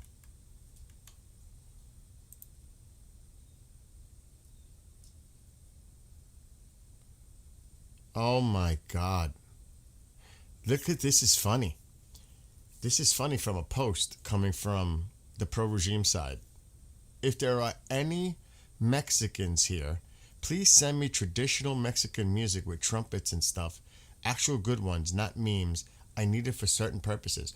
So we're going to be watching more of this regarding videos like the mariachi type videos that they have with the drones and the missiles. Oh my God. What is it with them with the Mexican thing? What is the obsession with the Mexican music? I don't know. Apparently, the U.S. is not willing to lift any economic sanctions on Iran.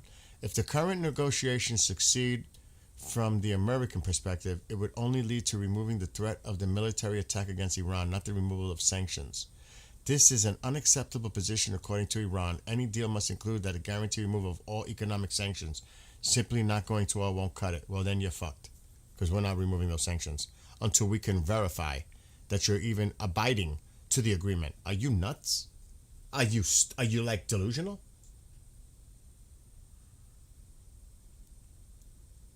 That's delusional.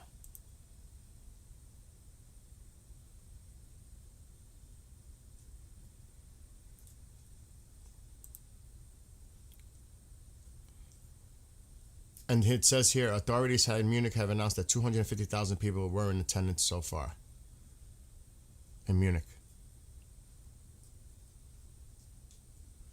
Senator Lindsey Graham at the gathering of the Iranians in Munich said, I hear your cry. I am here to help you get rid of this regime. The Ayatollahs must go. The people of Iran will gain their freedom. Help is on the way. Keep protesting. Your day of freedom is near. Send Lindsey Graham, member of the U.S. Senate, نماینده مجلس سنای آمریکا، سیاستمداری که به قولش برای ملت ایران عمل کرد. Let me download this video and we'll play it because stuff is starting to come out. Let's see what Lindsay said. Lindsay. Good old Lindsay. Oh my God. Here we go. What did he say now? Let's put the video up.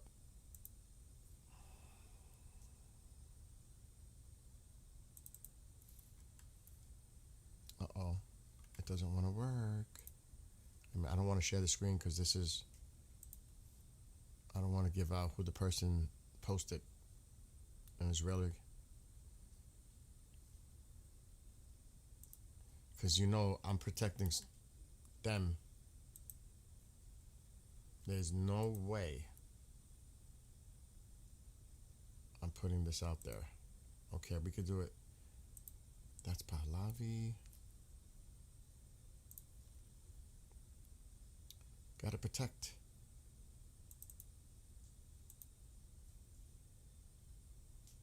Unfortunately, it won't let me do that. Let's try it. I'm not sharing the screen, right?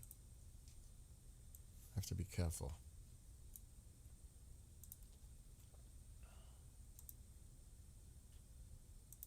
Okay, good. International Iran put it out.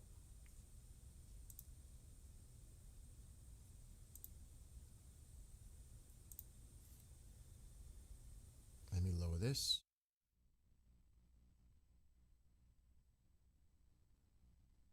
Graham, member of the U.S. Senate, نماینده مجلس سنای آمریکا، سیاستمداری که به قولش برای ملت ایران عمل کرد.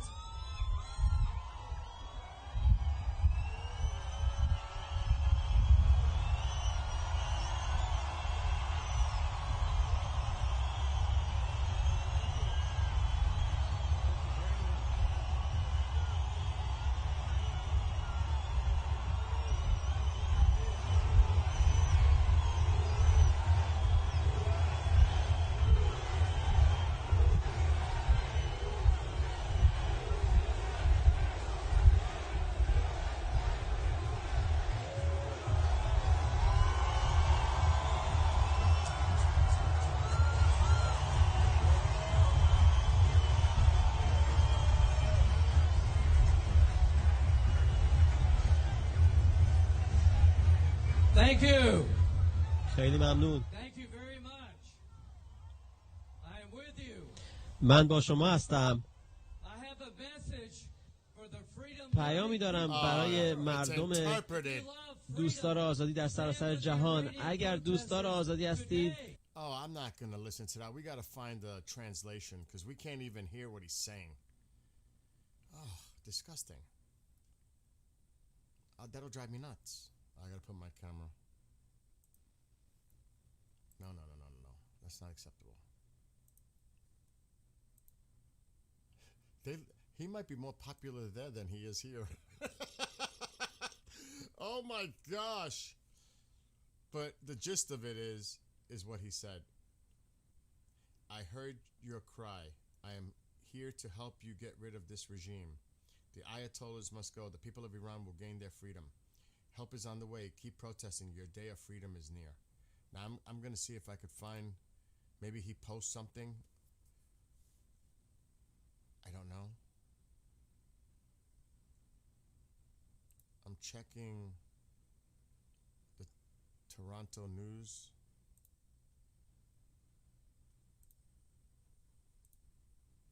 Nothing. Let me make my volume go up.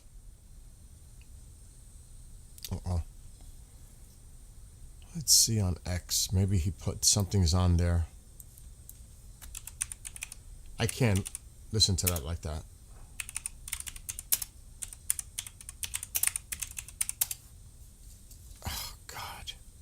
Why can't they just put it there? Let me see this one. Maybe this one is just, please let it be just no translation. For the freedom-loving people of the world. Thank gosh, I found one. Thank gosh. A clean one.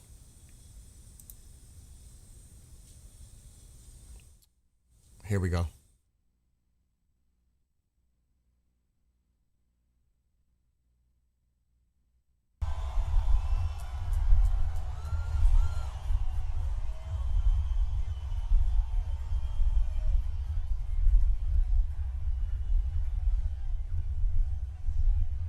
Thank you.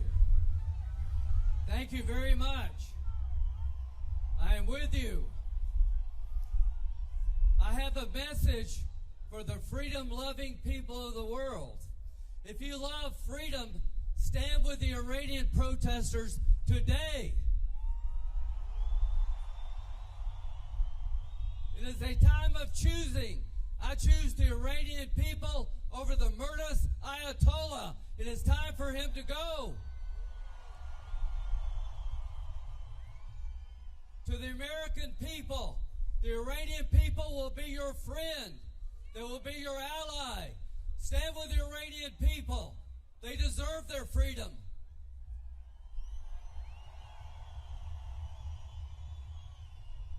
To the American people, remember when we fought for our freedom? Do you remember when we wanted to be independent and free? The Iranian people are making a statement for freedom, and I'm here to tell you, I've heard your cries. I'm here to help you. We're going to end this murderous regime. The Ayatollah is going to go, and the Iranian people are going to have their freedom. It is a matter of time. Help is on the way. Keep protesting. Liberation is at hand. To the people of the world, speak up. Speak loudly. This is a moment of choosing. This is a moment of change. It's been a moment I've been dreaming of, a free Iran. Iran that doesn't want the darkness, but embraces the light. An Iran where people do not have to worry about having their daughter killed on a bus because she doesn't wear the scarf right. An Iran where people can be prosperous and free and be part of the world, not in the darkness. Our moment is arriving, folks. To President Trump, you were right to say keep protesting. You're right to say help is on the way. To the people of Iran, keep it up. It's coming. Your day of liberation is near. A world without the Ayatollah is a better world. Interesting. All I say when Lindsay talks, you just can't get ahead of the president. That's the one thing. He's a war hawk. He's been talking about this for God knows how long. And a lot of people identify him as such. Whether it's Russia, Iran, North Korea. That's Lindsay being Lindsay. That's why I have to just put I have to giggle when I see Lindsay because Lindsay's just above and beyond. Above and beyond. That's Lindsay being Lindsay, though. For us in the States, we know that. That's Lindsay being Lindsay. I wonder one thing, though. If he was in Iran doing that right now, they'd probably... I hate to say it. I don't want to say it. Because, they're about his sexuality. Would he be executed based on that? Just saying. Think of it that way. It just hit my mind like that. Like, fuck. Just saying. But that was Lindsay being Lindsay.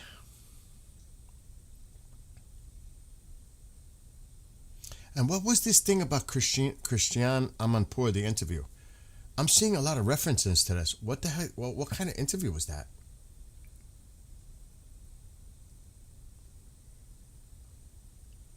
Oh, wait. We have another clip to play. We have another clip. I think she's an Israeli reporter. I believe so. Let's see what she had to say. Shalom. My name is Emily Schrader. I'm an Israeli-American journalist, and I stand here today from Tel Aviv to send them...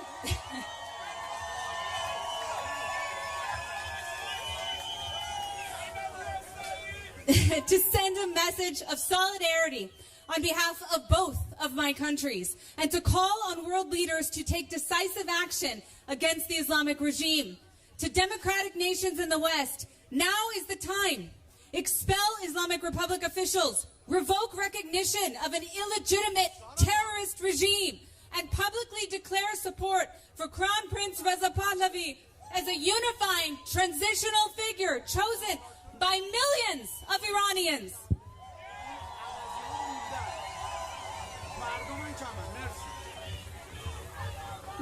As an Israeli, I call on my Prime Minister Netanyahu to take action against the IRGC and against the Islamic Republic officials who have carried out the largest massacre of Iranians in modern Iranian history. This is not about foreigners determining Iran's future. It's about Iranians reclaiming sovereignty over their land from Islamic colonialism. As an American citizen, I call on President Trump to fulfill his promise and help the Iranian people and take military action to end this regime once and for all. Tens of thousands of Iranians didn't die for a deal that limits but preserves the Islamic Republic. They didn't sacrifice their lives for negotiations that legitimize their oppressors. No to a deal. And finally, shame on all those who silence the Iranian people, who are calling for Crown Prince Reza Pahlavi to be their transitional leader. Shame on the Islamic regime lobbyists in Washington who have led campaigns of incitement against the Crown Prince, who have helped the regime spread disinformation. Shame on Nayak. Shame on Trita Parsi. Shame on Mujahideen. Shame on any group that seeks to divide Iran or prop up this regime. We see you, the Iranian people see you all over the world, and we are done being silenced. Like all forces of evil, this regime will fall. And when that day comes, we will celebrate together from Tel Aviv to Tehran. Zendabad Mardom Israel, Zendabad Mardom Iran. In akharin nabade, Pahlavi ba migade. Merci.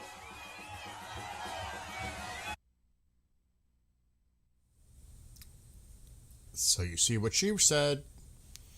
And they know behind the scenes the president is definitely going to, he knows there's not going to be a deal. They just put that out there. They know what's going on. At least I think they know. Uh-oh, what's coming up now?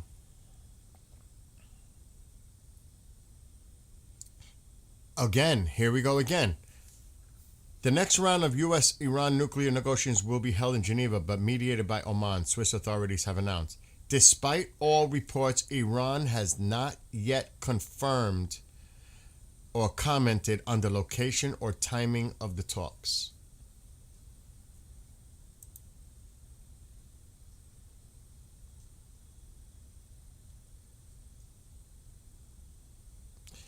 And they're reposting what the other one just wrote earlier. Apparently, the U.S. is not willing to lift any economic sanctions on Iran. If the current negotiations succeed, from the American perspective, it would only lead to removing the threat of military attacks against Iran, not the removal of sanctions. This is an unacceptable position, according to Iran. Any deal must include the guaranteed removal of all economic sanctions. Simply not going to war won't cut it. I read that earlier. They're reinstating that. Well, that's not going to happen. It's not. You could forget about that. If that's what you're hinging it on. Oh, there's one from Greece. It's all over the world, by the way. It really is. It's all over the world. I'm looking. All right, hold on. Let me share this one. This is coming in. All right, let me not share the screen because I don't want this person. Let me see if I could download the video. I don't want to put this person's information out there.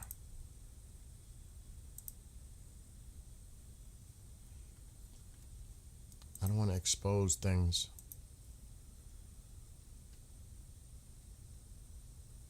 Oh, God. What?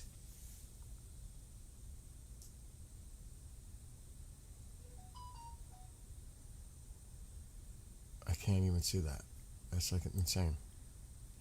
All right. Let me see. Let's see if the videos work. Oh, yeah. They're going to work.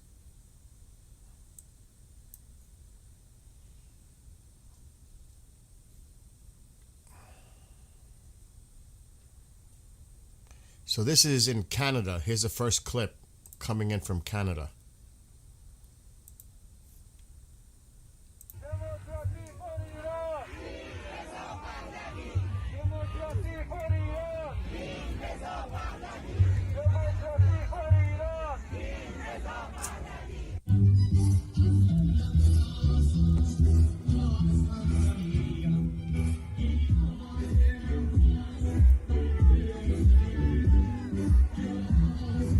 Wow. There's already a lot of people out there.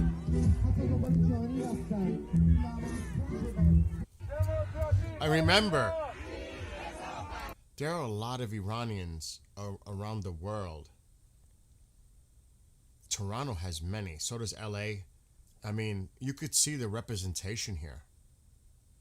There's just no doubt. It's clear.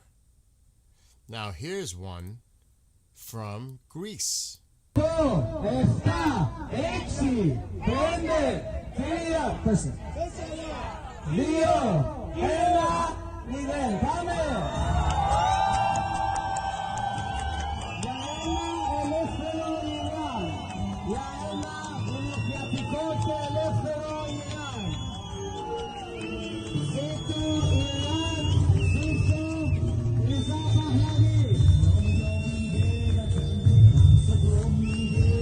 So that one's from Greece. Pretty good, huh? It's all over. All over. All right, let me see what you guys are saying.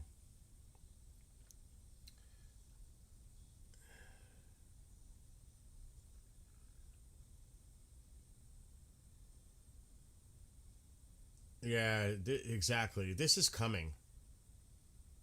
I mean, we can keep rehashing this, but it's pretty evident that shit's about to hit the fan. It is. In my opinion, I don't know about next weekend. I would say by the end of the month. Alexa, what day does March 1st fall on? March 1st in 2026 will be a Sunday. Ooh, it could happen right at the end of the month. Now remember, the new year is March 20th in Iran. Could you imagine the regime falls before March 20th? I'm not saying it's going to take 3 weeks. But boy, oh boy, what a new year that would be for the Iranian people. Just saying. Bill Reed, Senator 10 Rudd has introduced a bill called the U.S. Israel Futures Act that would give Israel access to advanced U.S. technology using American taxpayer money. I'm reading it. I was a little busy. I'm going to look it up now.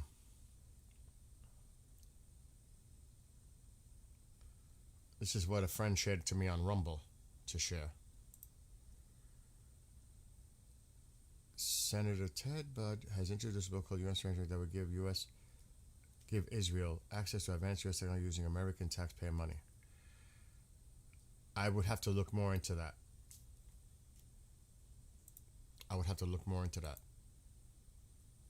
Because we do provide aid to Israel every year. That's taxpayer money.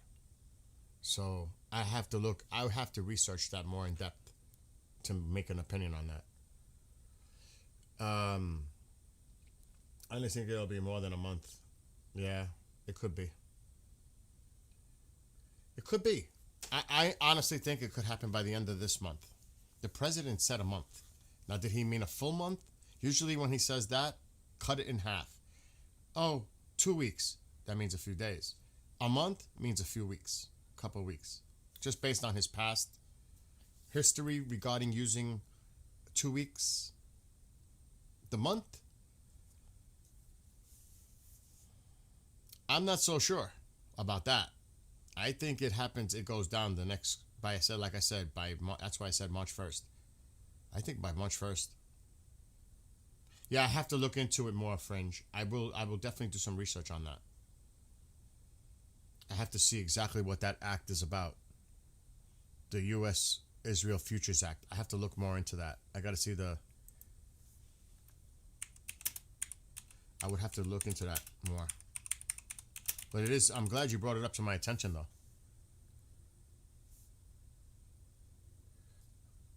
It's actually bipartisan. It's Democrats and Republicans. It's a bipartisan bill. He put it up on his site. Is he a Republican? I'm not familiar because I'm not from North Carolina. It's a bipartisan bill. Oh, it is a bipartisan bill. Oh, this might get traction. This is on his site. To strengthen bilateral defense programs between U.S. and Israel. And it's bipartisan. Gillibrand is on it. It is. Introduced the bipartisan, bicameral framework for upgraded technology, unified research, and enhanced security, which will strengthen cooperation in bilateral defensive programs between the United States and Israel. The bill aims to expand and accelerate defense technology research, development, testing, evaluation, and industrial cooperation between the two countries. See, this doesn't make it look like taxpayers. It looks like a joint effort from the two countries working on future technology together. That's what I see in that.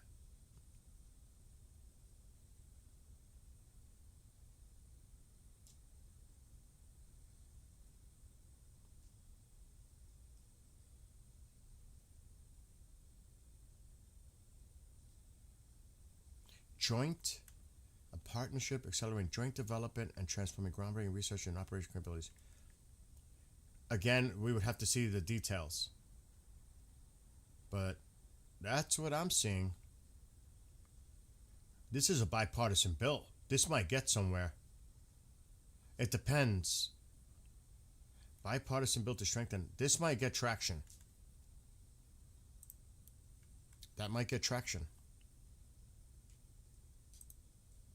But just because that happens, there's sometimes you have bipartisan. I know that with the UAP Disclosure Act, it didn't go far. It was 2 Republicans, 2 Democrats, and once it got to the House, the Senate did one thing, then went to the House and went, eh. So it can be bipartisan. That doesn't mean it's going to go anywhere, to be fair.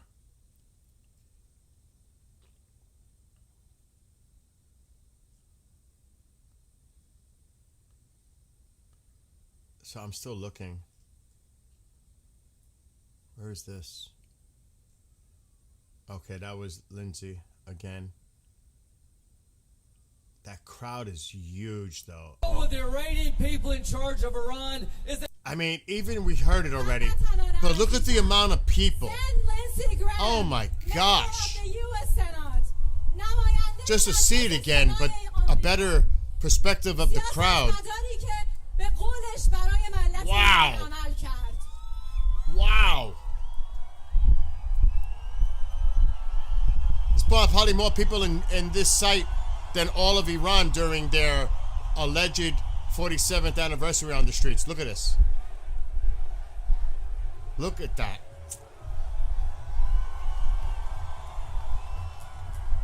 Look at that. That's amazing.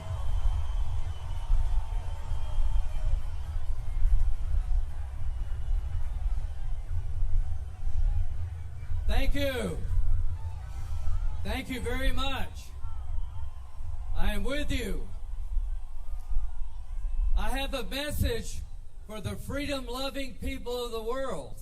If you love freedom, stand with the Iranian protesters today. Much better video. To the American people, the Iranian people will be your friend.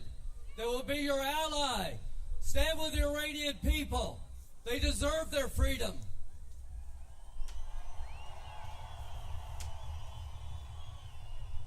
To the American people, remember when we fought for our freedom?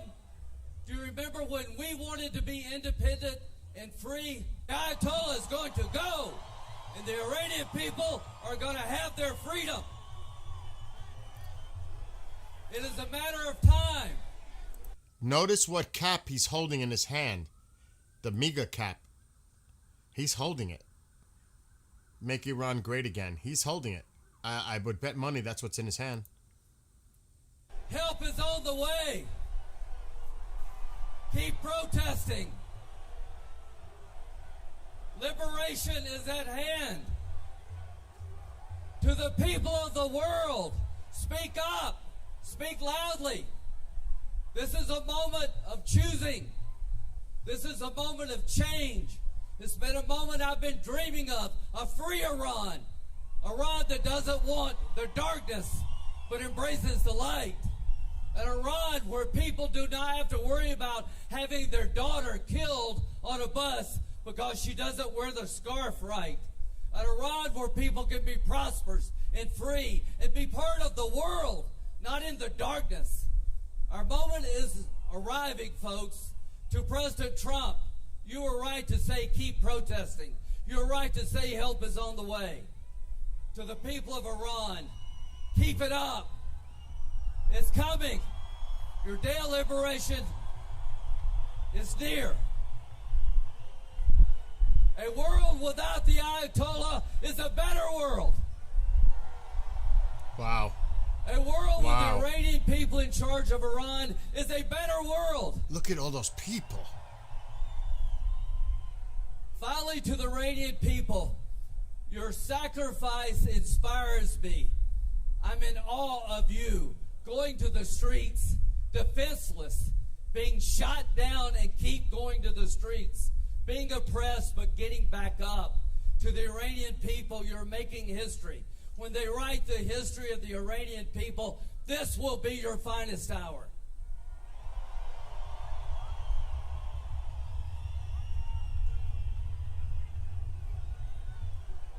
God bless Iran. Help is on the way.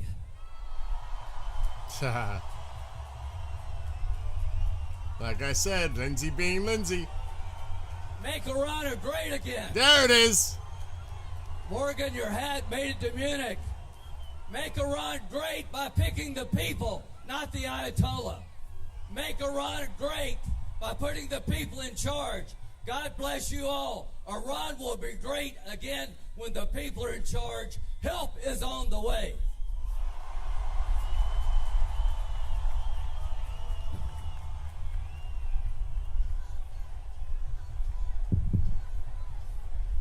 Look at that. That's amazing. That is amazing. Just looking at that. That is unbelievable. That it really is. That is unbelievable.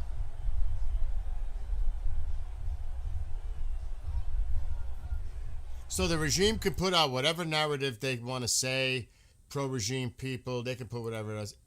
I think things like that is overwhelmingly indicative of what's going around, especially a lot of people that are Iranians that are no longer in Iran,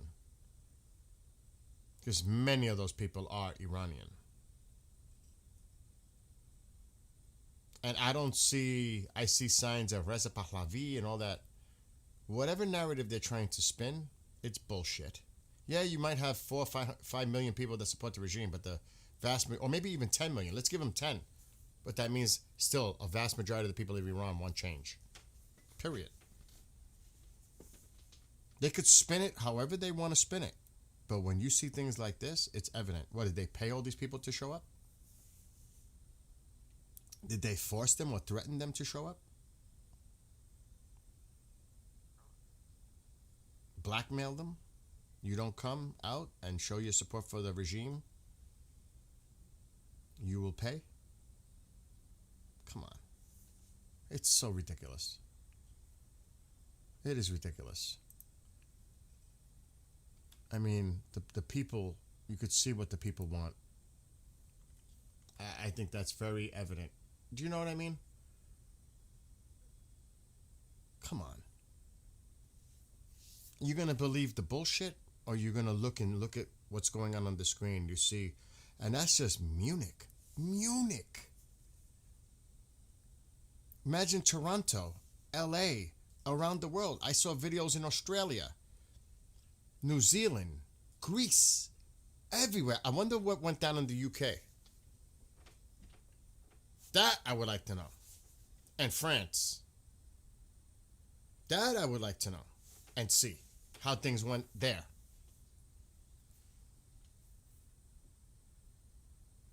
That I'm curious. Step up. Really, step up. That's, again, I'm just speaking from my own. I'm trying to check the videos. They're not saying much. I'm looking at the videos from Canada. The news feeds, 4 of them, and nothing. We're going to have to depend on other outlets, I guess. This is mainstream media. This is what happens. I don't care where it's from. This is the problem with mainstream media. That's why people like what Tusi does and Goldie, where would you get this information if it wasn't for people like them? Really? Where? They put the spotlight on what was going on. I mean, really? Because it doesn't look like the mainstream media is talking about it. I would love to do an experiment right now at the top of the hour and put on all 4 of them, the main 4, CNN, MSNBC, Fox, and Newsmax. I would pick those 4, maybe OAN, and just see what they're covering. Now, the LA is going to probably be starting shortly because it's almost 11 a.m. in LA. So, I mean, come on.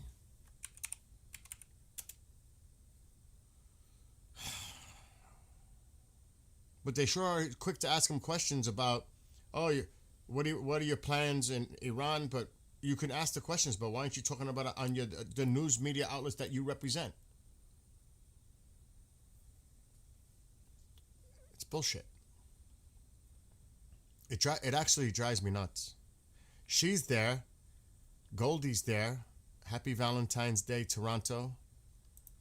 Goldie's there.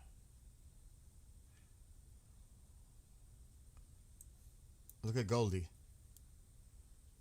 I'm just going to share it. There's Goldie. Happy Valentine's Day, Toronto. Make Iran great again. Good for her. She's out there.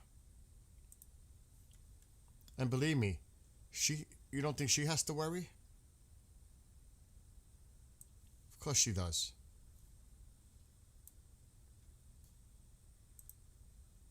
These people are brave to do what they do and then do what they do in public.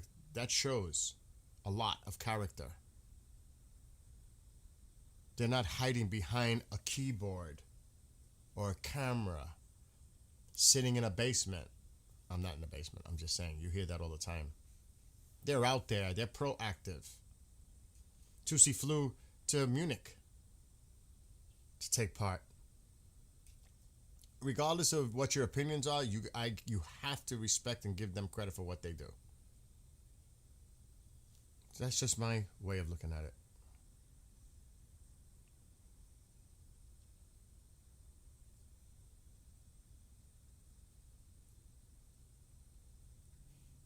Okay, this was 2 hours ago. I don't think these negotiations will amount to anything. The regime is simply buying time yet again, but every day that goes by, more people could die. I don't think these negotiations will amount to anything. He's right. The regime is simply buying time yet again, but every day that goes by, more people could die. But I will add, we could be buying time too. It actually works for both sides. Oh, look at the man. Right, we've just arrived in... Oh, look at him. Hold on. Here's Tusi. Look at him.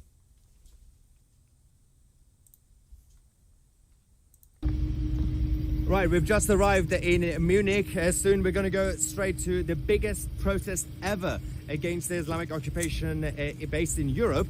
We're also getting some breaking news about the American government's intentions to pursue regime change in Iran. We're going to give you guys a full coverage on Tusi TV. Get live, Tusi. I'm starving. Get live already. Come on. I need dinner with Tusi. Forget about breakfast. Forget about lunch. I need dinner with Tusi now. I'm at the end of my rope. I'm freaking hungry, Tusi. Get live. Anybody, any updates about Tusi going live? Please tell me yes. Please tell me he's scheduled.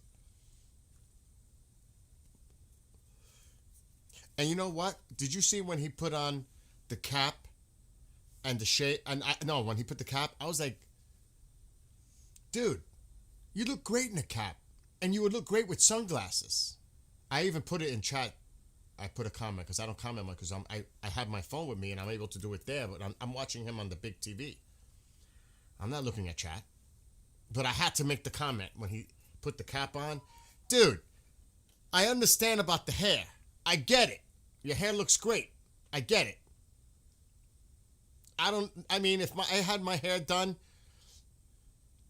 with my palm, what is it called? Pomade? Well, I have the stuff that I put in my hair when I have to. Pomade? I can't remember what the hell this stuff is. But dude, you would look great in a cap and sunglasses. Seriously. For real. It would fit you. It would fit him well. Is it me? Right? Come on. I don't look good without a cap. I look good with shades. I look better with shades. He would look great. This is my opinion. I'm jonesing for Tusi. Oh, you should watch him, friends. Tusi TV on YouTube. Does great coverage on this. He's Persian. And Armin Goldie. Just look up Goldie. Oh my God, I always forget her last name. Just put up Goldie Iran and you'll find her. Gamari. That's it. Gamari. G-H-A-M A-R-I. Gamari. Yeah. He does have gray hair. He does. But I'm telling you. Tusi TV covered this and his own reporter got, yeah, oh my God. Not bad from an old man. Tusi's younger than I am. That's why, when the hair starts to recede a little bit, I'm lucky I still have hair. Oh my gosh, too funny. The beef fish lady, she's very passionate, and a lot of people comment on that. She's just very passionate. Armin is a funny dude. Oh, he makes me, oh God. Even when he starts laughing, with his laugh, I start laughing because his laugh is like contagious. He's like a little kid when he starts laughing. And especially if he's translating something and has like language. I hope Goldie's not watching. Uh-oh, here's Goldie, she's back. Okay, I'm done. Because she doesn't like it. There are times when, you know what I'm saying? It's what's this link, Dusty? What is this? Oh man, it's good to have a sense of humor too. Oh, another gas explosion? When did this happen? When did this happen? Oh, this had to happen earlier, no? Oh. Reports are emerging that we had another school in Tehran. No further details released. When was this released? This was today. Oh shit. We have another gas explosion. Thank you, Dusty. Let's look. Oh, that's a biggie fire there. That's not a little fire. That's a big one. It's got a glow. Another gas explosion.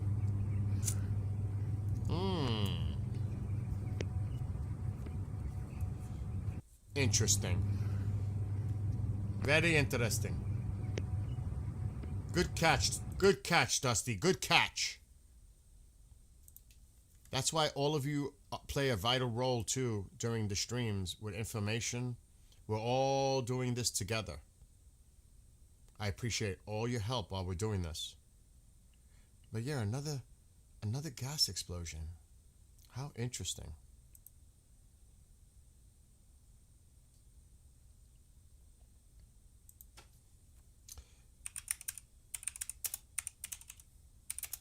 I'm looking to see if there's anything else coming from Toronto. Because the mainstream in Canada is not covering it. 31 minutes ago.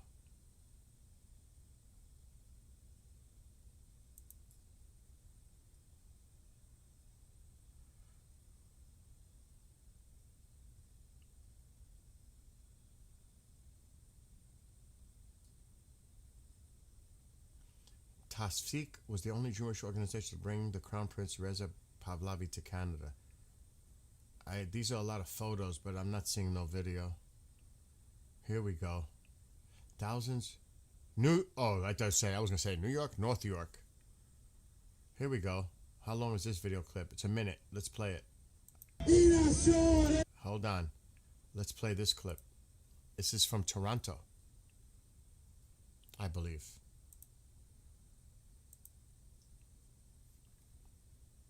ملی رضا پهلوی این شعار ملی رضا پهلوی این شعار ملی این شعار ملی. Oh yeah, Canadian flags. این شعار ملی این شعار ملی این شعار ملی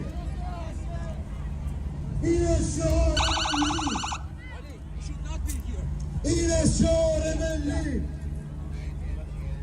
إلى الشعور ملي إلى الشعور ملي إلى الشعور ملي إلى الشعور ملي إلى الشعور ملي. They're ahead of the protesters. Yep. Wow, look at all the people. That was the police ahead of the protesters, creating the lane for them. Wow. And this is just starting. It started an hour ago, actually. Officially 1 o'clock in Toronto. Wow.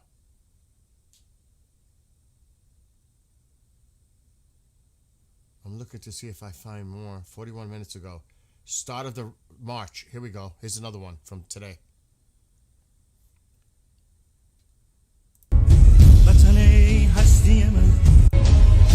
Hold on, I gotta pause it. Another one from today. Look at all the people.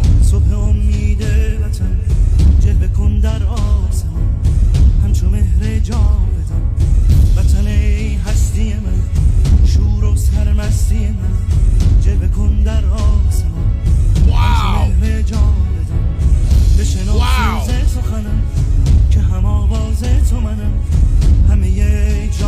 Oh my gosh.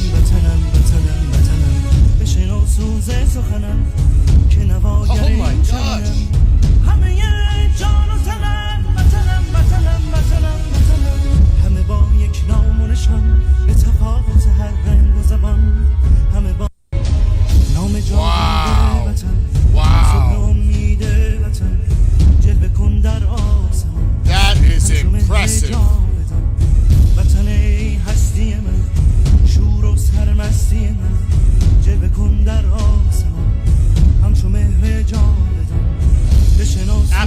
Drones are great for coverage. Absolutely. Not like the fake AI ones from Iran.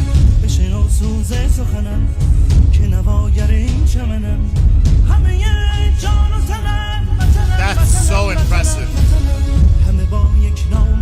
That is impressive. That is impressive. Oh my gosh. I hope you enjoyed your lunch, your Valentine's Day lunch with your wife, Uncle Tank. That's what I said. Look, there's no AI. There's no AI. This is real. What a difference, right? From regime bullshit to reality. What a difference. And what do they say to the millions around the world, Iranians and others, supporting Reza Pahlavi? Oh, they're in denial? Look at the millions of people coming out. Literally, when you combine all the numbers, it's millions. And most Iranian, externally. How do you deny that?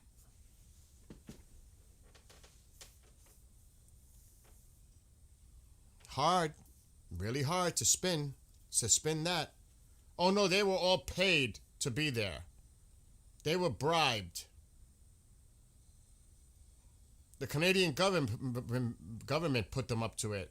Or this government put them up to it. All the bullshit. These are the people coming out and representing and vocalizing and their expressions and their... Oh my God. Like, really?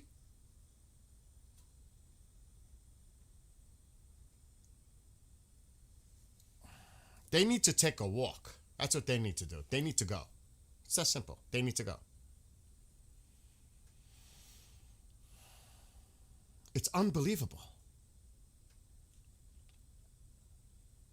That is so impressive. And I'm sure there's going to be a lot of videos later as this goes on. The world is marching. We are the voice of Iran. We are countless. I agree. And this just shows that drone video, but it's...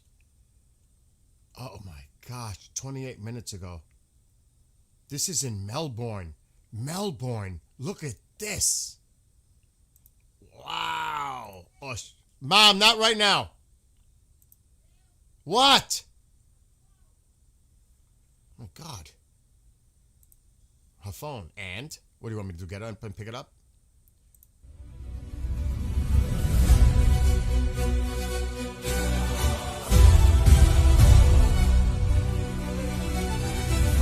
Oh, that's outrageous.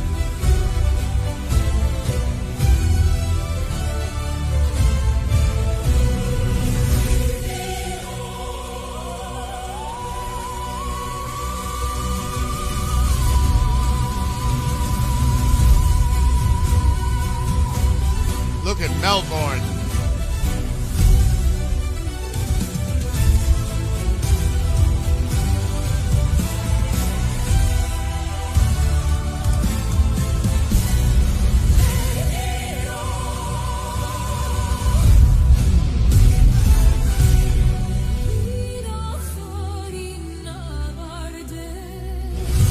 Amazing. Wow. How long is that? Right there. That's amazing. Amazing. Look at everyone representing. It's amazing. Oh, they even got this going on. It's a short clip, but I'll put it from Toronto. This was a few minutes ago. Ha ha ha. This is pretty cool, actually.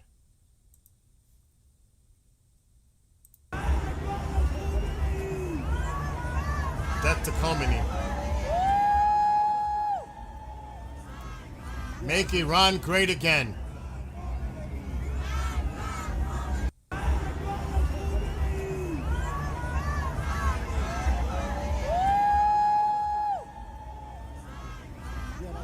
One thing, these people don't have to fear of getting shot and maimed and killed and taken in prisons and everything else, right? Freedom of speech, freedom of expression, freedom. Period. Freedom. Something they can't do there. Here's another one.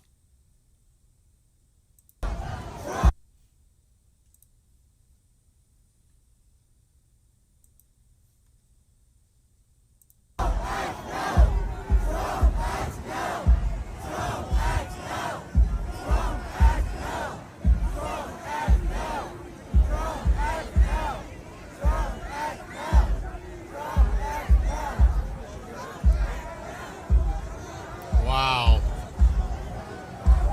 Packed. Every street. That's the main march.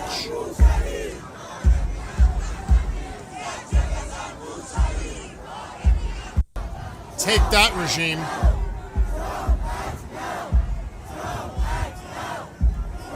Trump, act now.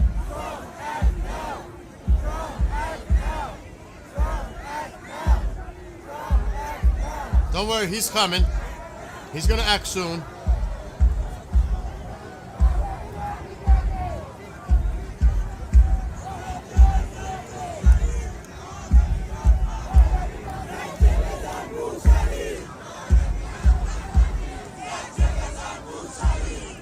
That's amazing. That is amazing. I wish I lived near one of these rallies. I wouldn't be here right now. I would not be here right now. I'd be there with them, standing with them.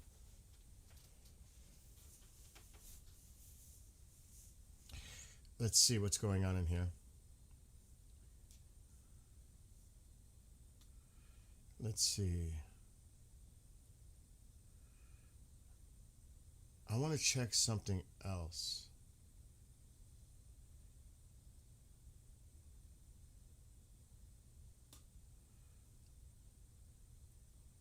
Okay, the Shah was systematically corrupt. Even so, is it as bad as it is now? Can you compare? Even if that were so.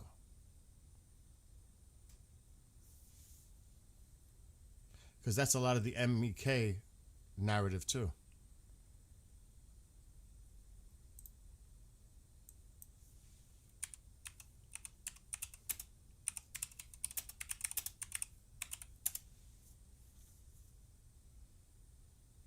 Let me see.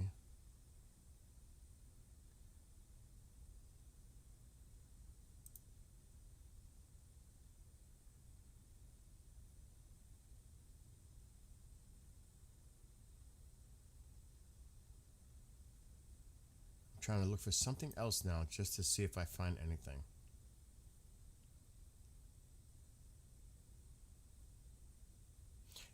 They're confirming that it was 250,000 in Germany.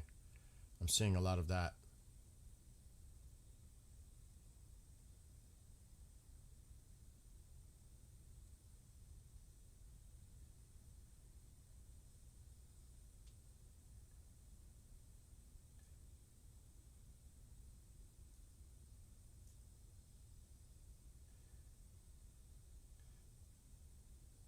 What did Carolyn...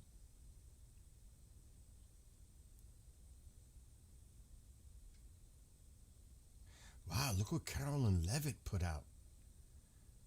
This is interesting what she posted.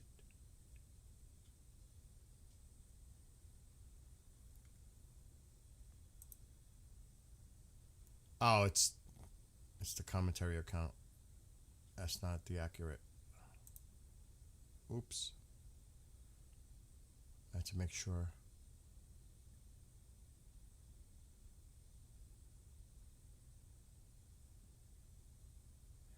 Wow, there's a lot coming in.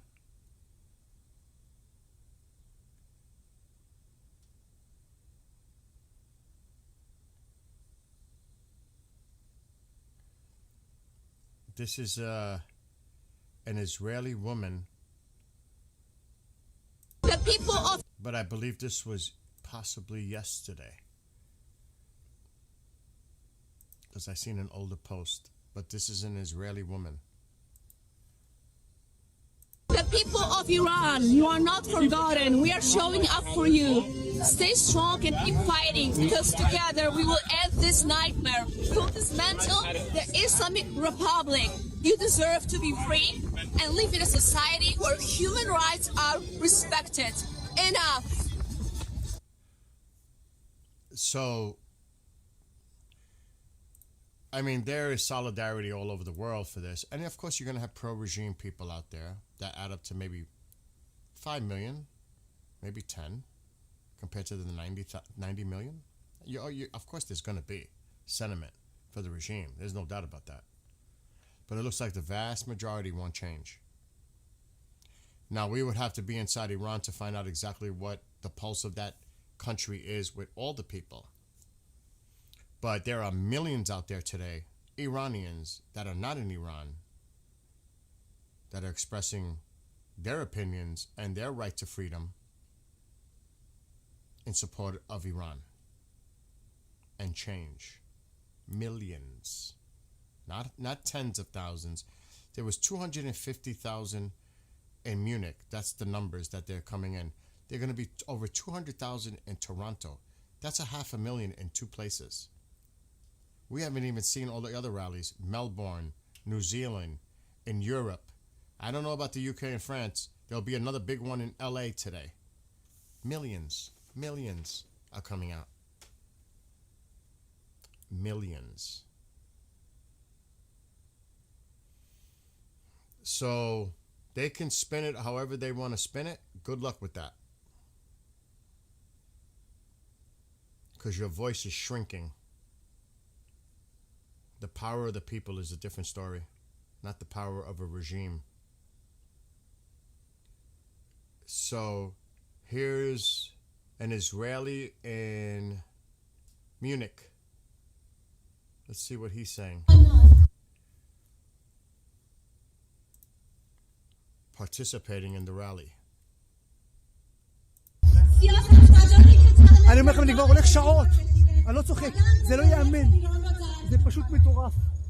כמויות האדירות של אנשים שיצאו כדי להפגין למען העם האיראני ושחרור איראן. ואני כל כך גאה ושמח לראות את דגלי ישראל. תסתכלו. כי בסוף המאבק של העם האיראני זה המאבק שלנו. והמאבק שלהם זה המאבק שלנו. Long live Israel! Long live Israel! Long live the Iranian people! Iran and Israel together! Long live the Iranian people! Freedom! Freedom! Auf ihrer Seite sind, die Freiheit in Iran כמה שאני גאה לראות את זה. וואו! וואו ועוד פעם וואו. Remember, a lot of people don't want to see this happen.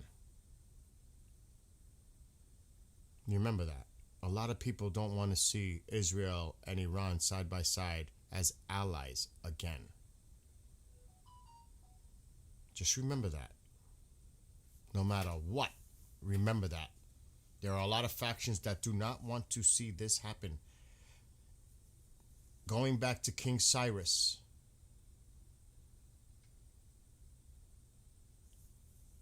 there is a lot of people. The Islamic conquest of Persia.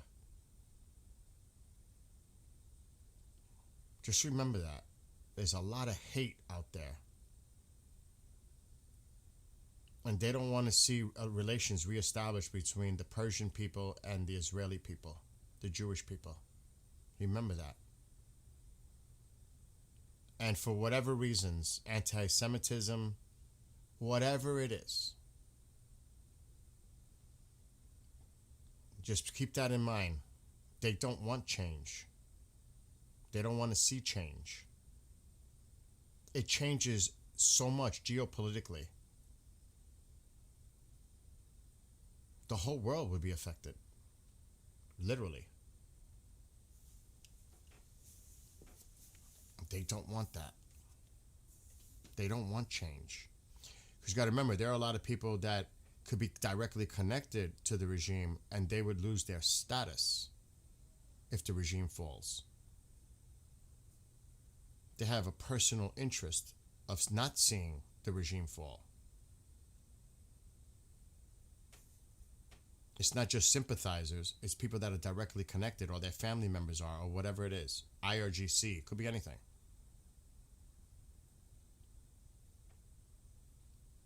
Remember that.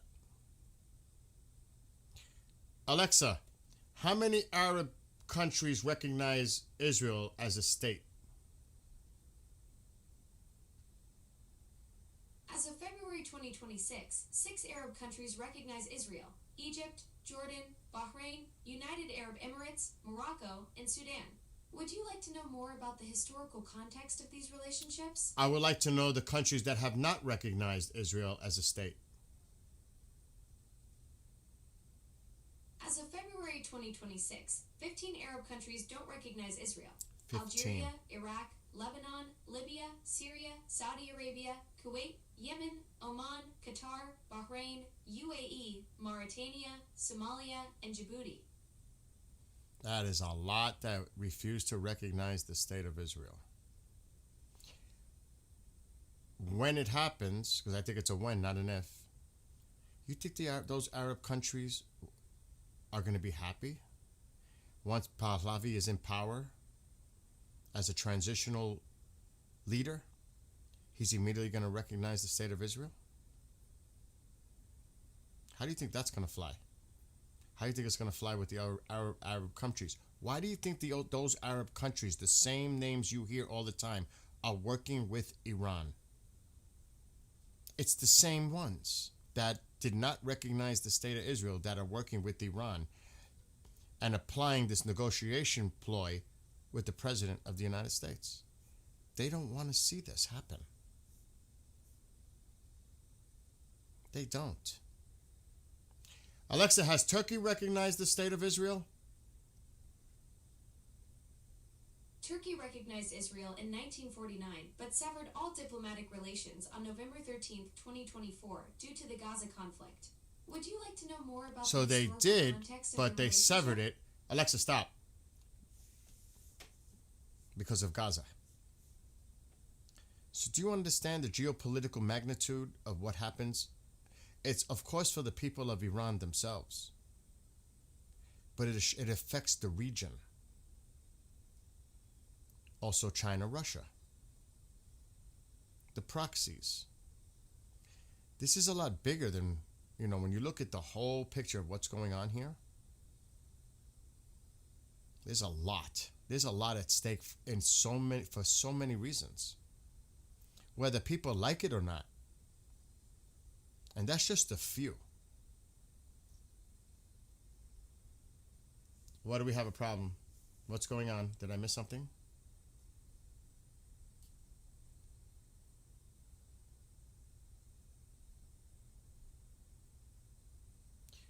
As long as nobody's disrespectful, you guys, mods, just leave their comments. If they're not disrespectful. If they're disrespectful, yes. But also, just remove the comment unless it just gets way out of control where they need to be either timed out as a warning, I would suggest, and then if not, they're gone. But, as people have a right to express their opinions, even if they can't stand what I'm saying, that's fine. But as long as they don't cross a line as being disrespectful, I say that all the time, it's fine.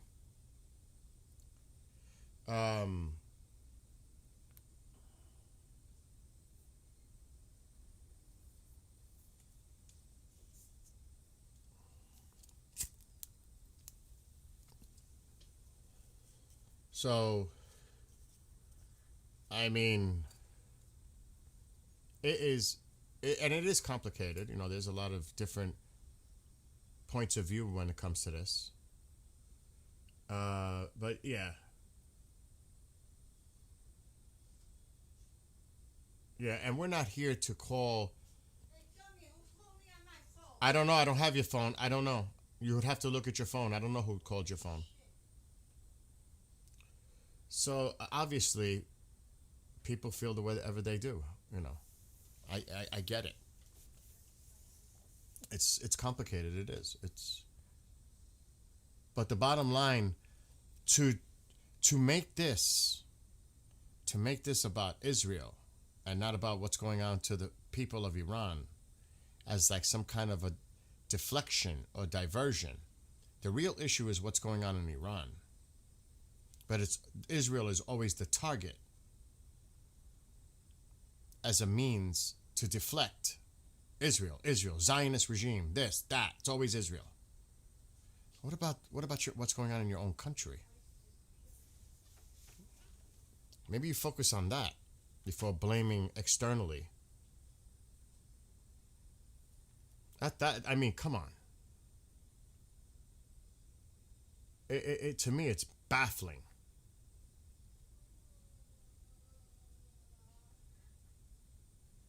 There's a lot of here with Germany. I mean, there's a lot. There's so much coming out now with the rallies. I'm just surprised that Tusi, maybe he recorded stuff and he's getting ready. 1 minute ago. Oh no, this is about an hour ago. Where was this? Toronto. It's that same drone footage. That drone footage is impressive. It's real too. It's not AI like Iranian pro-regime propaganda.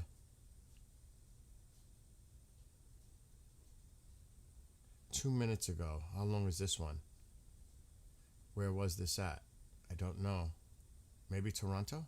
Looks like Toronto? Ha ha ha. I'm a musician. I play the drums. When I see this, I get a little excited.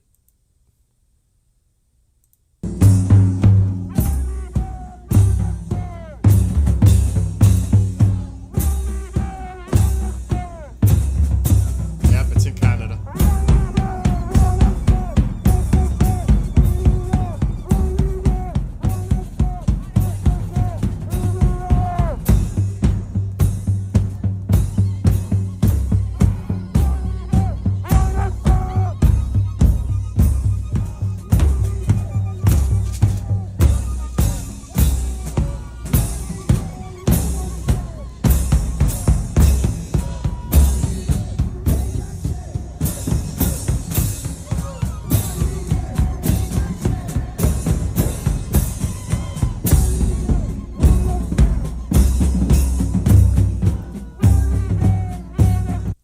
All right, let me ask this question. For those in chat who are non-Iranian, not Iranian, just yes or no. If you were able to participate in one of these rallies near you, if it was near you, would you have gone, yes or no? Simple, for non-Iranians. Because I want to see the support. Or, you know, I just want to see what your responses would be. Would you have gone if you could have? Yes or no? Simple question. Atheist says yes.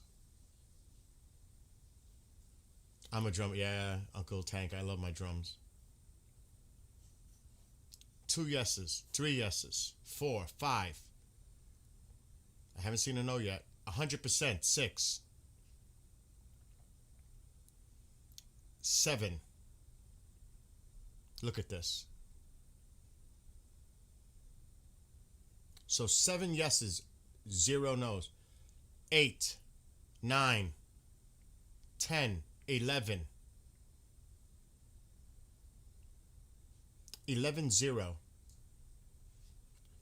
Helmet, if you could have gone to the Munich rallies, would you have? 13. 13-1. Of course, he says no. But are you Iranian? That you don't count if it's in this poll. It's non-Iranian. So we're at 14-1. Well, I don't know if I count him as a 1. Nothing's going to happen today.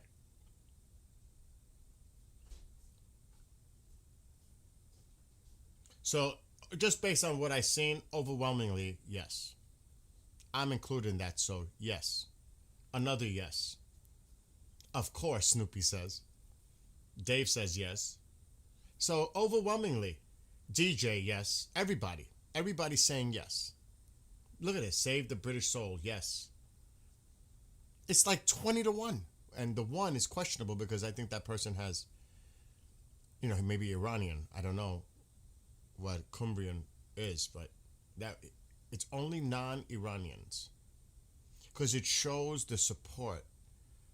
This is not just an Iranian issue. This is a humanity issue. I think Helmet says, I think I know you know my answer. Yes. Yes. What's up? What do you go? Can I pay you feet, bro? Bro, can you believe I gotta do laundry? I did mine. Mine is in the dryer. Oh, shit. Your soap is up there. Huh? Can I have the other one, bro? I don't know what the other one is. Oh, it's on top. soap is there? Here. Give me that one. Bro. What? So, okay. The reason I say, can you believe? Because it's going to last from today to tomorrow. What do you mean? Because I got to do... Lots of laundry? 3 loads. Start it now. But it's not like heavy loads. It's just separated clothes. Start. Nothing crazy. Do it. Sure? Okay. Yeah. Okay. Because then when you go to bring your load in, you could take my load out and bring it in. It's there in the washer? Mine is in the dryer. Oh, gotcha. Okay. It's been in there for like 3 hours. All right, where was I? I'm not Iranian. Oh, he's not Iranian. But I don't support regime change for a dictator. How do you know he's a dictator? He hasn't even been in transition and you're already calling him a dictator? Or you're assuming he's going to be a dictator. You're making assumptions that if he takes power, he's going to be a dictator. There's no evidence of that. Not yet. You might come to that conclusion from a personal point of view, but there's no evidence to indicate that to be a fact. That's speculation. And I think the people of Iran overwhelmingly want to see him be part of that transition. Overwhelmingly. Overwhelmingly. Even in Iran, overwhelmingly.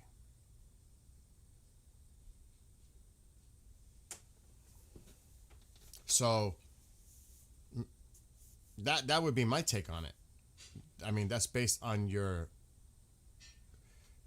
on your opinion. And I respect it. I do respect it.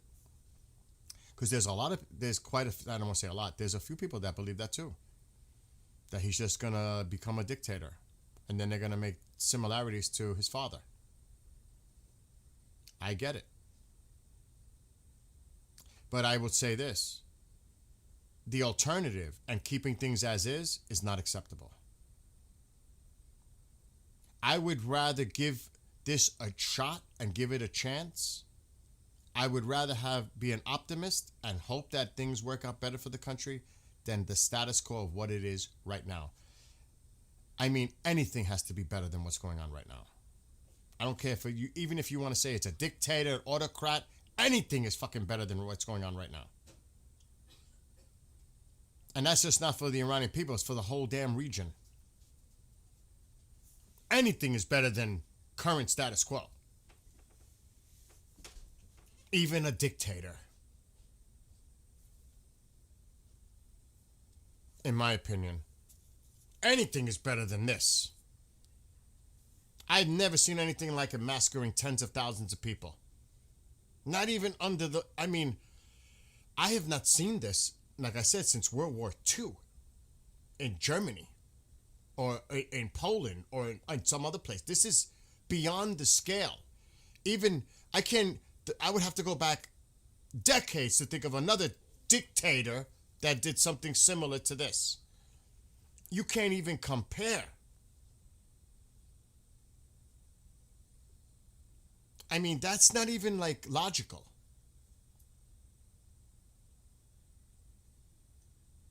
Now, some people might say because of they were saying his name before he said anything. The people were demanding him.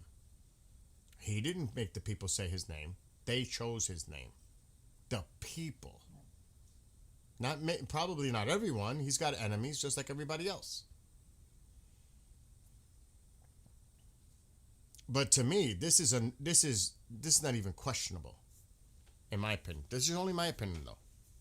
But I understand. Don't worry, Helmet. Just do the best you can. Yeah, for the world. Exactly. And the number, that's a conservative number, 30,000. The number is probably much higher than that. God only knows. Maybe one day we'll know. But God only freaking knows. Oh my God. 30,000? I think that's a lowball number, to be honest. But God forbid. It will send shockwaves around the world.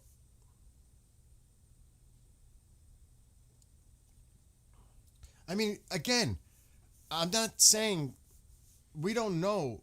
We cannot predict the future. We don't even know how the transition would go. What? We don't even know how the transition will play out. But I would rather take my chances with trying to create a free Iran where the people get to decide their future than the current status quo. It's as simple as that. Me, if it was my country and I was living under those conditions, shit, give me anything. I'll take anything over what's going on right now. Anything. Oh, some people are calling him maybe a dictator? Okay. Listen, I understand what you're saying, but anything is better than this. That's my response. I get it. I get what your concerns are, but it's got to, I don't care. It's got to be better than what the fuck we're living under right now.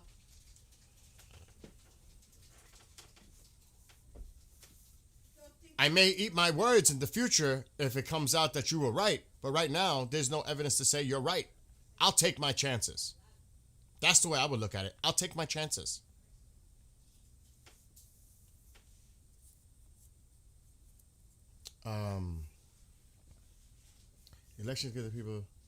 Elections give the Iranian people freedom is one thing. Think about it after they get it, then it takes time to rebuild their own freedoms to keep elections. That's true. Democracy is as an experiment. You have to work at it. Look what happens in the United States. That's the way it is.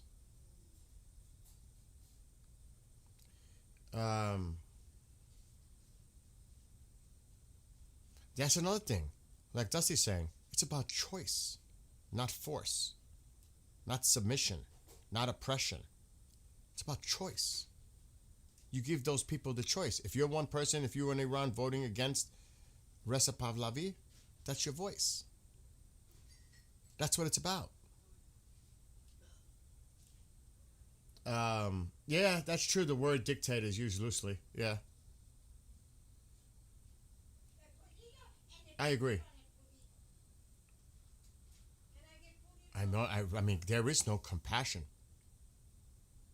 And another thing too is, Bill, there's a YouTuber that lives in Toronto travel. I can't share other YouTuber stuff. That's copyrighted material. You know, I can't do that. Because remember, I can't jeopardize my channel. I can't jeopardize my channel because I think the next few weeks are going to be intense, to say the least. And I don't want to get a strike or anything by showing. See, this is one thing. I'm showing X shorts. This shouldn't get me into too much issue, but showing somebody else's live feed or is no bueno, no good.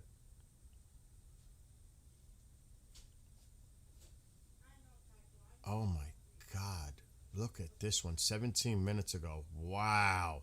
It's only 13 seconds long, but look at the size in Toronto. Wow. Like I said, there's more people here, just in Toronto and Munich. Look at all the people. It speaks for itself.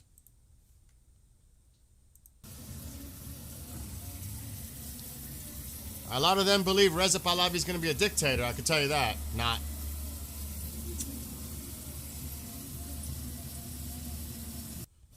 I bet you that. I don't think there's one person that doesn't believe in Reza Pahlavi in that crowd. Which shows you overwhelmingly, and yes, the crowd is vastly made up majority of Iranian people. Iranian.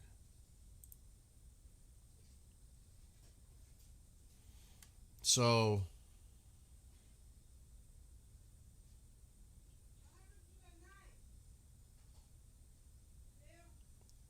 I don't know what you're talking about. I don't know. I don't know. I can't answer that question. That's a short video that's only 8 seconds long. There's a lot of clips coming in from Toronto now. No Tutsi yet? Nothing? No Tutsi?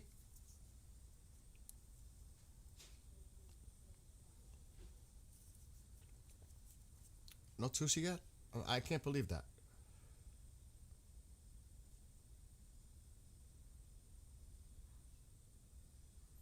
Oh, yeah, we've seen that video. Wow. Well, yeah, we know about that. A lot of the lion and sun flags along with Israeli flags flying together side by side. There's a lot of that. The unity. This is just the flags people are carrying in Toronto. Right here. And I got to get off soon because there's things going on in this house I have to address.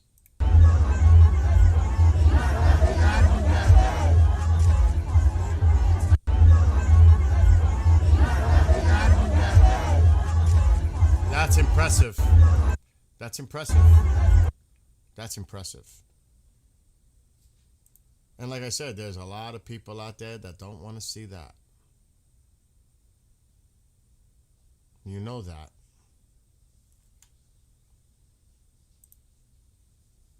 I'm getting rid of these media outlets from Canada. None of them, not one of them, is covering it. Not one. 4 of them I was looking at, not one. Mainstream media. Yeah, no, I showed a video of Tutsi getting off the plane and saying he was on his way to the rally. I played one earlier. You look every 15 minutes, nothing?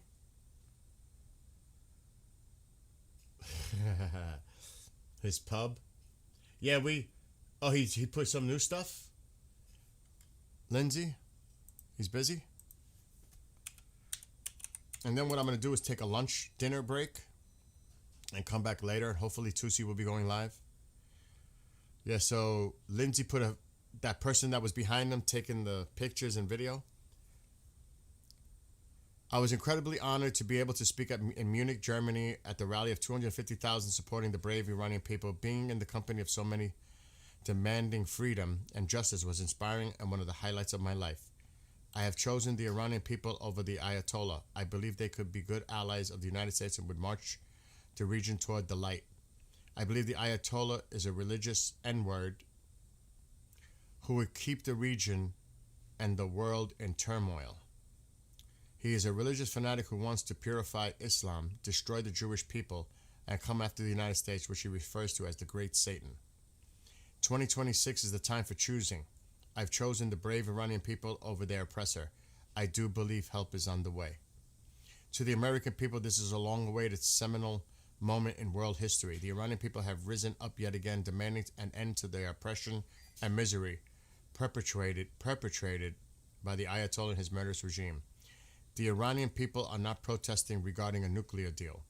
They are protesting because they are tired of living miserable, fearful lives. They are tired of living in a country where a 16-year-old girl can be beaten to death for not wearing a scarf correctly. They are tired of the radicalism and the hate and the embrace of the darkness. To the American people, if Iran's Ayatollah, the largest state sponsor of terrorism on the planet, is replaced by people who want a better life for themselves and their children, it will make us safer and more prosperous at home. God bless President Trump for urging the people to keep protesting and saying help is on the way. The regime is incredibly weak. Nothing is without risk. Make Iran great again.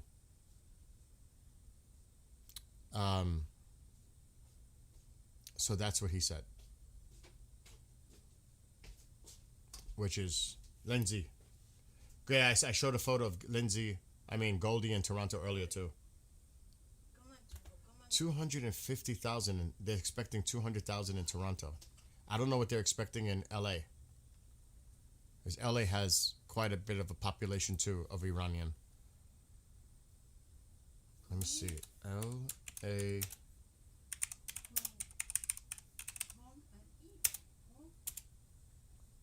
He'll eat when he's ready, Mom. He knows it's there.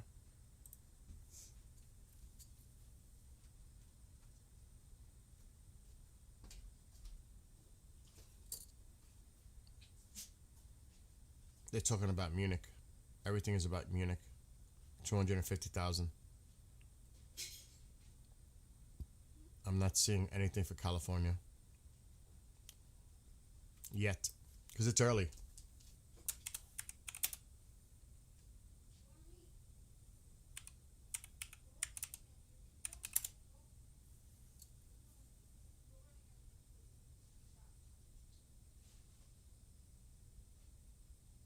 Yeah, they're talking about Germany.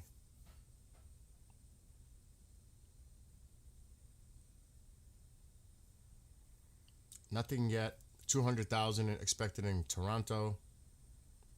So nothing coming in yet for California.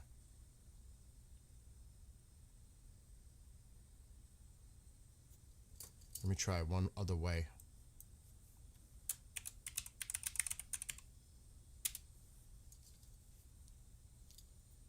No.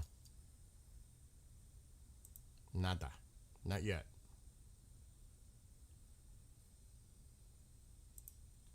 They'll be coming in soon too, though. Even the New York Post is reporting about what happened in Germany. Looks like you're in California. What the hell is this? VPN saying I'm in California?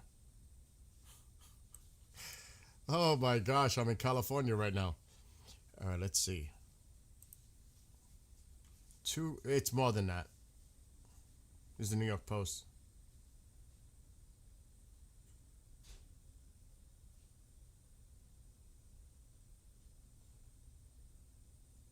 So this is the New York Post. There you go.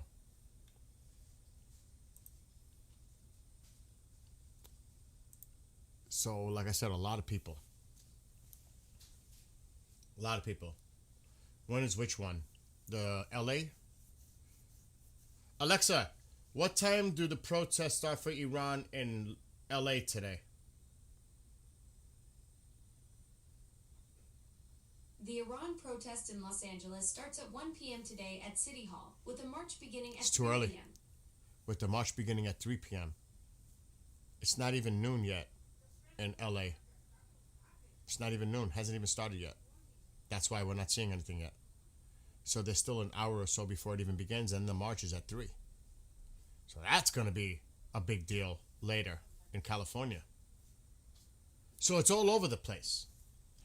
No, it was, well, it is the 4-letter N word, yes. That ends in I.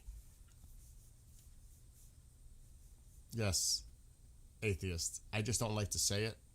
Come on. Because on the platforms, it's ridiculous. It's like censoring. Anyway, you lovelies, I'm going to take a break now so I can do some stuff around the house. I've been streaming for how many hours? I don't even know. My gosh. A long time? Oh my gosh. 5.5 hours already. So I think we covered quite a bit. I'll be back later. Hopefully Tusi will come on. I'm really curious to see what he says about his experience there. And he did say there was news that he had to discuss, but he kept it brief on that clip. So I'm on the lookout for Tusi right now. So I'm going to go eat my lunch, dinner, whatever it is. Take a little break. Take care of business in this house. Get a fire going because it's starting to get chilly in here.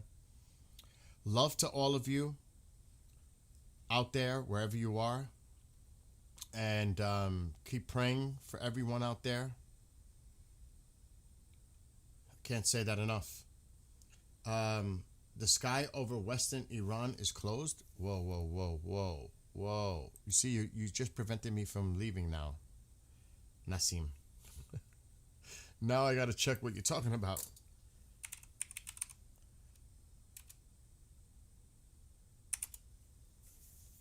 How do you know? Is that confirmed? Is there a no, Tom? Is anything going on?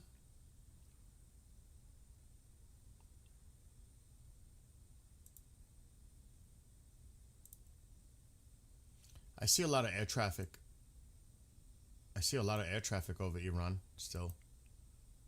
Over Western Iran. At least that's what I'm seeing. I'll keep an eye on it. But there's still a lot of air traffic over Iran. Civilian. This is normal at this time to have these gaps. This is mostly Turkey, UAE, and Qatar planes. See? Turkey, Qatar. I don't know who the hell that is.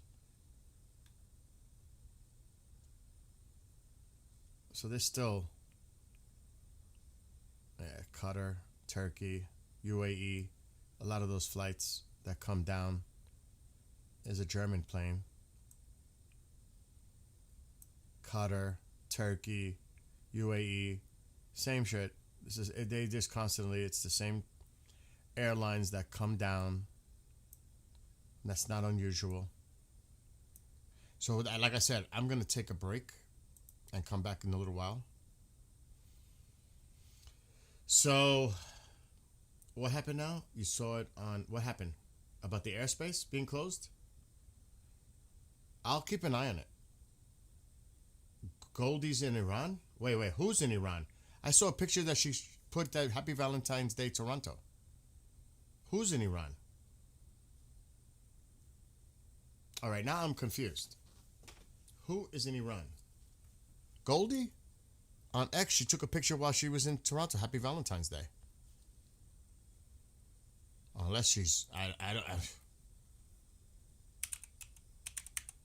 All right, I'm subscribed to her, so let me see.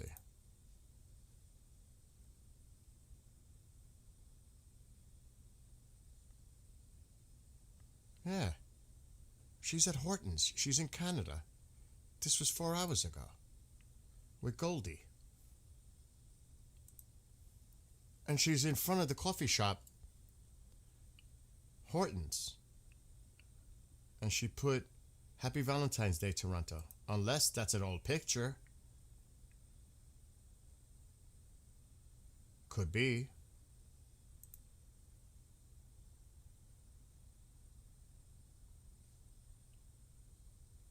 I don't know. Because Goldie, it's showing Goldie, she's at the rally. And she put up a bunch of the clips. And of course she put this up there. See you in Toronto on February 14th. I'll be there. That's what I thought. She's in Toronto. Why would she be in Iran?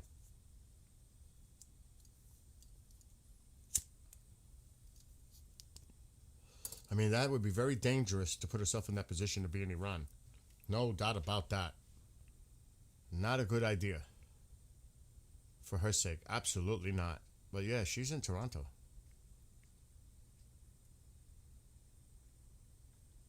Wearing her Make Iran Great Again cap. Anyway, I'm going to get off now. Take a break. I need a break. Oh, yeah. Nassim is in Iran. Yes. I know. Nassim's been here before.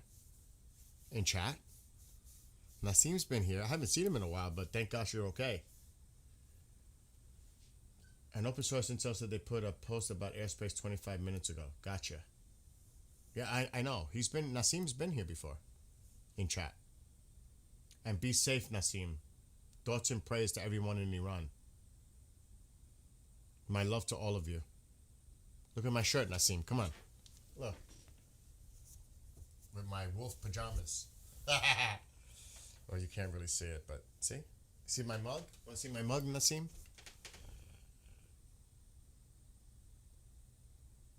There you go. I mean, the flag, the shirt, the cap, the mug, I'm all set. I gotta go eat. I have to go eat.